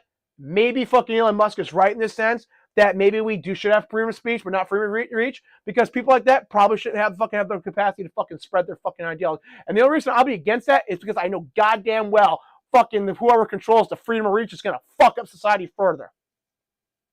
But collectively, it is time that people like to advocate this fucking shit, who want to act like they're smug and holier than thou and know more than our people about economics, when they're just as fucking stupid as Marxists, when they think it's okay to fucking empower people. Lol, you shouldn't be able to make a livable wage fucking, making fast food.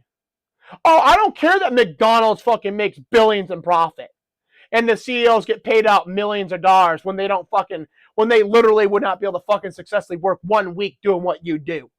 You don't deserve that livable wage. Fuck you. That's the most evil fucking childish bullshit I've ever fucking heard. And the fact that they're able to, the fact that fucking a collective of people fucking think they are the moral fucking betters of Marxists, utter that shit shows that fucking the right in this country is just as fucking deranged as the left. And it is time that they be shamed just like the fucking left. And the enlightened fucking centrist, you're an ignorant fucking moron who fucking acts like a centrist because you think you're smarter than everyone else. No, the center is not fucking right. Sometimes the people on the right are right. Sometimes authoritarians are right. Sometimes libertarians are right. And sometimes fucking goddamn Marxists, the left is right. Non-Marxists, but fucking the left. Like Gaddafi's socialism. Sometimes various ideologies have a fucking point and they are right on issues. That is real fucking centrism. You are just a fucking political hack that's a Marxist masquerading as a fucking centrist.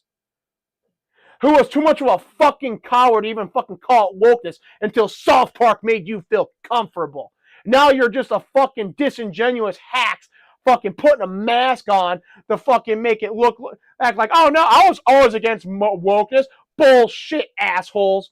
We saw you fucking mock wokeness. Oh, can you define woke? Yes, it's cultural fucking Marxism, intersectionality, fucking feminism, all the other shit.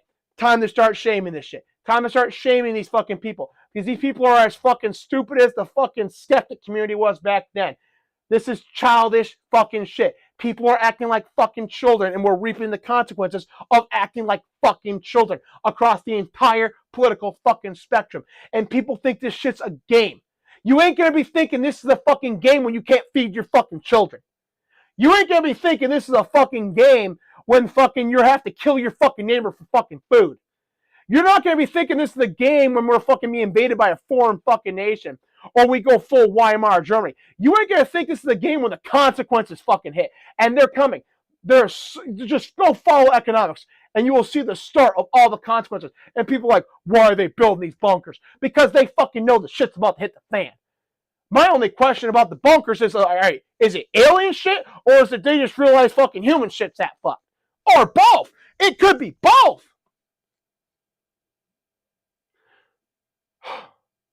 So that's the answer to your question, Jeff. Any questions? I'm good.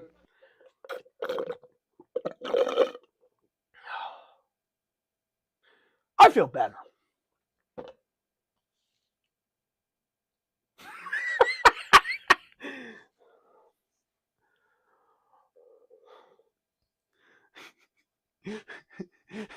Jeff, are you like, fucking shit, damn, man?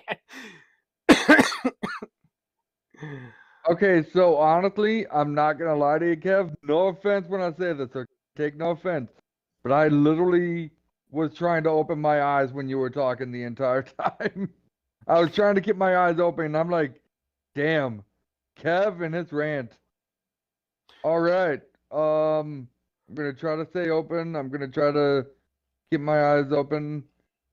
And yeah, I was kind of drifting for a little bit here and there. I'm not. Yeah, but we're like 9 o'clock at fucking night, so I don't blame you there, man. Yeah, that's true. Dude, man, but like fucking dude, what's to say? Like it's a complicated issue. Like this, like there's no fuck. You can't really say there's one simple fucking answer to that question. Like people, I mean, you can reductionist it down like the hey, people need to stop acting like fucking children. But that doesn't say anything because people don't understand what fucking behaviors to consider acting like children. That's a problem. Fucking right now, we're fucking tolerating people acting like fucking children. You're right though. Like literally, there's not a good answer for anything nowadays. You know what I mean? I literally just dropped the fucking good and correct answer, man. Like I Yeah, I let, suppose. yeah, see that's the thing, man. Like we can fix this problem. It's not a fucking unknowable fucking answer. The answers are all fucking simple. Like different problems have fucking different answers that we need to do. Like fucking like let's take police brutality, right?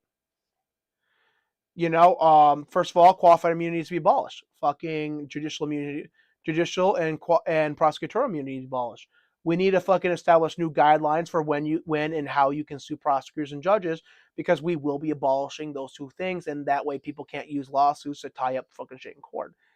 Then we have to work on insurance basically for limited liability and all that stuff for the cops, and then we need to give cops actually a lot more training. Because right now we have some of the lowest trained cops on the fucking planet Earth. Like there's a state where you get more training. You have to have more training to be was it a florist or a barber? Either way, man, like that's how bad the fucking problem is. Does any of that sound like a fucking hard solution to you?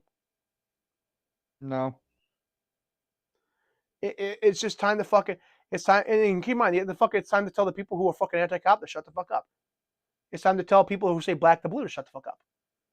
You're both fucking like, opposite horseshoes, end of the horseshoe of the same fucking problem.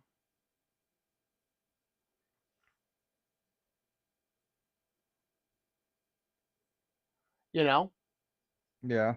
because dude, do you think cops aren't gonna fucking appreciate more training and abolishment of the fucking police unions who keep bad cops around? They'll love that. Cops want to be looked at as heroes. So why don't we let them become the heroes they want to be? Why don't we Because they're help them? evil, maniacal little sons of bitches that just like to wear plastic badges. Like, I know that's not true, but that's what a lot of people is gonna say. And a lot of people that said that is partially wrong about that. I say partially, not all the way. But you heard the old saying too. A bad apple doesn't fall that far from the tree. And a bad apple spoils the bunch. That too. Dude, and then also you tell the police to shut the fuck up.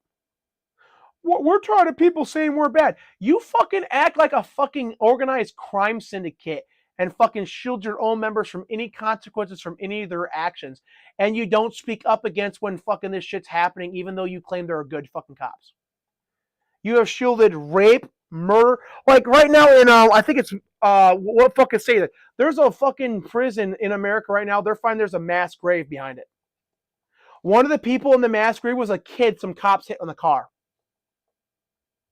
Jesus. Yeah, it's a big fucking issue. I just can't remember what fucking state it is. And it's like getting no coverage whatsoever. And that's where this fucking no accountability shit's getting us. You are a fraternal fucking order, which means you are a collective. Which means if you want to be viewed as good, you have to police your bad apples. You won't let us do it. You have to do it yourself. And then to people who say that fucking, yeah, Kevin, you say it. The cops are bad. Like, hey, no. You did nothing to help these people. You let fucking corrupt cops gain power when they were warned they were getting power. You let fucking bullshit laws being passed that fucking the cops have to enforce. No cop fucking joined very few cops joined the police thinking they were going to have to enforce the Crime Act in 94. Or 92, whenever fucking it was called. No one fucking told a lot of these people that they're going to have to enforce unconstitutional laws. And then we'll have no shielding if they stand up against the enforcement of unconstitutional laws.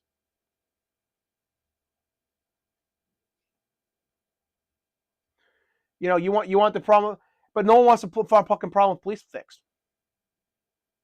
No one. They'd rather fucking crash this entire fucking country on this issue than fucking fix a problem. That's childish. You're not dealing with adults. You're dealing with grown-ass fucking children. You're not wrong about that. And let's take fucking housing.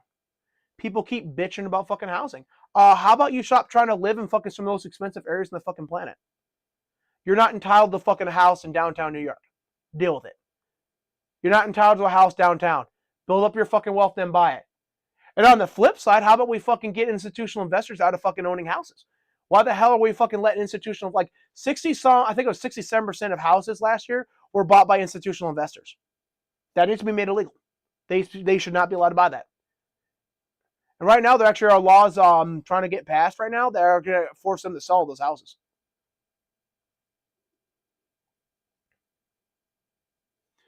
You know? Like, fucking people need to act like adults. Like, hey, look, you're not entitled to be downtown. Hey, look, fucking, you know, we actually do, they're actually right. There is a problem with fucking housing prices and we need to fix it. Here's how we fix it. Look at healthcare. It's like, honestly, I'm sick of everything, man. Dude, but look at healthcare. Look at healthcare. They're arguing over who's going to pay for these ridiculous markups. Drugs and fucking medical services are being fucking marked up over fucking several hundreds, if not thousands of percent. Why is that legal? Again, I'm getting sick of it, dude. Dude, but think about this. Why is that legal? Everything here, though. Why is a bag of saline water cost $1 to make and being sold for $200? Seriously, like, why is that legal? I'm sick of it. I'm sick of politics. I'm sick of the government. I'm sick of everything. Why is the fucking government allowed to fucking regulate how many doctors and institutions we have in this country? Because Soapbox made a good fucking point, you know. If it wasn't for a lot of regulation, like, we could actually have some really quick fucking medical facilities like they have in other parts of the world. Where, you know, you just walk in and quickly get, you know, basic medical services that you would need. It would drive down costs everywhere. But the government fucking interferes and fucking stops that from happening. Why is that allowed? No idea, dude. Yeah, so you see the point? It's like at a certain point in time, you have to look at the problems and recognize, yeah, these are basically our fault.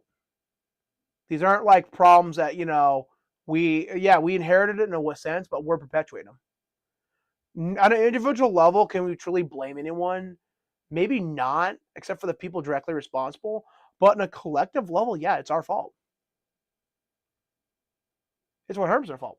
We're responsible for our own destiny.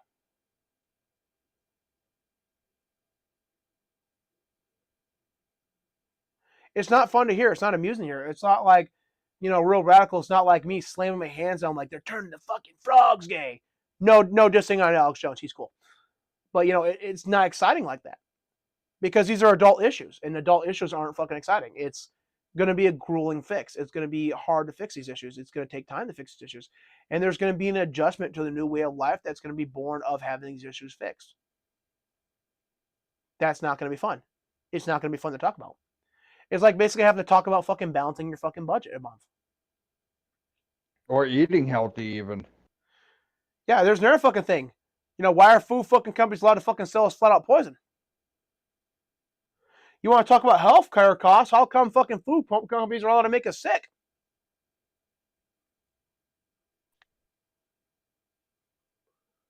Yeah. Like in Europe, this shit's illegal. I'm tired of my food being loaded down with sugars and salts. I'm tired of fucking toxic preservatives being in my food. I'm tired of toxic food dyes being in my food. And I'm tired of people fucking not taking the facts seriously that our fucking bread in our country is garbage. It's loaded with preservatives and sugars and bleached. That's not healthy for you. That's why people have gluten allergies in this country, but can go to Europe, eat their bread, and have no fucking problems. Because they're not allowed to do that shit to their bread. Our bread in Ireland was classified as cake. Subway had bread was classified as cake. It had to be sold as a dessert because it has that much fucking sugar content in it. And then people are like, well, why are we fucking fat? Because your food companies are killing you for profit. You're right. Yeah, that's not exciting to talk about. Let's see, it's more fun to talk about like, hey, this cool game with you get to play mechs and explore the world. I look more forward to that than fucking dealing with politics because while political theory is fun, the ideals of politics is fun, fucking dealing with actual politics is fucking shit because fucking people are fucking kids. They're fucking kids. And the worst of all are the elite. Like, literally, for me, I'd rather bitch about my fucking job than deal with politics. But here's the thing, man. Here's the thing. If you don't deal with... Remember when I told you a year ago, the reason I care about politics is not because I fucking particularly enjoy it, is because if I don't, it'll fuck me in the ass. Yeah. And then remember how you learned that now with all this... Now you know that beyond a reasonable doubt with all this inflation. Yep. That's why you have to care about politics. Because it will fuck you in the ass. And not the fun way. Not that... Hey, look, fucking a lot of guys like to tap that ass fucking on the only gonna do it once a year on their birthday. That's fair. Luckily, my birthday's coming up soon. They don't get anal until their birthday, so. And look, I ain't gonna judge fucking gay, dude. I'm not gonna go into fucking LGBT issues on this fucking because that's like a whole nother realm of childish bullshit. That's not, because honestly, that's more childish than anything else. Seriously, so childish. Dude, it's like I said, like I made this joke once before, and Jeff, you can vouch. I've said this joke, is that there are fucking 3 types of fucking problems in the world. Stupid bullshit, and yep. You're dealing with stupid bullshit is when you can fucking solve the problem with a baseball bat in 10 minutes. Yep. And I'm not talking like, kill someone, make the problem go away because there's no one left to bitch about. I'm talking like, having a friendly discussion with someone with a baseball fucking bat so they understand that, the stupid bullshit ain't going to be going on. Like, that's like your basic corruption problems. You can solve most corruption problems by having a nice conversation with the corrupt asshole with a baseball bat. Now, I'm not advocating violence. I'm just saying. With the corrupt politician and possibly something sharp. Not suggesting anything. I'm just, pointing that out there. And then there's childish bullshit, which I just fucking ranted about. And you can tell, it's childish bullshit is when you put a metaphorical adult in the room, like say an alien civilization, just telling you, yeah, you're not doing that shit anymore because it's fucking stupid and it's harmful to you. And I'll keep in mind, I'm not like one of those purists who say like, oh, you can't have any vices. Like that. No, fucking drink alcohol, smoke cigarettes. I don't think cigarette companies should be allowed to put 200 chemicals in that cigarette. I think it should just be pure tobacco and maybe some flavoring. I think legally, like here's the thing, like why are they allowed to sell poison? I can't fucking sell you poison in pill form. Why the fuck are cigarette companies allowed to sell it in cigarette form? Good point, dude. Like straight up, like if I try to put fucking the shit they put in cigarettes and any other fucking thing on the fucking market, any food, any fucking, vitamin, I would be in prison. Why are cigarette executives allowed to do that? Explain that to me. Because, you look at the study fucking for, what causes cancer, it's cigarettes. It's not cigars, and it's not cannabis. It's cigarettes. Cigarettes have like a 60-some fucking, are the ones that have that outrageous cancer thing. Cigars, not so much. It's like cigars is like single digit. Cannabis, fucking, it's even questionable if cannabis even causes cancer because it has cancer fighting agents in it. It reminds me of that one commercial that we saw so long ago. The guy sitting on the bench and he's like, I need a cig. I need a cig. I need a cig. I need a cig. Then he ate the chewable gum that actually tries to help you take care of tobacco. Then he smiles, he looks down at his arm and he's like, shit, shit. Dude, why are fucking people allowed to fucking sell nicotine toxins? Importantly, why do we need to sell them to 16-year-olds? You know, here's a question. Why aren't fucking cigarette executives that sell fucking cigarettes, why are fucking these people that sell these drugs to fucking kids not put in prison? Because let me tell you this, if I stood outside of a high school and I sold fucking crack to fucking kids, I'd be in prison. If I sold mushrooms to fucking kids, I'd be in prison. How come these fucking CEOs are not in prison?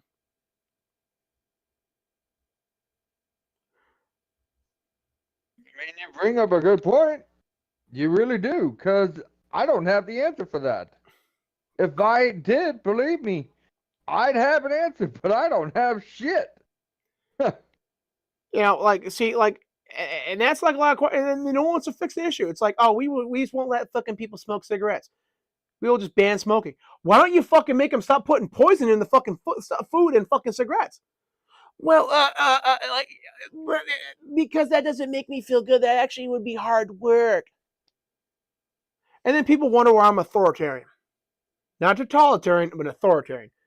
It's because when you look at all people accepting this shit and pushing this shit and defending this shit, you kind of realize, you know, maybe we should have the vote, but maybe fucking the person in charge, you know, maybe people shouldn't be voting on some on issues. Maybe they need to be told what to do.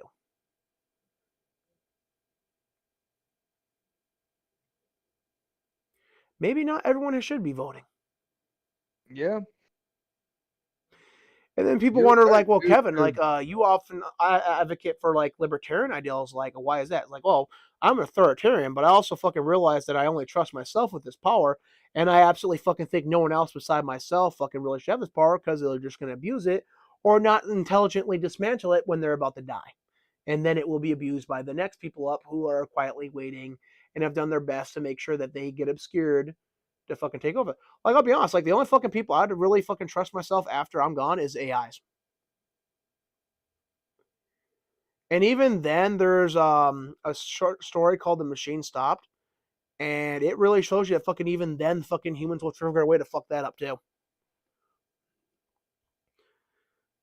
And there's a lot of implications of that fucking story, what humans did, what the elite did to that fucking machine that regulated all society, and then basically they broke it, and then everyone dies in the end. You know, that really just let fucking that be a great metaphor for fucking society itself. Like, you know, it does not exact an exact machine, but it's like the unspoken zeitgeist, and they broke it, and they've warped. First they warped it, now it's gonna fucking outright break, and then everything's gonna collapse, and then it's gonna come to a point where, you know, people are gonna be fighting each other that shouldn't be fighting each other, you know, because of decisions that were made that were beyond the scope of their realm. And this is right here, like, on a level why I don't like the Nordics at all. Is say you want about the Draconians and them basically telling us that, you know, we're slaves, we're lesser than them, that we, you know, some that are, you know, have good bloodlines will be allowed to rule, but the rest of us fucking just go fuck ourselves. You know, say what you want about the Zetas and their, you know, little scheme to allow civilization to crash and put hybrids in positions of power. And say what you want about the Mantins and their influence mongering. And of course, as you know, follower of the Anunnaki, I'm totally on board the Anunnaki reclaiming Earth. You know, even if they are a bit more socialistic than I would care for. But the Nordics, they'll just fucking stand there and they'll fucking lecture you about fucking problems that they don't lift a fucking finger to help, and try to guilt trip you into believing their fucking warped fucking communistic ideologies. Because a lot of them are fucking straight up communistic fucking species. It's like, oh, if you adopted our communistic ideologies, you could be just like us. No, they're post scarcity societies with because they asteroid mine. Once we asteroid mine, we'll be a post scarcity society. And you know what that means, Jeff? What? The elite won't have power no more. A lot of the elite's power rests in the base, basically in need of scarcity. The elite are not intelligent. They're not capable. Their genetics are garbage. Maybe at some point way down the line they had someone capable that actually would be worthy, but now they're just fucking junk genes. The noble Dude. families are just junk genes. They're not accomplishing anything great. They're jokes.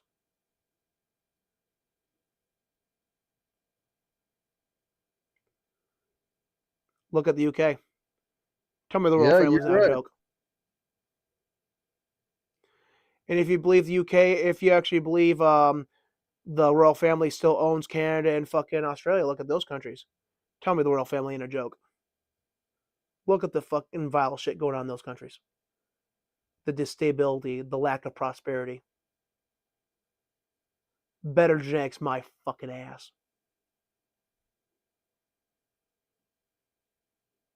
And all I ask, and truly fucking with it, is just the ability to try to do my best to succeed in life. And you not to fucking put propaganda in my fucking games. And I'm not allowed to have either, apparently. Because I can go fuck myself in that.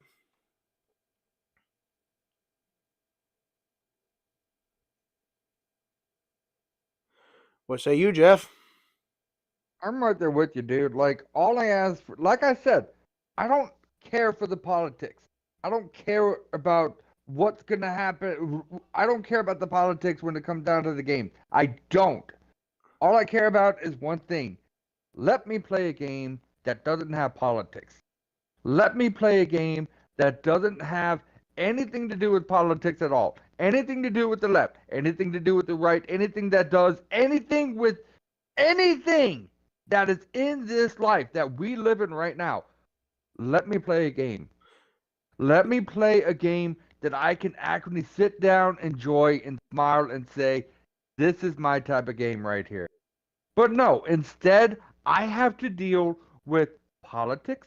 I have to deal with the left. I have to deal with the LGBTQ community because fuck those guys. I have to deal with everything that this life and society has to deal with in a fucking video game. For God's sake, it is a video game, folks. Like literally, look, Kev and I are gamers. We can make games that doesn't involve in politics better than this. Dude, like, And oh yeah, amateurs. we need to have gender neutral bathrooms and make all these character gays. Dude, No, you I forget. don't. I think it was Hill versus Vapeface. Yeah, you people are fucking boring. No, you people aren't even boring. If you were boring, at least you would be fucking tolerable. You people are fucking jokes without a punchline, which means your existence is basically fucking pointless. A joke without a punchline is fucking pointless. These people are jokes without fucking punchlines. Your life is a fucking sad excuse. This is what you fucking do. You go around ruining shit. And you fucking think that gives you fucking meaning. You've accomplished nothing in your fucking lifetime. And the only thing that actually can give your life fucking meaning is society continuing on to remember fucking the changes you implement. And you fucking destroy society. That means there's going to be nothing to remember you other than as a fucking play. Look through history. Actually, go pick up a real fucking history book and look how often your people are fucking remembered fondly. You're Because not let wrong me tell about you this. that. You want to know why Christianity's anti-gay? Why it has a Why? really anti-gay bent? Look at how Why? degenerate fucking the ancient Greece got before it collapsed. Very similar to our own. Do you know why Islam doesn't like homosexuality? Because Same, Allah does not like it. no, same issues, man. Because a lot of these religions, well, to be fair, a lot of the ancient thing is basically discover truth by absorbing reality and what works and what doesn't, and then interpreting that as divine law. Because if God truly created everything and then shaped the world as is, then His will would be naturally manifest in the how stuff would work and not work.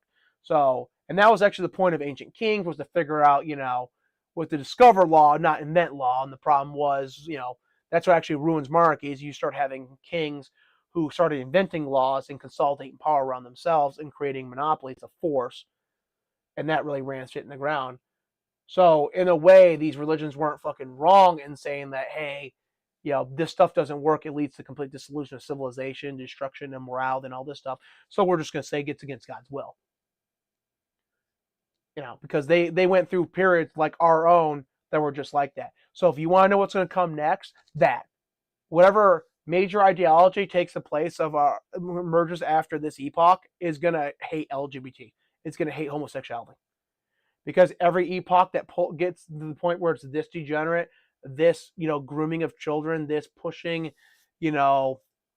fat culture, all this attention narcissism, like everything that every time this stuff happens in mankind, every time we behavioral sync, the ideology that comes afterward fucking flat out tries to purge this shit.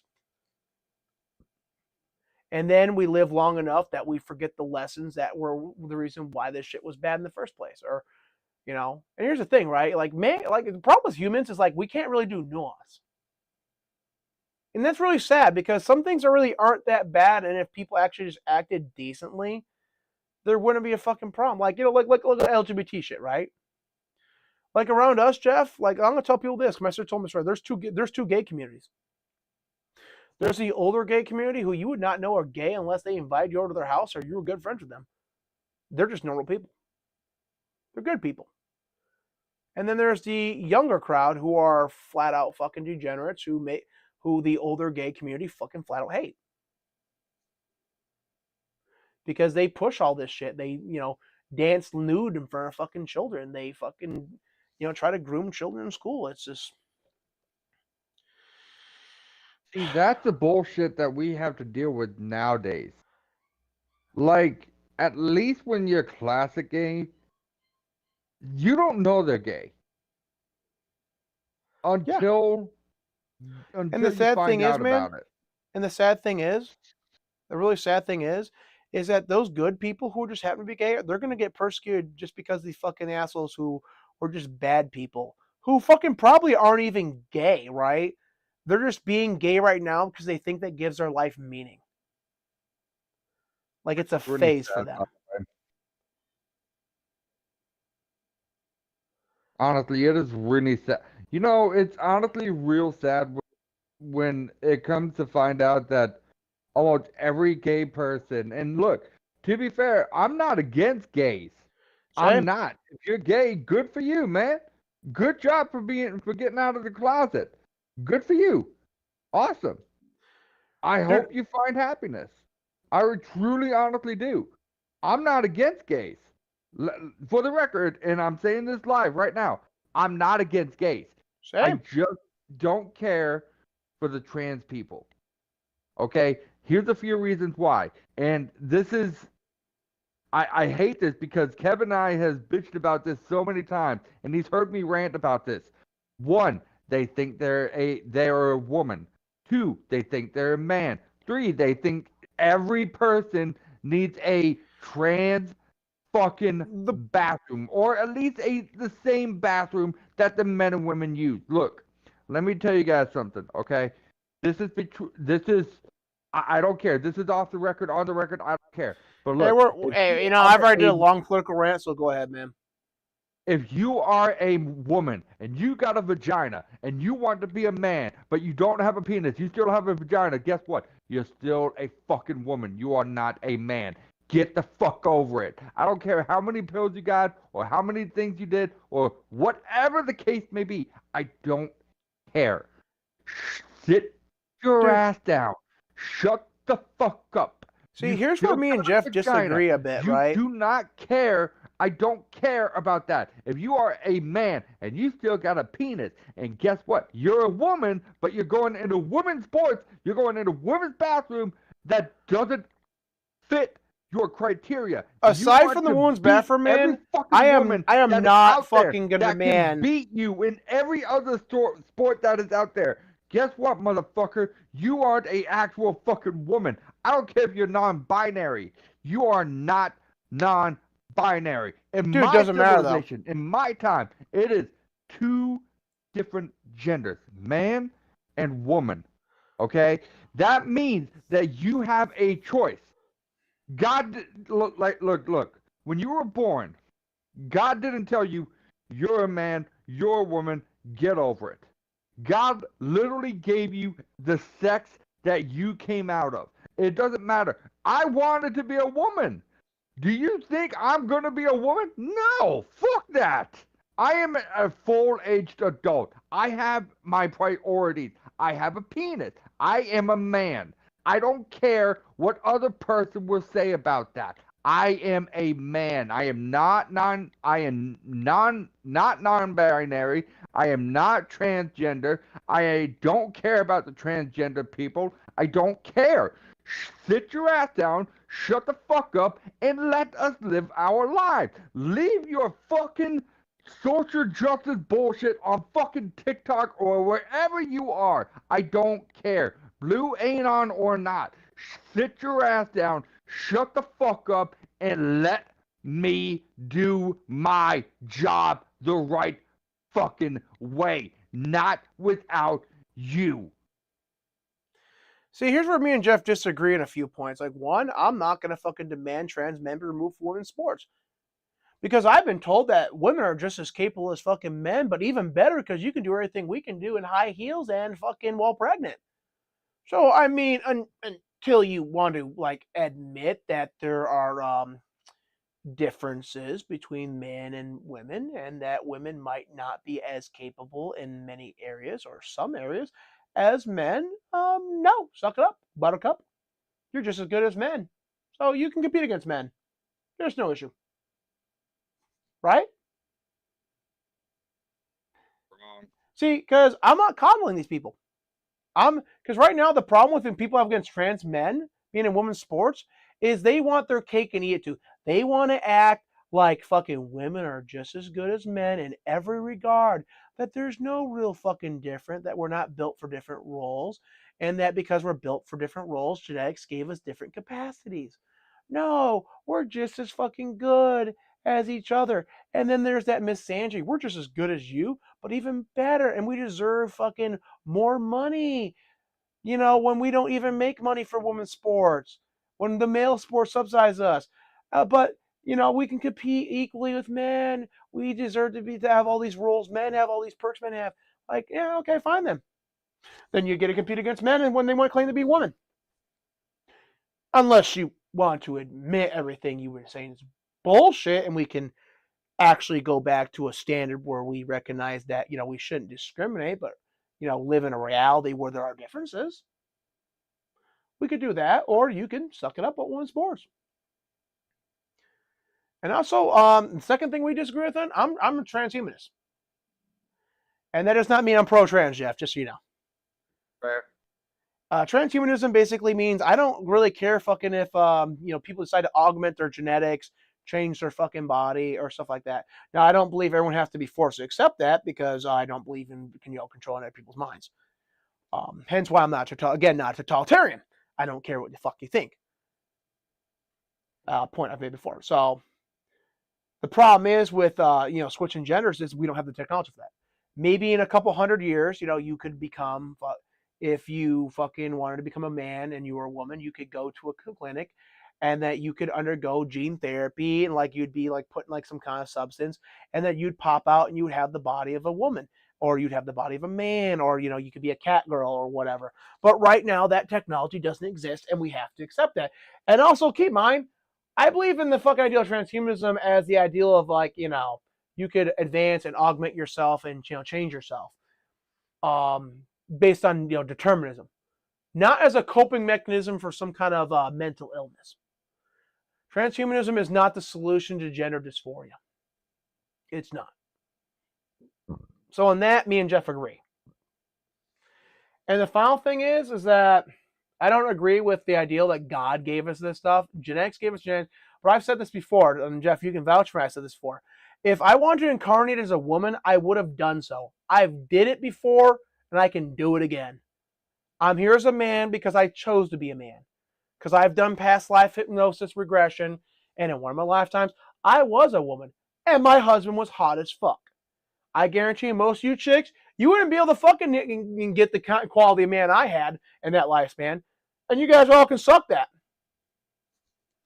Yeah, you have to live in that reality, man. That when I was a woman, many fucking probably hundreds of years ago, I had a way hotter husband than fucking most women today will ever get.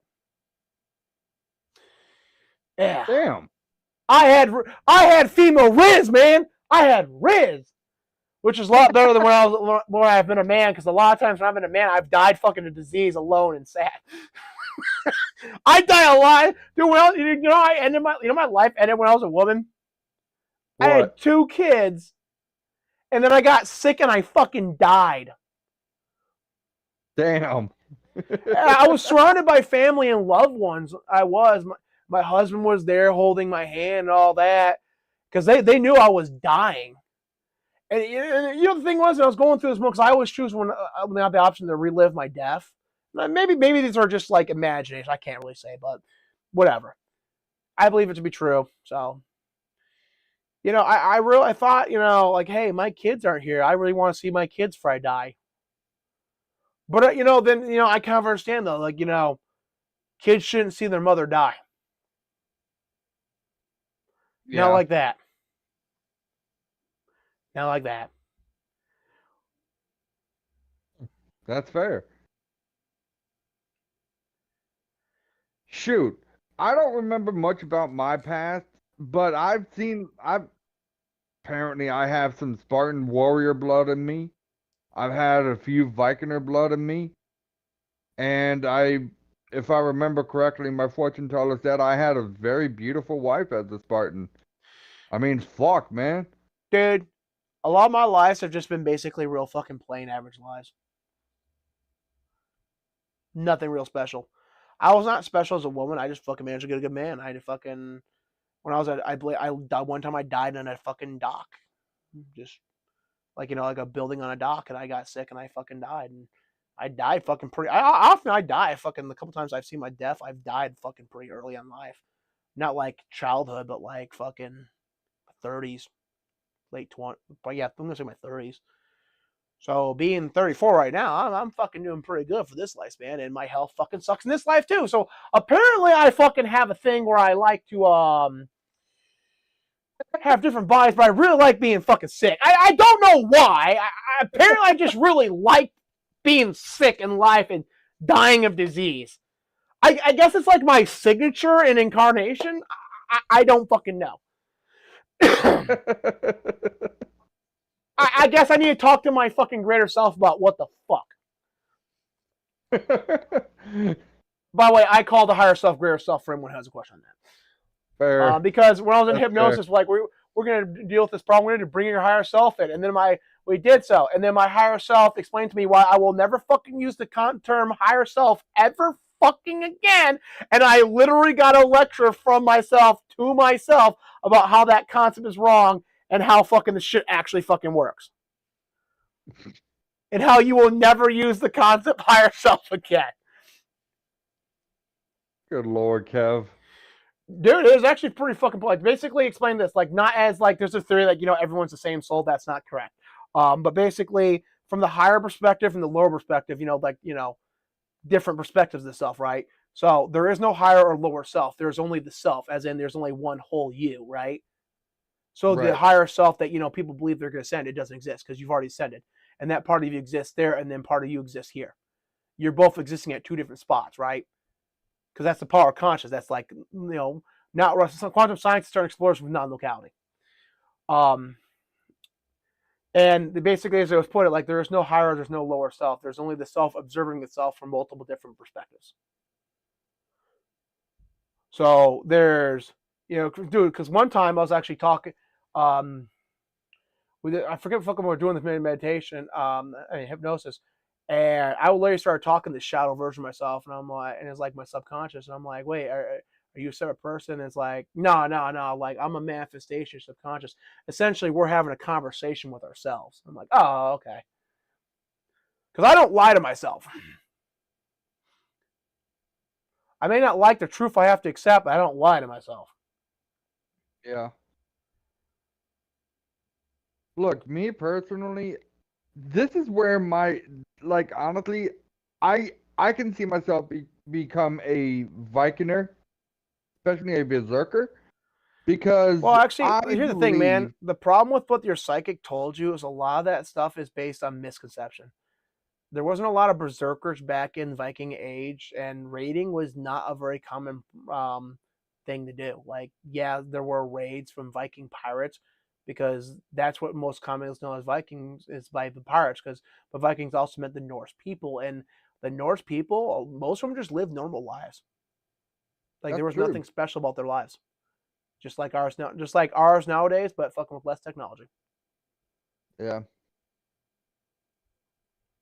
I mean, but hey, And maybe you were actually a fucking Spartan raider. Warrior, shit, I think I don't know why, but every time I watch the 300, it feels like I was there. I wasn't like one of the main guys, but I was just there. And I could see myself in the battlefield, and I could see myself in that Spartan armor, just being so proud of being a Spartan warrior and holding off the Persian army for as long as I could. I don't know, maybe. And look, to be fair, like I don't know why, but every time I'm looking over my shoulder, I don't know if it's Leonidas or just another Spartan, but I can see them just kind of glance over me for like 2 seconds and just smile. So that has to be someone that I did know before. Maybe it was a friend. Maybe it was my father at the time. I mean, fathers and sons fought with each other at one point during the Spartan era. So I mean, I don't know. I don't know the whole story behind it. All I know was every once in a blue moon, I'll see that guy just kind of glimpse over for 2 seconds, and I just see him smile. So again, I don't know who the fuck that was. But I mean, shit, being part of the Spartan 300 army, holding off the Persians for as It was long as I actually more than could. 300, by the Fuck way. yeah, man.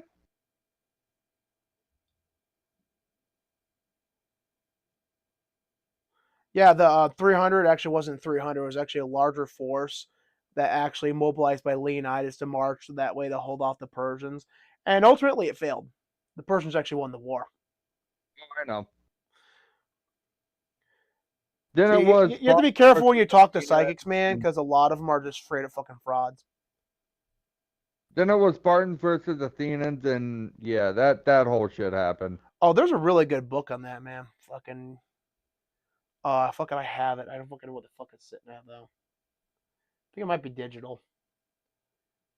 It's a really long saga, and it has a lot of parallels for the rise of other because basically it's a lot of political science people they talk about it as because it really parallels the rise of secondary powers and how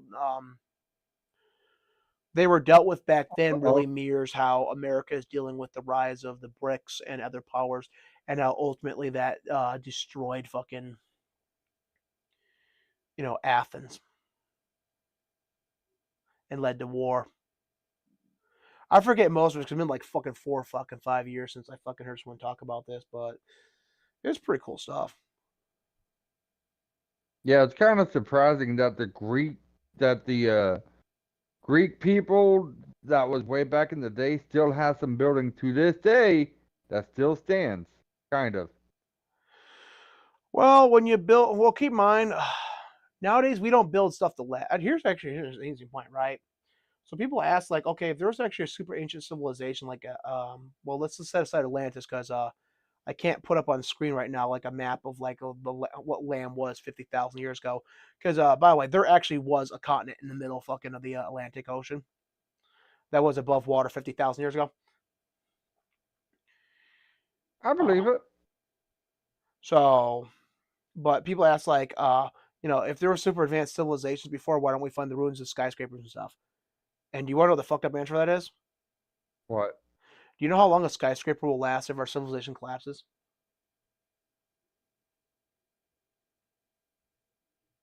About 200 years, and it's completely, it'll be completely gone. There'll be no traces of it.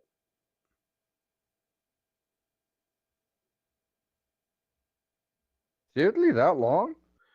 Actually, I think I might be closer to 100, but I'm fucking giving myself the extra 100 years because I don't remember like because my brother watched a documentary on this, and like quite literally after 100 plus years, the skyscrapers, they completely break. Every part of it breaks down, and then basically it crumbles to nothing. So quite literally, 1,000 fucking years after civilization collapsed, there would not be one remnant of a skyscraper, unless basically something caused it to be like perfectly preserved. And now, interesting enough, there's actually rumors that some stuff like that's been found in underground, because the machine stops.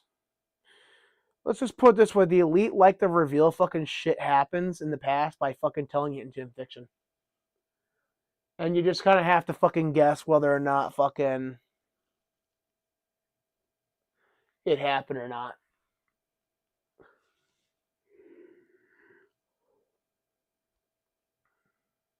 Because, dude, when it Yeah, comes down to like conspiracy theories, man, a lot of stuff is like just fucking straight up guesswork. And if you're really good at making an educated guess with some putting stuff together, you'll be really good at figuring stuff out. yeah. And See, if this you're is not, why I don't. This is why I'm not good at that kind of thing. Honestly. dude, but hey, at least you have the fucking foresight, man, to listen to fucking people who actually do enjoy looking at that stuff. That's true. I mean, think of how many fucking people there don't like that. I mean, a lot of people just fucking flat out won't even listen. Yep. Dude, which brings my favorite like conspiracy joke, right? So, a lot of people are getting real nervous right now because they're realizing their friends who kept talking about conspiracies mentioned that lizard people were real.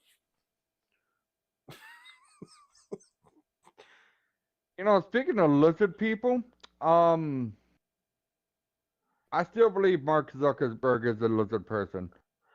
I believe the CEO of fucking Pfizer is a lizard person because that motherfucker's neck was expanding like a fucking frog. That's not the only one I would. That's the only one I'd bet money is a fucking lizard person. See, I believe the lizard people are real. I just can't tell you exactly which one person actually be a lizard person because a lot of videos are fucking fake. But I've seen enough evidence and plausibility to believe that that's actually a thing. I think a lot of elite are not lizard people. I just think they're just pieces of shit. But then again, like if you gave me a list, like, hey Kevin, here's a list of all the people fucking that actually are actually lizard people, and if it was way more than I thought it would be, I would not be surprised. I'd be like, huh, I guess I was wrong on that, but I would not be surprised. No, fucking apparently lizard people are actually pretty decent if they fucking like you. According to people who have encounters with them and interactions with them. That they like anyway.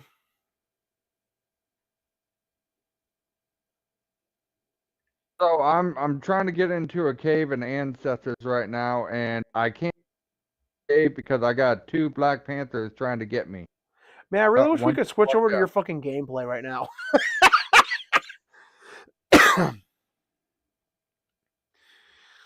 Because if I could, I fucking would. Because that'd actually be interesting while we keep talking.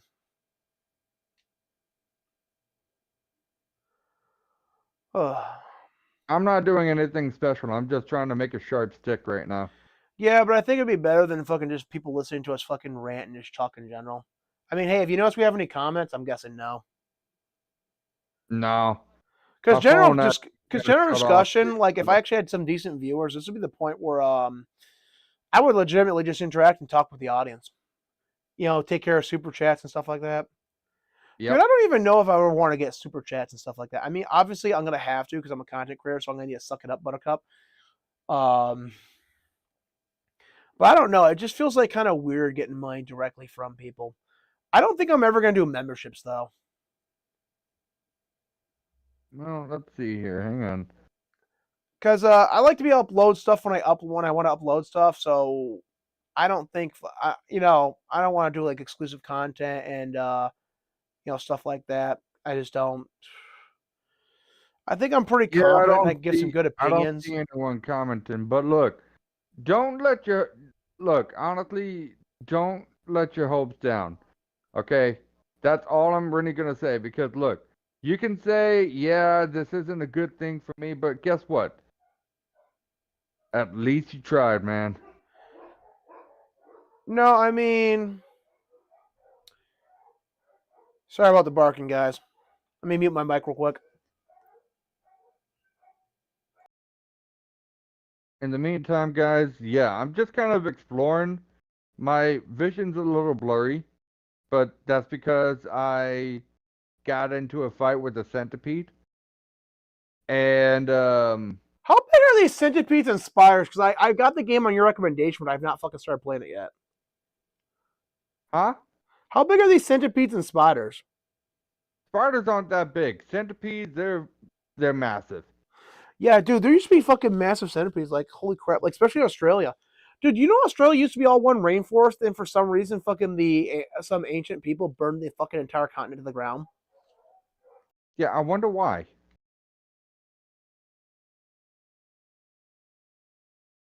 Oh yeah, you can find these precious gems, and if you hand it to a female, yeah, you're instantly hooked.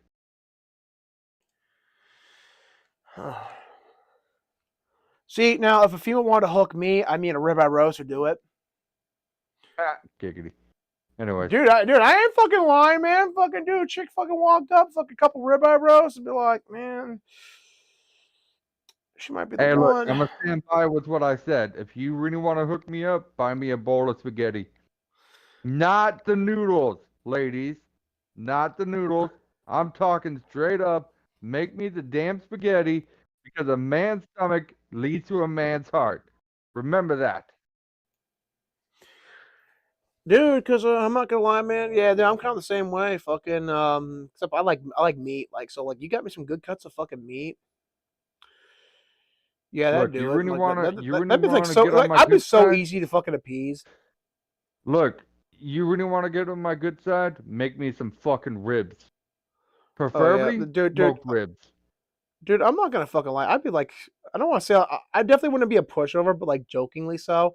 I'd be like so easy to fucking like fucking make peace with, because it'd be like, oh, he was so pissed at me. Then I got him some sushi.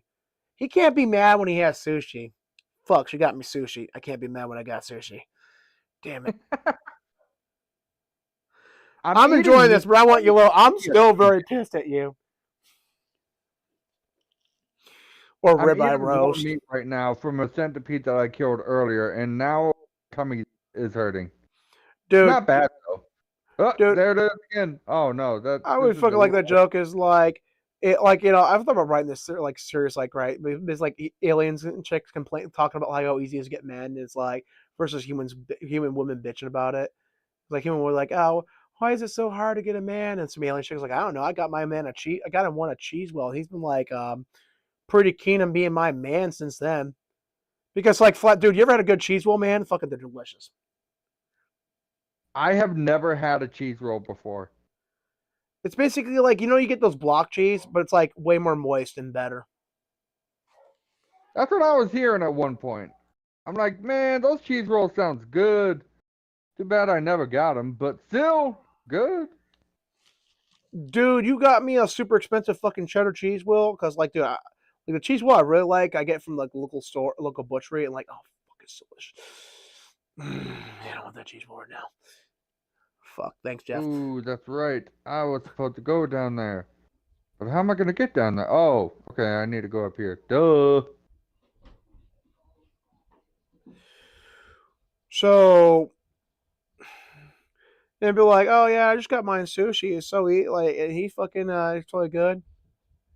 It's like, how'd you Hey, get a how did you man? get your man to not get pissed at you anymore? Ribs.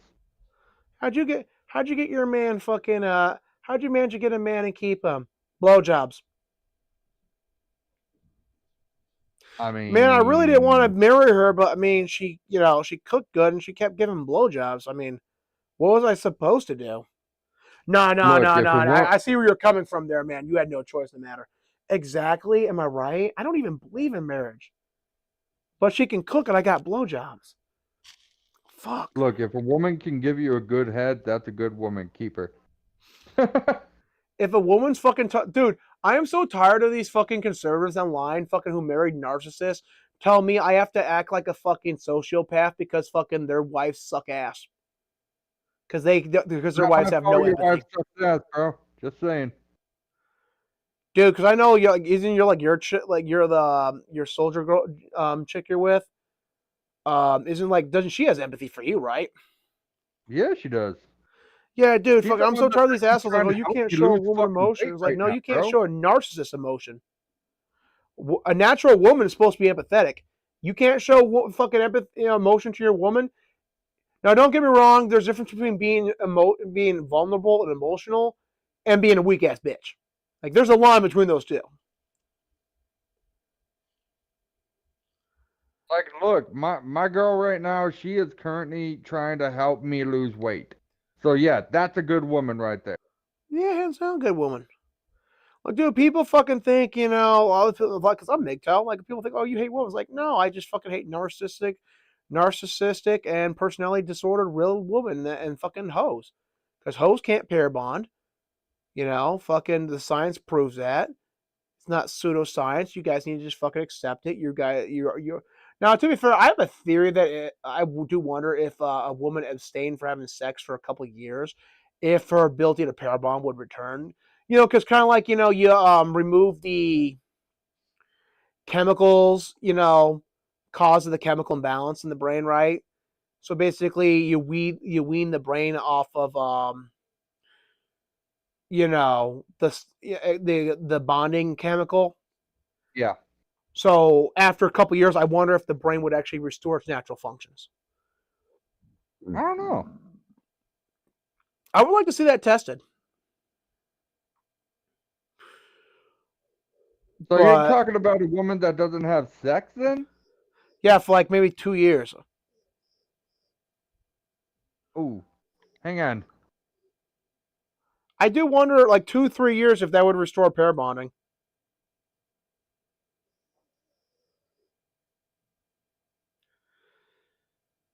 It's just, and the one thing, if I ever get fucking married or have a woman, and by the way, to people like, oh, Kevin, you're just sexist. Like, no, no, no, dude. She has me too.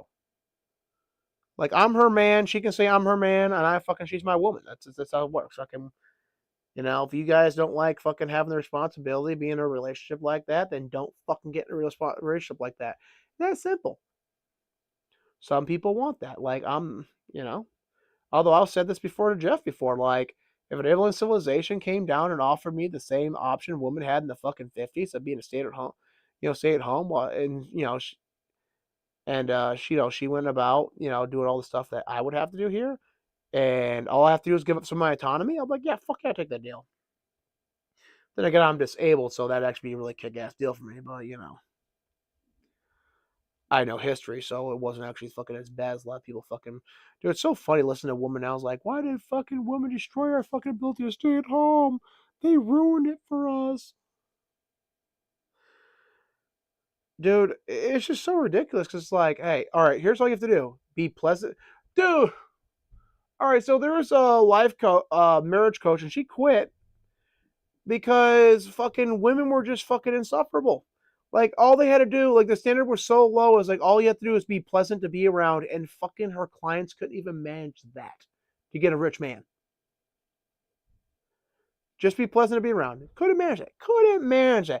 Imagine being like, dude. And kudos to the good woman out there. They got the pick of the fucking litter. They got the pick of the litter. Like, if a good woman fucking likes a man, provided she fucking has good judgment and doesn't pick a douchebag, yeah, no, she has a fucking pick of litter. She can get a great man. She can get those millionaires. She can have that smug fucking look on her face while she has that ring on her finger and gloat fucking how great her man is. Like, because fucking she can easily get a good man. Man, it's sad we live in an age where there's not that many good women unless you want to move overseas. That's sad.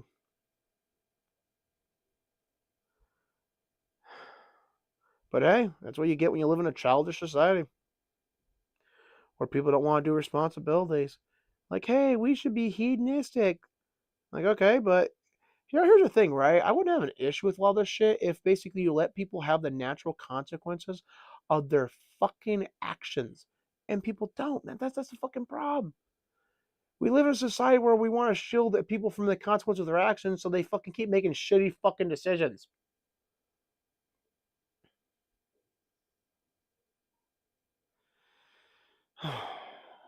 Fuck. I'm not gonna lie. There's fucking probably shitty decisions I make, fucking because I'm shielded from some of the consequences of my actions.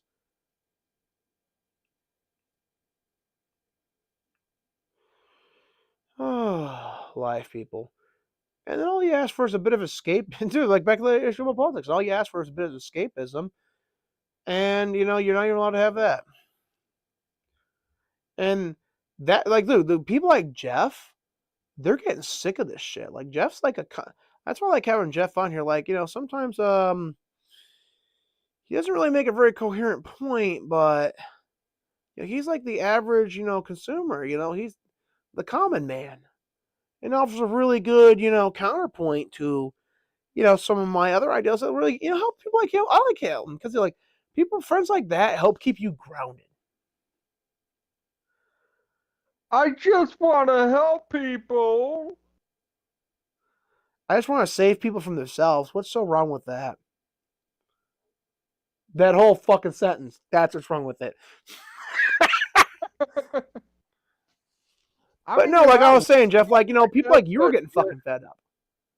Like, see, you you're got not people like wrong, though. you didn't care until they fucking started ruining everything in your life and making your life Yeah, miserable. right. Like, Now look, you have to it care. made me become miserable, yes, but it also taught me one thing. One, not to trust my instincts very well. And two, and this is something that has been repeating in my head That's constantly. horrible Guys, advice, Jeff. take notes. Take fucking notes on this. Stop thinking with your dick. Seriously, stop. No, no, no, no. I know what you're doing. Stop. Stop thinking with your dick for 2 seconds. Just stop. Don't do that. Think with your head, not with the other head, okay? Think with the thing that you got in between your ears. Dude, Not I'll what's say this, down man. low in your pants, okay? Come I'll on, say guys. I'll say this, man. The only time I did not trust my instincts, I have regretted not trusting my instincts.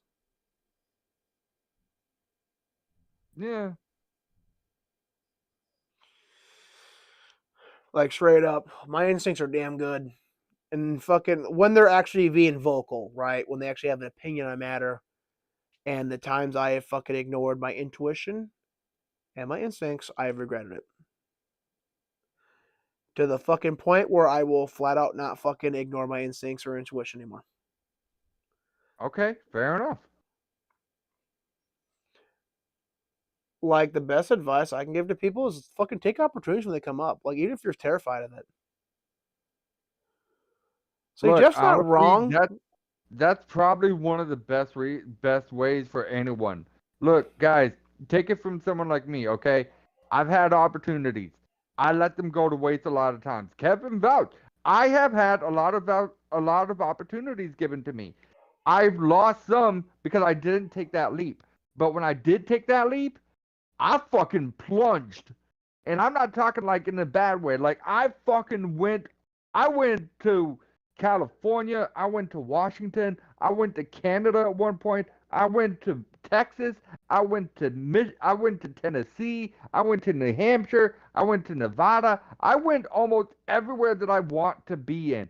And I honestly do not regret not taking my leap when I did. Now, when I came back home in Michigan, that's when I felt the best because I just got off a vacation. I just literally took a tour with a random band, like name a band, and I went on a tour with them. I never thought I was going to do it. Kevin vouch. When I was a soundboardist before, so I can tell you guys from experience, a soundboardist, especially for someone as not as talented as me, but managed to somehow sneak into a Weird Al concert and managed to be a soundboardist there without me even knowing. Like that was great for me right there. I'm never gonna forget as long as I live. Like my teacher at the time, I went to LMC, and my teacher at the time, he told me, you know, I got someone that's looking for a soundboard if anyone's got any suggestions. And nobody raised their hand. Well, then I got a call from Weird Al's manager, and I'm like, and the manager talked to me for a little bit. We kind of started talking, and my teacher looked at me and he said, "Who's on the phone with you?" And I said, "A manager." So the teacher took my phone from me and he said, "Yeah, uh-huh. Yeah, he's one of them. I mean, he's not a professional, but I mean, he can do it." Okay. All right. Okay. I'll let him know. All right, cool. And that's how I got into Weird Al. And then my teacher literally said, "This is the test. Don't fucking fail me." I'm like, "Okay." Yeah, And no, I was successful from no, that. Like it he was bullshit his great. way fucking to it out because he bullshit his way in. It's like, oh, I can do it. And the fucking the manager called fucking his teacher and fucking confirmed it, and the teacher's like fucking vouched for it, and then fucking hand the phone back to him. He's like, yeah, don't fuck this fucking up. I vouch for you. Yeah, he did. He vouched for me, and I didn't fail him. I'm like, all right, cool. Let's see what I can do then. Now, keep in mind, was I nervous? Fuck yeah, I was nervous. I never did this before. But fuck, man, did I ever take that leap? And because of that, great fucking decision of my life.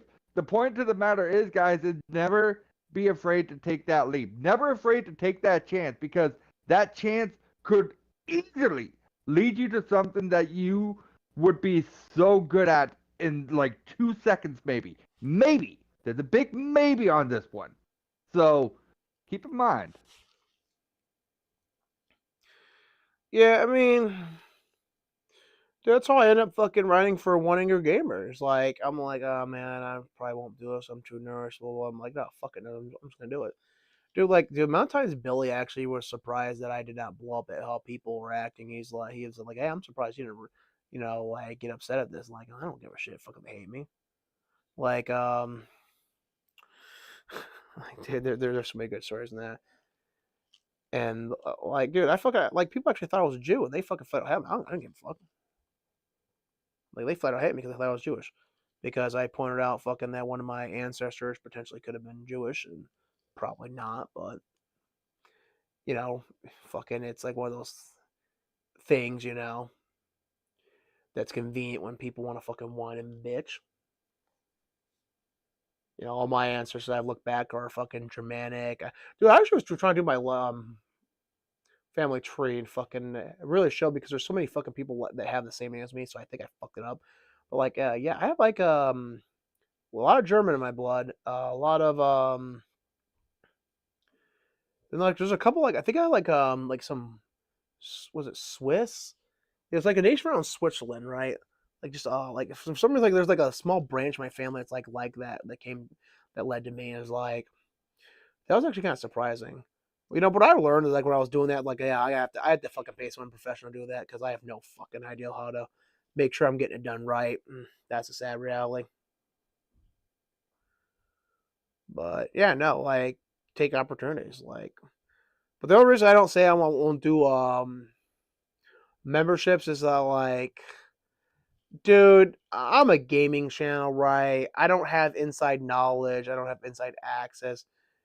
All that. Like, I'd be happy I with a tip did. jar. I just don't like. I just don't want to fucking have the commitment to like have to work on making members content. At least right now, I have like nothing I can really say like, hey, this would be really good content for a members only section. So that's why I probably won't do it because I just don't like mad respect to people who do it. Like no hate toward them. I just don't think it's gonna be my thing. Like I'll take Right. super chats. I'll take tips. You know, but I just don't think I'll be doing memberships, right? Unless basically the memberships just basically come with special stickers and like stuff like that for live streams. And I don't even know how often I'm gonna live stream because this was just fun to fucking chat with you about this shit today. Because like, hey, fucking cool, we got all these cool games about to come out, and like, I'm actually pretty excited about that. Like, Right. look, three out of fucking like as much as I don't like fucking the schizophrenic angle of Hellblade, which is why I don't play it franchise. I have to admit, if they remove that, I would fucking totally play fucking Hellblade. Like I'm flat out, there would be a And see, question. here's the thing about Hellblade that I didn't care for, but that whole schizo thing that they put in. Like Yeah, other than that, I honestly will grade that game with an honest to God grade. And I'm just being a little too generous, maybe a little too kind. But well, the first game was. Sorry, I gotta stop trying to talk over you. I apologize. Go on, man.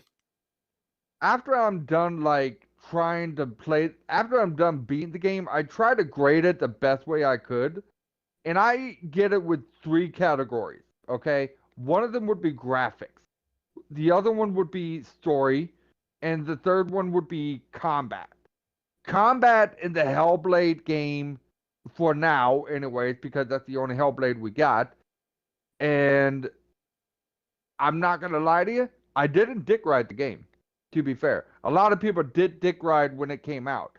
I don't know why, but they did. I can vouch. He I did was not dick trying. ride the game. He was actually pretty level headed about it. Yeah, Kev can definitely vouch. I was like, I just okay, did. like literally. I mean, I didn't dick ride the game. I literally looked at it and said, okay, this is a fresh mind. This is someone that's never played Hellblade before. This is someone that's never done Hellblade before, never did the combat or anything like that. I'm gonna judge it just how it is. Graphics wise, I have to give it a a good three out of five at the very least. That's very bad for Hellblade. Combat, I gave it a good, oh, I think it was a 2 out of 5. The combat was wonky. The whole thing was just wonky for me. The final thing was storyline, and I was, I'm not gonna lie to you, Kev. This fit the game perfectly. 1 out of 5. Yeah, I don't blame it. Like, dude, like nothing is real endings are some of the most garbage tier fucking. Dude, Chris Avalon flat out warned. Oh, what fucking developers did he warn? The Prey developers to not do a fucking it's not real ending. The gamers, the people experiencing your writing, flat out fucking hate those kind of plot hooks, and they did it anyway. And then there's a reason why Prey was a commercial fucking failure. Wait, are we talking about Prey, or Hellblade? Prey. Well, see, I'm talking about Yeah, Prey Prey because was Prey out. did something similar, did the same thing to Hellblade, and Chris Avalon warned them not to do it, and they did it anyway. Oh, sweet, a hominoid. I'm gonna have to take care of that in a little bit. But Oh, it's a dude, man. I'm kind of with Fuck. you on this politics thing. I think it'd just be way fucking funner just to talk about the games, but like you can't. Right. And that's the one thing that really pisses people off, especially people like me off, because it's like, I know I should be worried about the politics. I know that. I mean, let's not kill ourselves. I say I don't care about politics, but I kind of have to because they put my games in fucking jeopardy if I don't. Yeah, pretty much. So but the thing is for me is that I don't care for it. Like I said, just let me play a game that doesn't involve in politics. Please, let me play a game that doesn't involve in your leftist bullshit. Let me play Bully for God's sakes without everyone saying this is child abuse.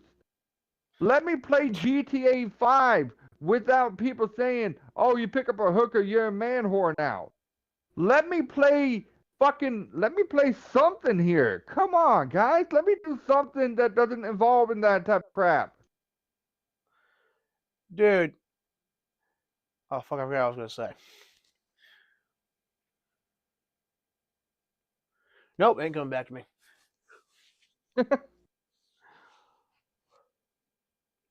No, but it's just ridiculous, you know.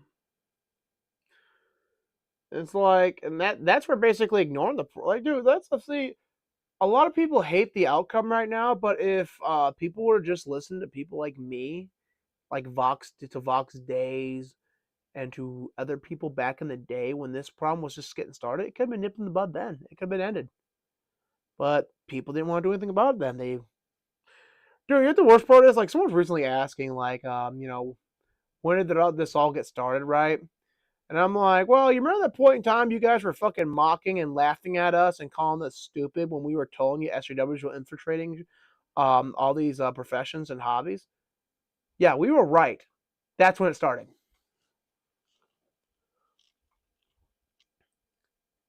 Like I said, dude, I don't want to talk about politics on a video game. I should be excited Oh, about no, the man, I was gonna fact say. being that we have an Indiana Jones video game for once in our lives. I shouldn't have to worry about World War II. I shouldn't have to worry about world politics. I shouldn't have to worry about that type of crap. But the fact that I have to worry about it, like that just puts me in a really bad mood. That honestly it does. Like, don't put me in a bad mood. I don't like being in a bad mood. I'd rather be in a good mood. I'd rather be talking about what I love doing instead of something that I hate that I despise talking about. Dude, some people are probably gonna be like, well, Kevin, you just don't like the left. And it's like, yeah, you're kind of right there, but that's Yeah, not I don't exactly like the true. left See, either, but guess Jeff, you what? can vouch for this. I've always said I don't like because back before there was woke and SJWs, there was propaganda games, and I said fucking back in the day, I don't play propaganda games. Because Jeff, you can vouch for this because there was a game there's several games back in the day that I deemed propaganda games. They weren't woke; they were just Yep. pushing an ideal or historic notion that was untrue, and I'm like, I'm not fucking playing these games. So people are like, well, Kev, well, why don't you bitch about right wing fucking propaganda? Like, because there's no fucking right wing propaganda in games. And even if there was, it would be like a really rare occasion. There's only one game that I legitimately fucking did not buy because it basically had what could be considered like far like more like right leaning propaganda like back in the day, and I flat out refused to buy it for the exact same reason I refused to. I don't know why I didn't like fuck it. Well, I used to be a anti woke absolutist because I don't want I want to deal with it. Like there's one game I can't remember what fucking game it was. I think it was one of those military games where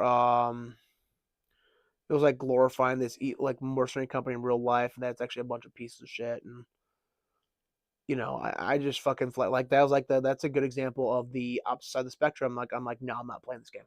I'm not fucking. I don't want propaganda in my games. I just want to enjoy my game because that's what I used to say. Like I don't want propaganda in my games. Before there was SJWs, social justice, Marxism, all that. I used to say I don't want propaganda in my games because yeah, some games flat out did like push like more specific narratives, like brush a bad or stuff like it's been a long time, so it's hard to remember all of them. But Jeff, you know what I'm talking about. Yep. Yes, I do. Yeah, you've known me for a long time. You can vouch. I've literally said this before, way back in the Yep. day.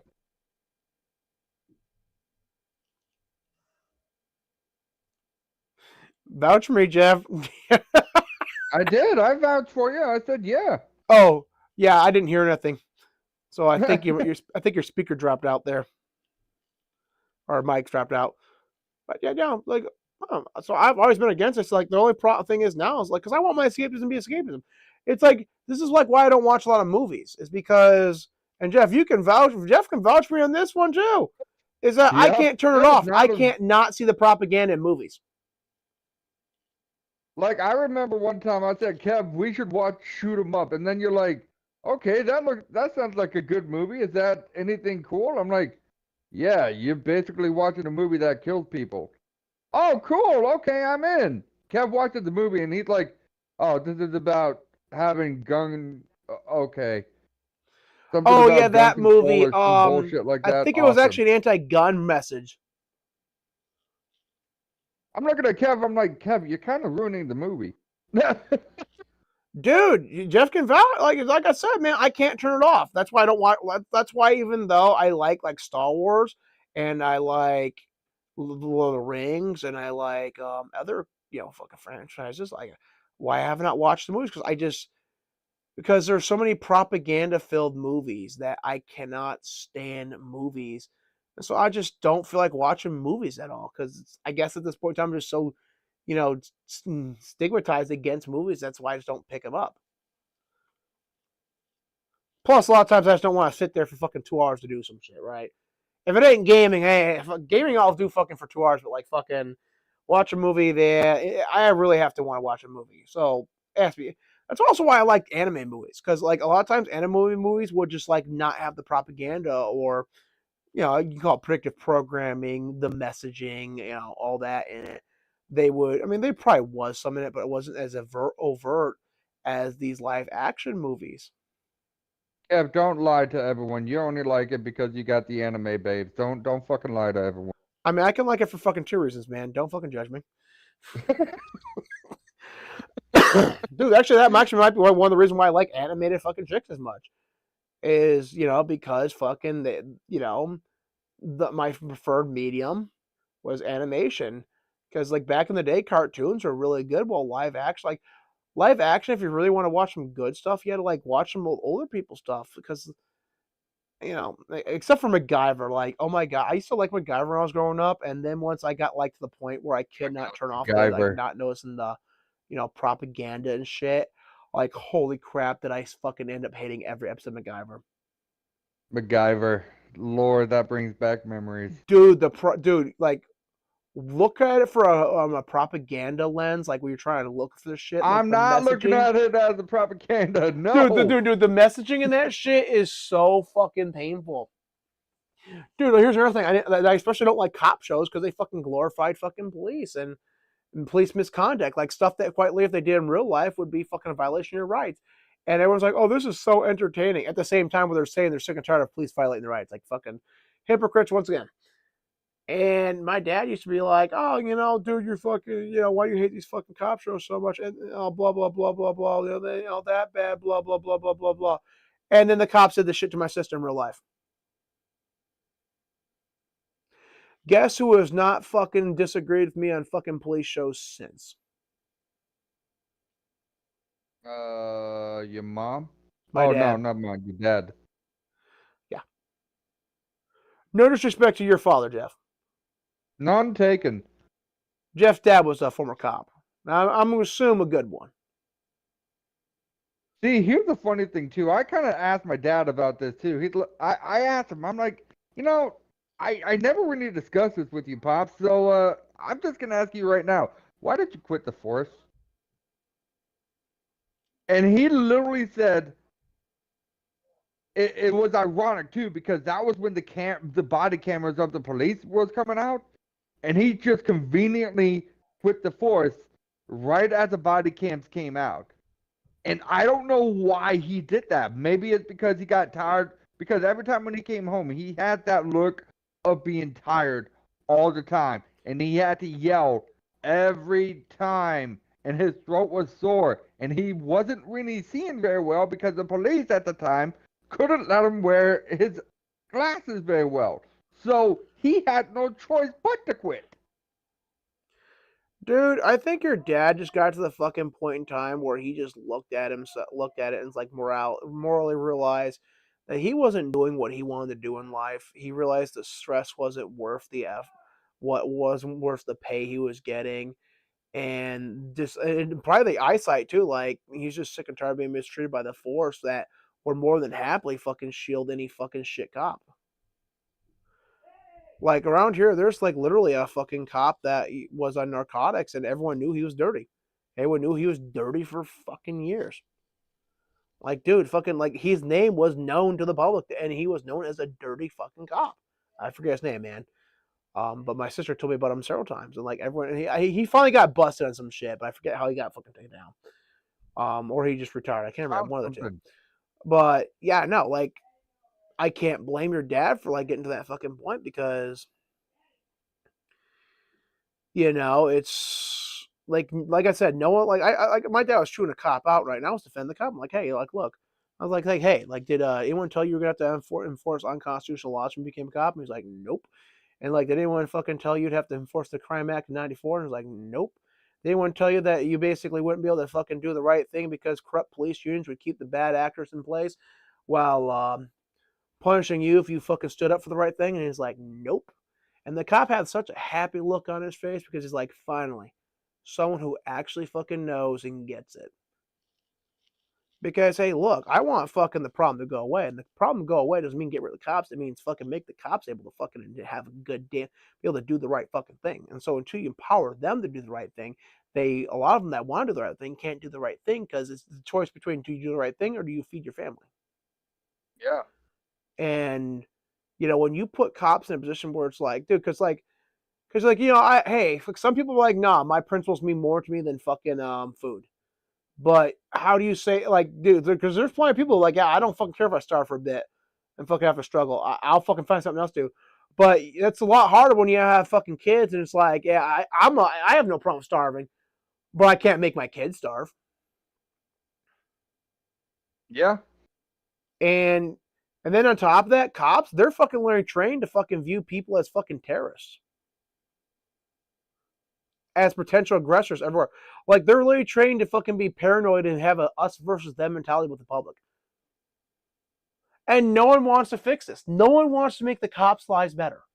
But they want to complain about the cops or fucking pretend there's no fucking problems. It's Here's the just thing.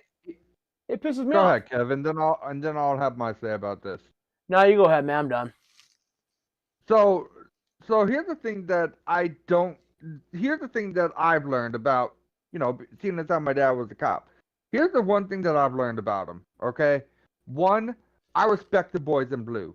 As much as people gives a lot of crap on him, I respect him. I do. I'm not saying I would rather shoot a cop than go to jail for something I didn't do. No, I don't. I don't advise that because honestly, what a cop is trying to do, whether he's dirty or not, if he's dirty, he deserves to go to jail. If he's clean and he's got a good record and he's trying to work his top like everyone else, needs to, you know what? Let him work to the top. But let me tell you guys something too. It is so stressful to be a cop, especially when you gotta call them and then they don't come to your aid within the next maybe 5 to 10 minutes. Within those 5 to 10 minutes, you could be dead. So I'm asking everyone that is watching this live stream, even after we're done with this live stream, be kind to the cops. Let them know, hey, 5, 10 minutes, I could be dead. But if you go to them right away, I promise you, they can come. They can save you. I'm not saying all You have cops to are like save that. yourself, man. Like people I don't understand expect that, someone but I'm else to saying save like, you. Learn self-defense, get a gun. Protect yourself.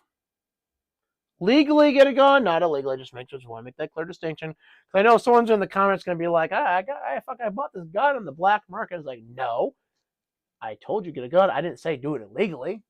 Hey, by the way, you got any of those like fully automatic guns you can slip my way? I mean, just saying, like I mean, publicly I have to condemn this, but I kind of want some of that shit. No, but like, I no, got no, an but no, seriously, do AK-47. not buy No, I'm guns joking. legally. Like, just go through the proper channels. Yes, guys, buy a gun. Buy a gun. Make sure it is legal. Do not do this illegally.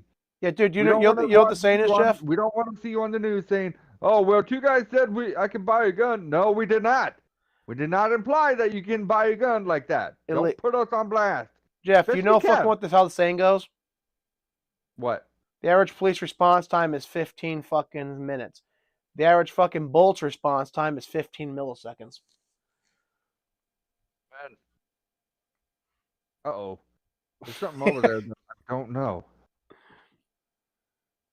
I'm going to have to check that out after I'm done conquering my fear. Yeah, remind me to check that out after I'm done conquering my fear. Oh, dude, you know what another fucked up joke was? What? Like, say you're dangerous without saying you're dangerous. It's like, well, I know I can get a fucking lot less time in prison with a rape charge than I can with a murder charge. If someone breaks into your house, like if I kill him, I get a lot less time in prison if I just rape him. That's fair. You know what the fucked up part is? Like, they're not wrong. Dude, no, some cops are actually fucking really cool, though. Like, and shout out to the cool cops. Like, dude, fucking love you guys. Like, I'll give you the story, man. So, this guy was breaking into this other guy's house, right? So, he went and got his gun and stood there and waited for the guy to get through the window and then shot him. Legally in the state, you can't do that because that's premeditated murder. But the guy didn't know that, so he just told the truth, like what happened, because he's like, technically that is self-defense. You should have the right to do something like that. Like, fuck people break into your house. But the state they're in, that's against the law. Way how he went about it. And the cops kept just saying, like, so what you're saying, sir, is you saw this man breaking in, so you grabbed your gun, which was right there, and then you shot him. And the guy's like, no, no, no. I went upstairs and I waited. And like, the cop's like, so what you're saying is, you know, you grabbed your gun that was right there, and then you waited and you shot him. I might have had a baseball bat, but either way, you used something to kill the guy. And then finally, after like the fourth time, the guy is like, oh, yeah, that's exactly what I meant. Because the cop knew the man was just defending his fucking family, and he also fucking knew if he reported it as the man said it, the man would have caught a charge and then been put in prison, not able to take care of his family. Even though legally, in like most other states, like what he did would have been not a problem whatsoever. Right. But in the state they were in, how he defended the family would have been a problem. Because if the weapon's just sitting right there and you grab it and use it in the instant, perfect, okay. But if you go, grab it, come back down and use it, you're in trouble. Because like you're not an imminent threat, you had a chance to I think it's like it was a duty to retreat state. So basically, if you have the opportunity to fucking avoid being in trouble, you have to take that opportunity. It's bullshit, but you know it is what it is. Right. That's for them to fix their laws because that's not right. You know, to be fair though, then there's the opposite of the spectrum where you can literally kidnap a child in fucking Texas, and then the kidnapper can kill you. And I do not care that man was technically withholding. That was murder, and I am deeply ashamed of Texas for allowing that to slide. But at least they allowed the civil case to proceed, and I haven't heard anything of it since then.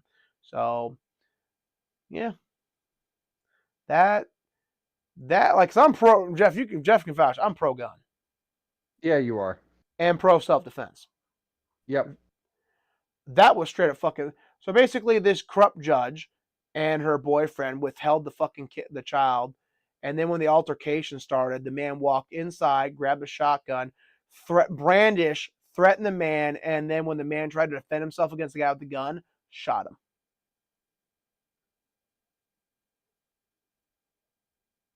And Texas ruled that self-defense. Keep in mind, in like most other states, even with strong castle doctrine and stand your ground castle doctrine and stand your ground laws and self-defense laws, yeah, that'd be murder. That would be fucking straight murder. That man would be fucking in prison where he belongs.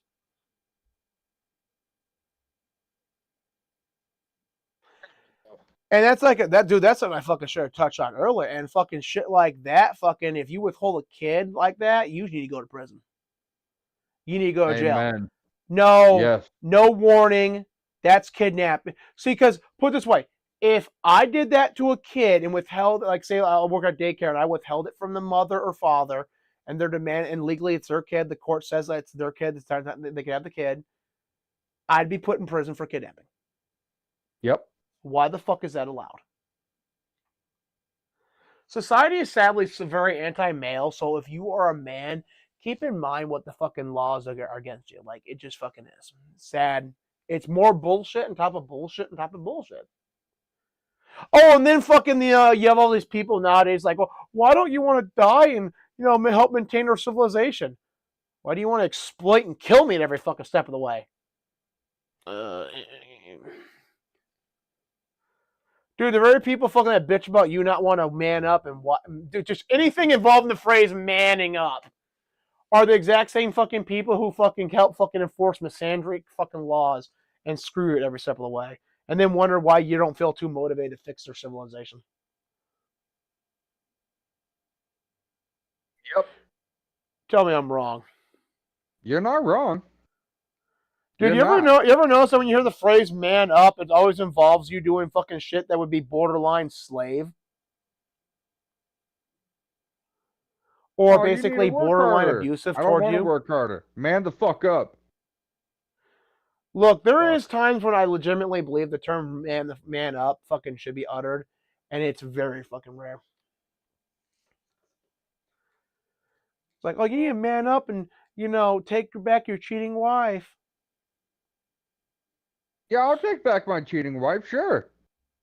If Dude, like, just I swear, like, I fucking the only time I've ever heard the fucking phrase "man up" fucking used appropriately was when I fucking said it. and that was fucking it.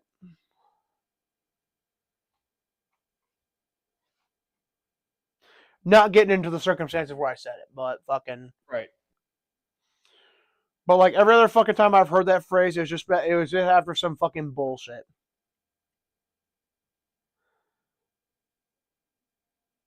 Again, Kev, I have to say something.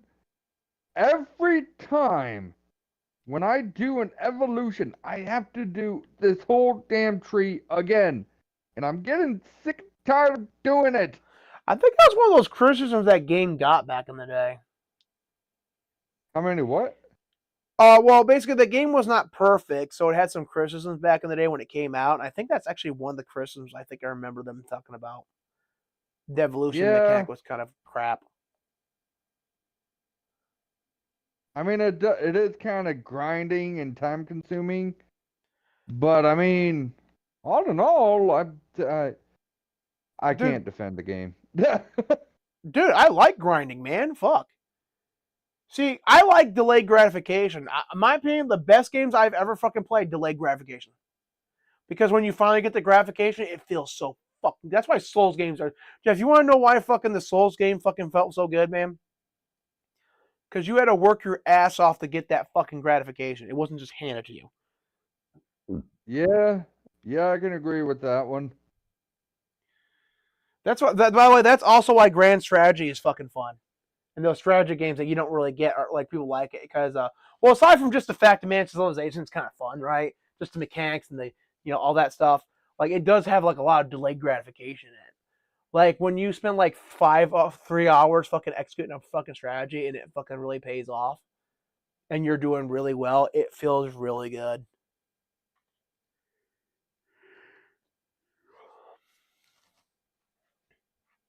Yeah, I'm at like 7 million, so I'm close to 6 million right now. Oh, So you're working through your evolutionary tree to get to fucking the modern age. yep, I'm slowly getting myself to be a caveman. Oh man, history is fun. If you guys want to check out my vid, no, I'm joking. I don't have any videos yet. Yeah, Jeff, why the Also, fuck don't you have YouTube, just so you videos? know, I am going to be going. I'm gonna try to be on YouTube from now on. I'm gonna try to get back to YouTube and kind of get back to my roots here. So, if you guys are staying tuned, thank you guys so much for that. I am gonna try to go live possibly tomorrow. It's gonna be real late. So if I don't go live, don't hold your breath or anything, but don't get your panties in a bundle either, because I'm coming back. Don't worry, I'm coming back to YouTube. I don't know how long it's gonna be, but I'm coming back nonetheless. I could thank anyone who fucking tuned in, especially if you fucking enjoyed my rants and stuck around this long. Thank you very much. If you stuck around only for the parts of the where we talk about gaming, thank you for tuning in for that. That was actually the whole point of this. Me and Jeff, we just really talk shit, and fucking chew the fat fucking a lot. So appreciate you guys sticking in for this. Do check out his channel. Do hit the like. Do hit the subscribe button. Like to see you for guys from every video because and be proactive about checking my content out. Like I don't like to say that, but YouTube fucking does not notify fucking people, and they really screw me on that.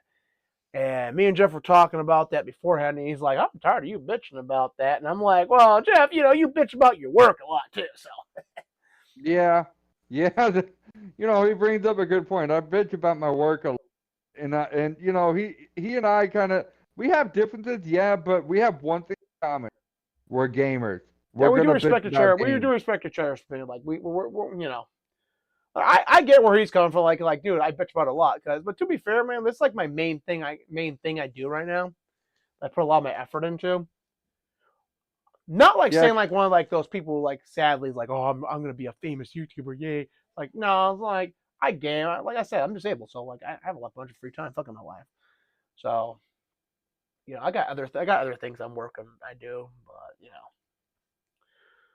the Kevin, fact I like was, you put all this effort in this Kevin, I was, channel and like you do all the thing they tell you to do, and then they literally throttle you. Not like, hey, I'm not like fucking super huge, but like, hey, I'm not even getting what I like reasonably should do, and I can literally look at my metrics and see you screwing me.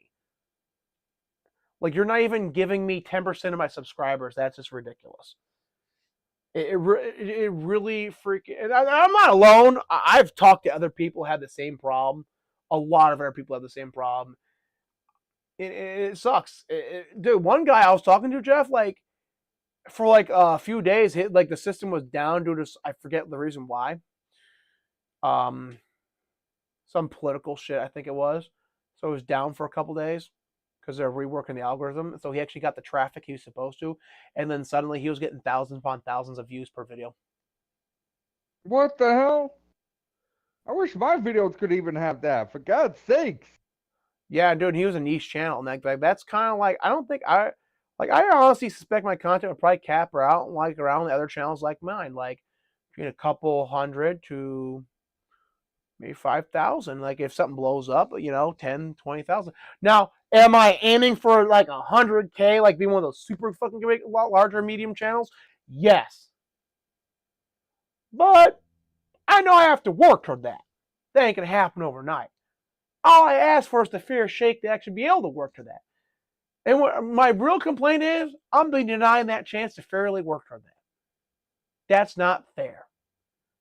That's not even like one of those, well, life's not fair, but it's equally fair kind of things. That's like, no, you just are screwing me for stupid fucking reasons, which is also why I don't have sympathy for YouTube when they bitch they don't make money. It's like, oh, the people who are screwing me over, losing money, boo. Well, dude, think about this, right? If they weren't screwing people like me, like thousands of other good content creators over, they'd have this way larger, variety of channels, doing more content, making more live streams, making more super chats, getting more fucking tips, which they take a percentage of. But because they want to screw us over, they don't get that. They have this narrow spectrum of approved fucking message channels. So they're screwing Oh yeah. themselves business wise. So I'm not going to feel sorry for them. You know what, Also, Kev? I do feel your pain because when I did my live stream, I think it was yesterday or a few days ago. Yeah, I think it was. That by the way, YouTube, I don't know if it's because of you or because of my PlayStation, but my PlayStation manages to tell me that I am offline off YouTube and I didn't know about it because I was looking on my YouTube channel.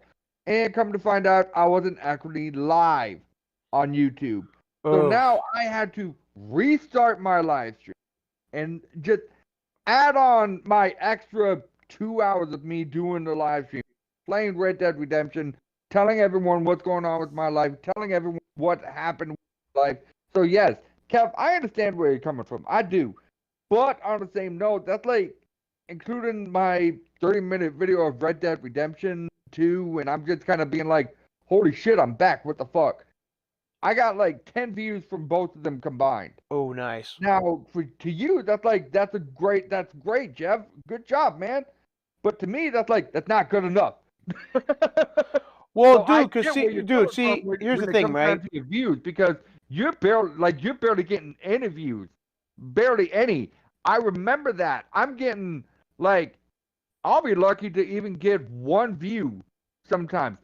A lot of times when I go live, though, I go live and then I kind of chat with the group when I'm there too. Like if you look at God of War 3, I have a system to where the PlayStation can actually have it to where I'm talking to like the chat is talking through me or to me, so that when I'm playing the game, I can actually talk with the chat instead of just looking down on my phone and saying, "Oh, hey, what's up? How you doing? Thanks for joining my live stream."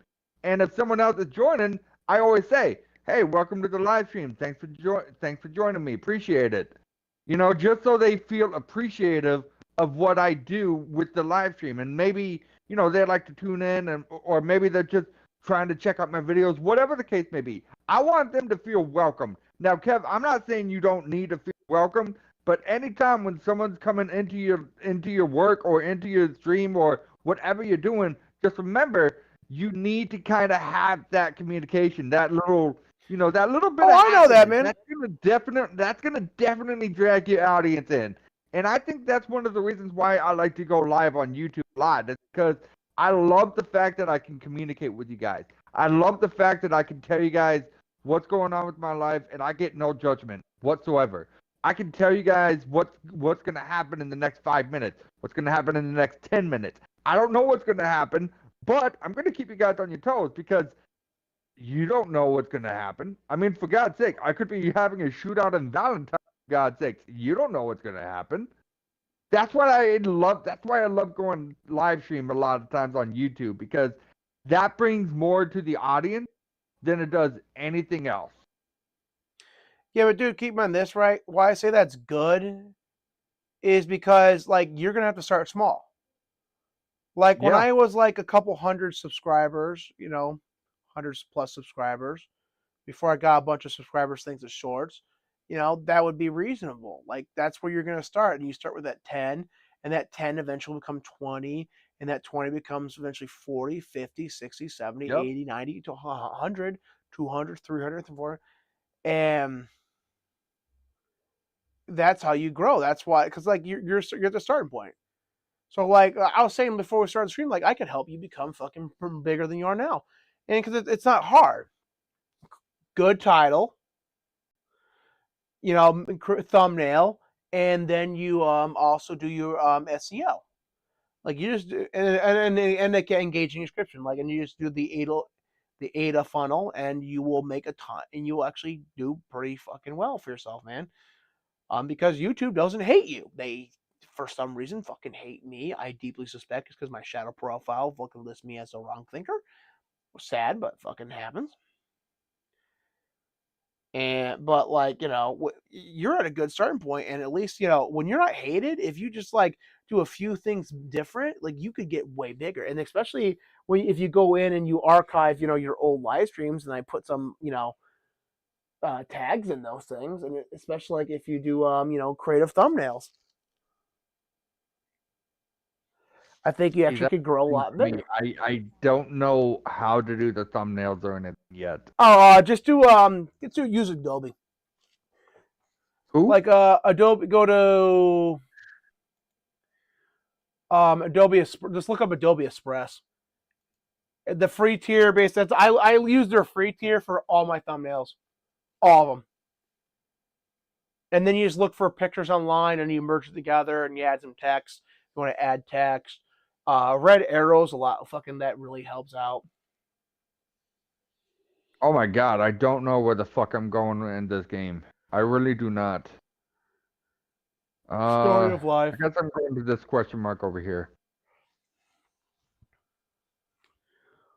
But like, and here's the thing, right? Is like I do all the stuff YouTube says, hey, do this. Then I get the metrics they ask me to do. Like I draw in like fucking 20 fucking plus people from off of YouTube to check out a video. And then it's like, okay, so now your algorithm will actually recommend my video people, right? Oh, it's supposed to work that way. Oh, cool. So it's going to work that way.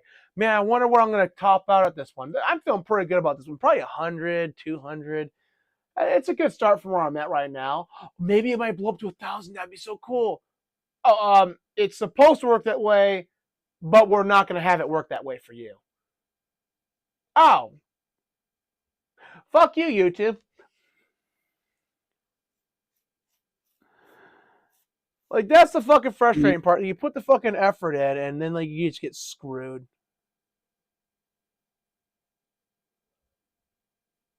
Yeah. And maybe I would be dude. Okay, so if you guys don't know this, and again, Jeff, you can verify this. You know those people that complain, say they got screwed over in life over and over again, and I don't want to say like nothing was not my fault, but basically you are where you're in life because they kept getting screwed over. And I'm actually like living proof of one of those fucking people. Now I don't like really concern. Well, aside from where I am a victim, I don't really fucking dwell on the shit. But like, yeah, It was really funny when fucking I pointed that out to somebody and they didn't believe me. My dad's like, "Oh no, he's not kidding. That actually happened." Yeah. But hey, here's the thing though. Like, if you fucking the moment you lie down and accept death, fucking that's the moment you die. And I mean that both literally and metaphorically. You know, spend some time, lick your wounds, and then you get back up and we try again. Pretty much. That's what I did, and look what happened. Like, hey, look, sometimes you have to cry and like a little bitch for a fucking bit of time. But when you get it out of your system, then you get back up, you fucking clean up, clean up, and then you fucking get right back to the fucking grind. Damn it. Stick it not sharp enough. Yeah, Can't see find where me. where I object though? Those assholes fucking who say like, oh, you have to be a man. You can't ever fucking have emotions. You can't cry like a little bitch sometimes. And it's like, yeah, fuck yourself. People who tell you shit like that are the same people who would not lift a finger to help you when you're dying in a ditch. Their opinion of how fucking you should be, and again, there's a difference between like, acting like a weak little bitch and being vulnerable and being emotional at times. Keep that in mind. People who would not help you, their opinion doesn't fucking matter. And I love how these people say this shit. Like, dude, sometimes they say like they say it to you, and like it's like, yeah, your opinion doesn't even matter to me in the slightest. Because remember, people, a lot of these people are jokes without a punchline. Absolutely pointless. Don't worry about not fully conforming to their expectations, because let's be honest, if they actually gave a damn about you, they'd actually fucking help you. Or help improve the situations in which your life exists. Now, also keep in mind, though, sometimes that shit is just your fucking fault, and you really probably should man the fuck up and start making better decisions. That's the magic of life. Sometimes different things are true.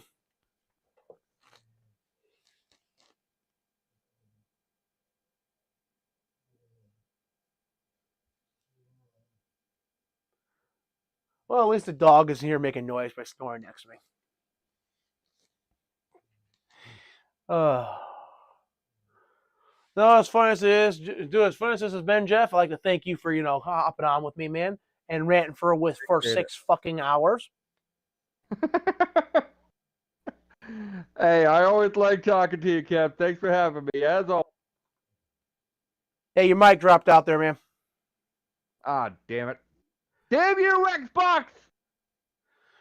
No, but man, like, check out his channel. He does some pretty good shit, He might get a bit bemoany at times, but he does. It's a pretty good channel. Check him out. Hit the subscribe button for my channel. Hit the like button. Check out my other videos. And hey, like, you want something covered? Mention it. Like, just like on One Year Gamer, we love it when we get fucking tips. Can't guarantee I'll make a video about it, but fucking it can't hurt. Give me a tip. Especially fucking if it'll get me a bunch of fucking nice views, because Kevin loved the views.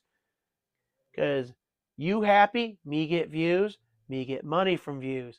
It's a nice circle, which is why, honestly, like what I remember I said earlier, I quit that job because I wasn't going to lie to my audience. Yep. It's because fucking you fucking betray your audience, you lose them, you can't do the fucking shit well, you can do it, but then you won't make money from it. Nah, you can't. Which makes doing it kind of hard, by itself. So it's one part morals and decency and one part pragmatic, financial reality. Ah, damn it. But truthfully, I don't like to salt my audience, guys. I appreciate you guys all tuning in here. Appreciate you guys enjoying our little rant and a little chat. And I'll see you guys next time. Jeff, you have anything to say before I exit out here? That's what I do. Thank you guys so much for watching. If you guys like this video, do me a favor. Smack that like button as hard as you can. Don't forget to subscribe for more content. Guys, be prepared for more videos, more content coming your way. We'll see you guys in the next video. Peace. Look, I can't guarantee you a super sexy ghost chick will come out of your largest monitor in your house, be it a TV screen or not if you like this video or my other videos and recommend my content to your friends. But I can't say that won't happen too. Full legal disclaimer, that will not happen. That is a complete delusional belief. Do not believe Kevin on that in the slightest. Oh, thanks, fucking narrator dude. No problem. Peace, people. See you later, dudes.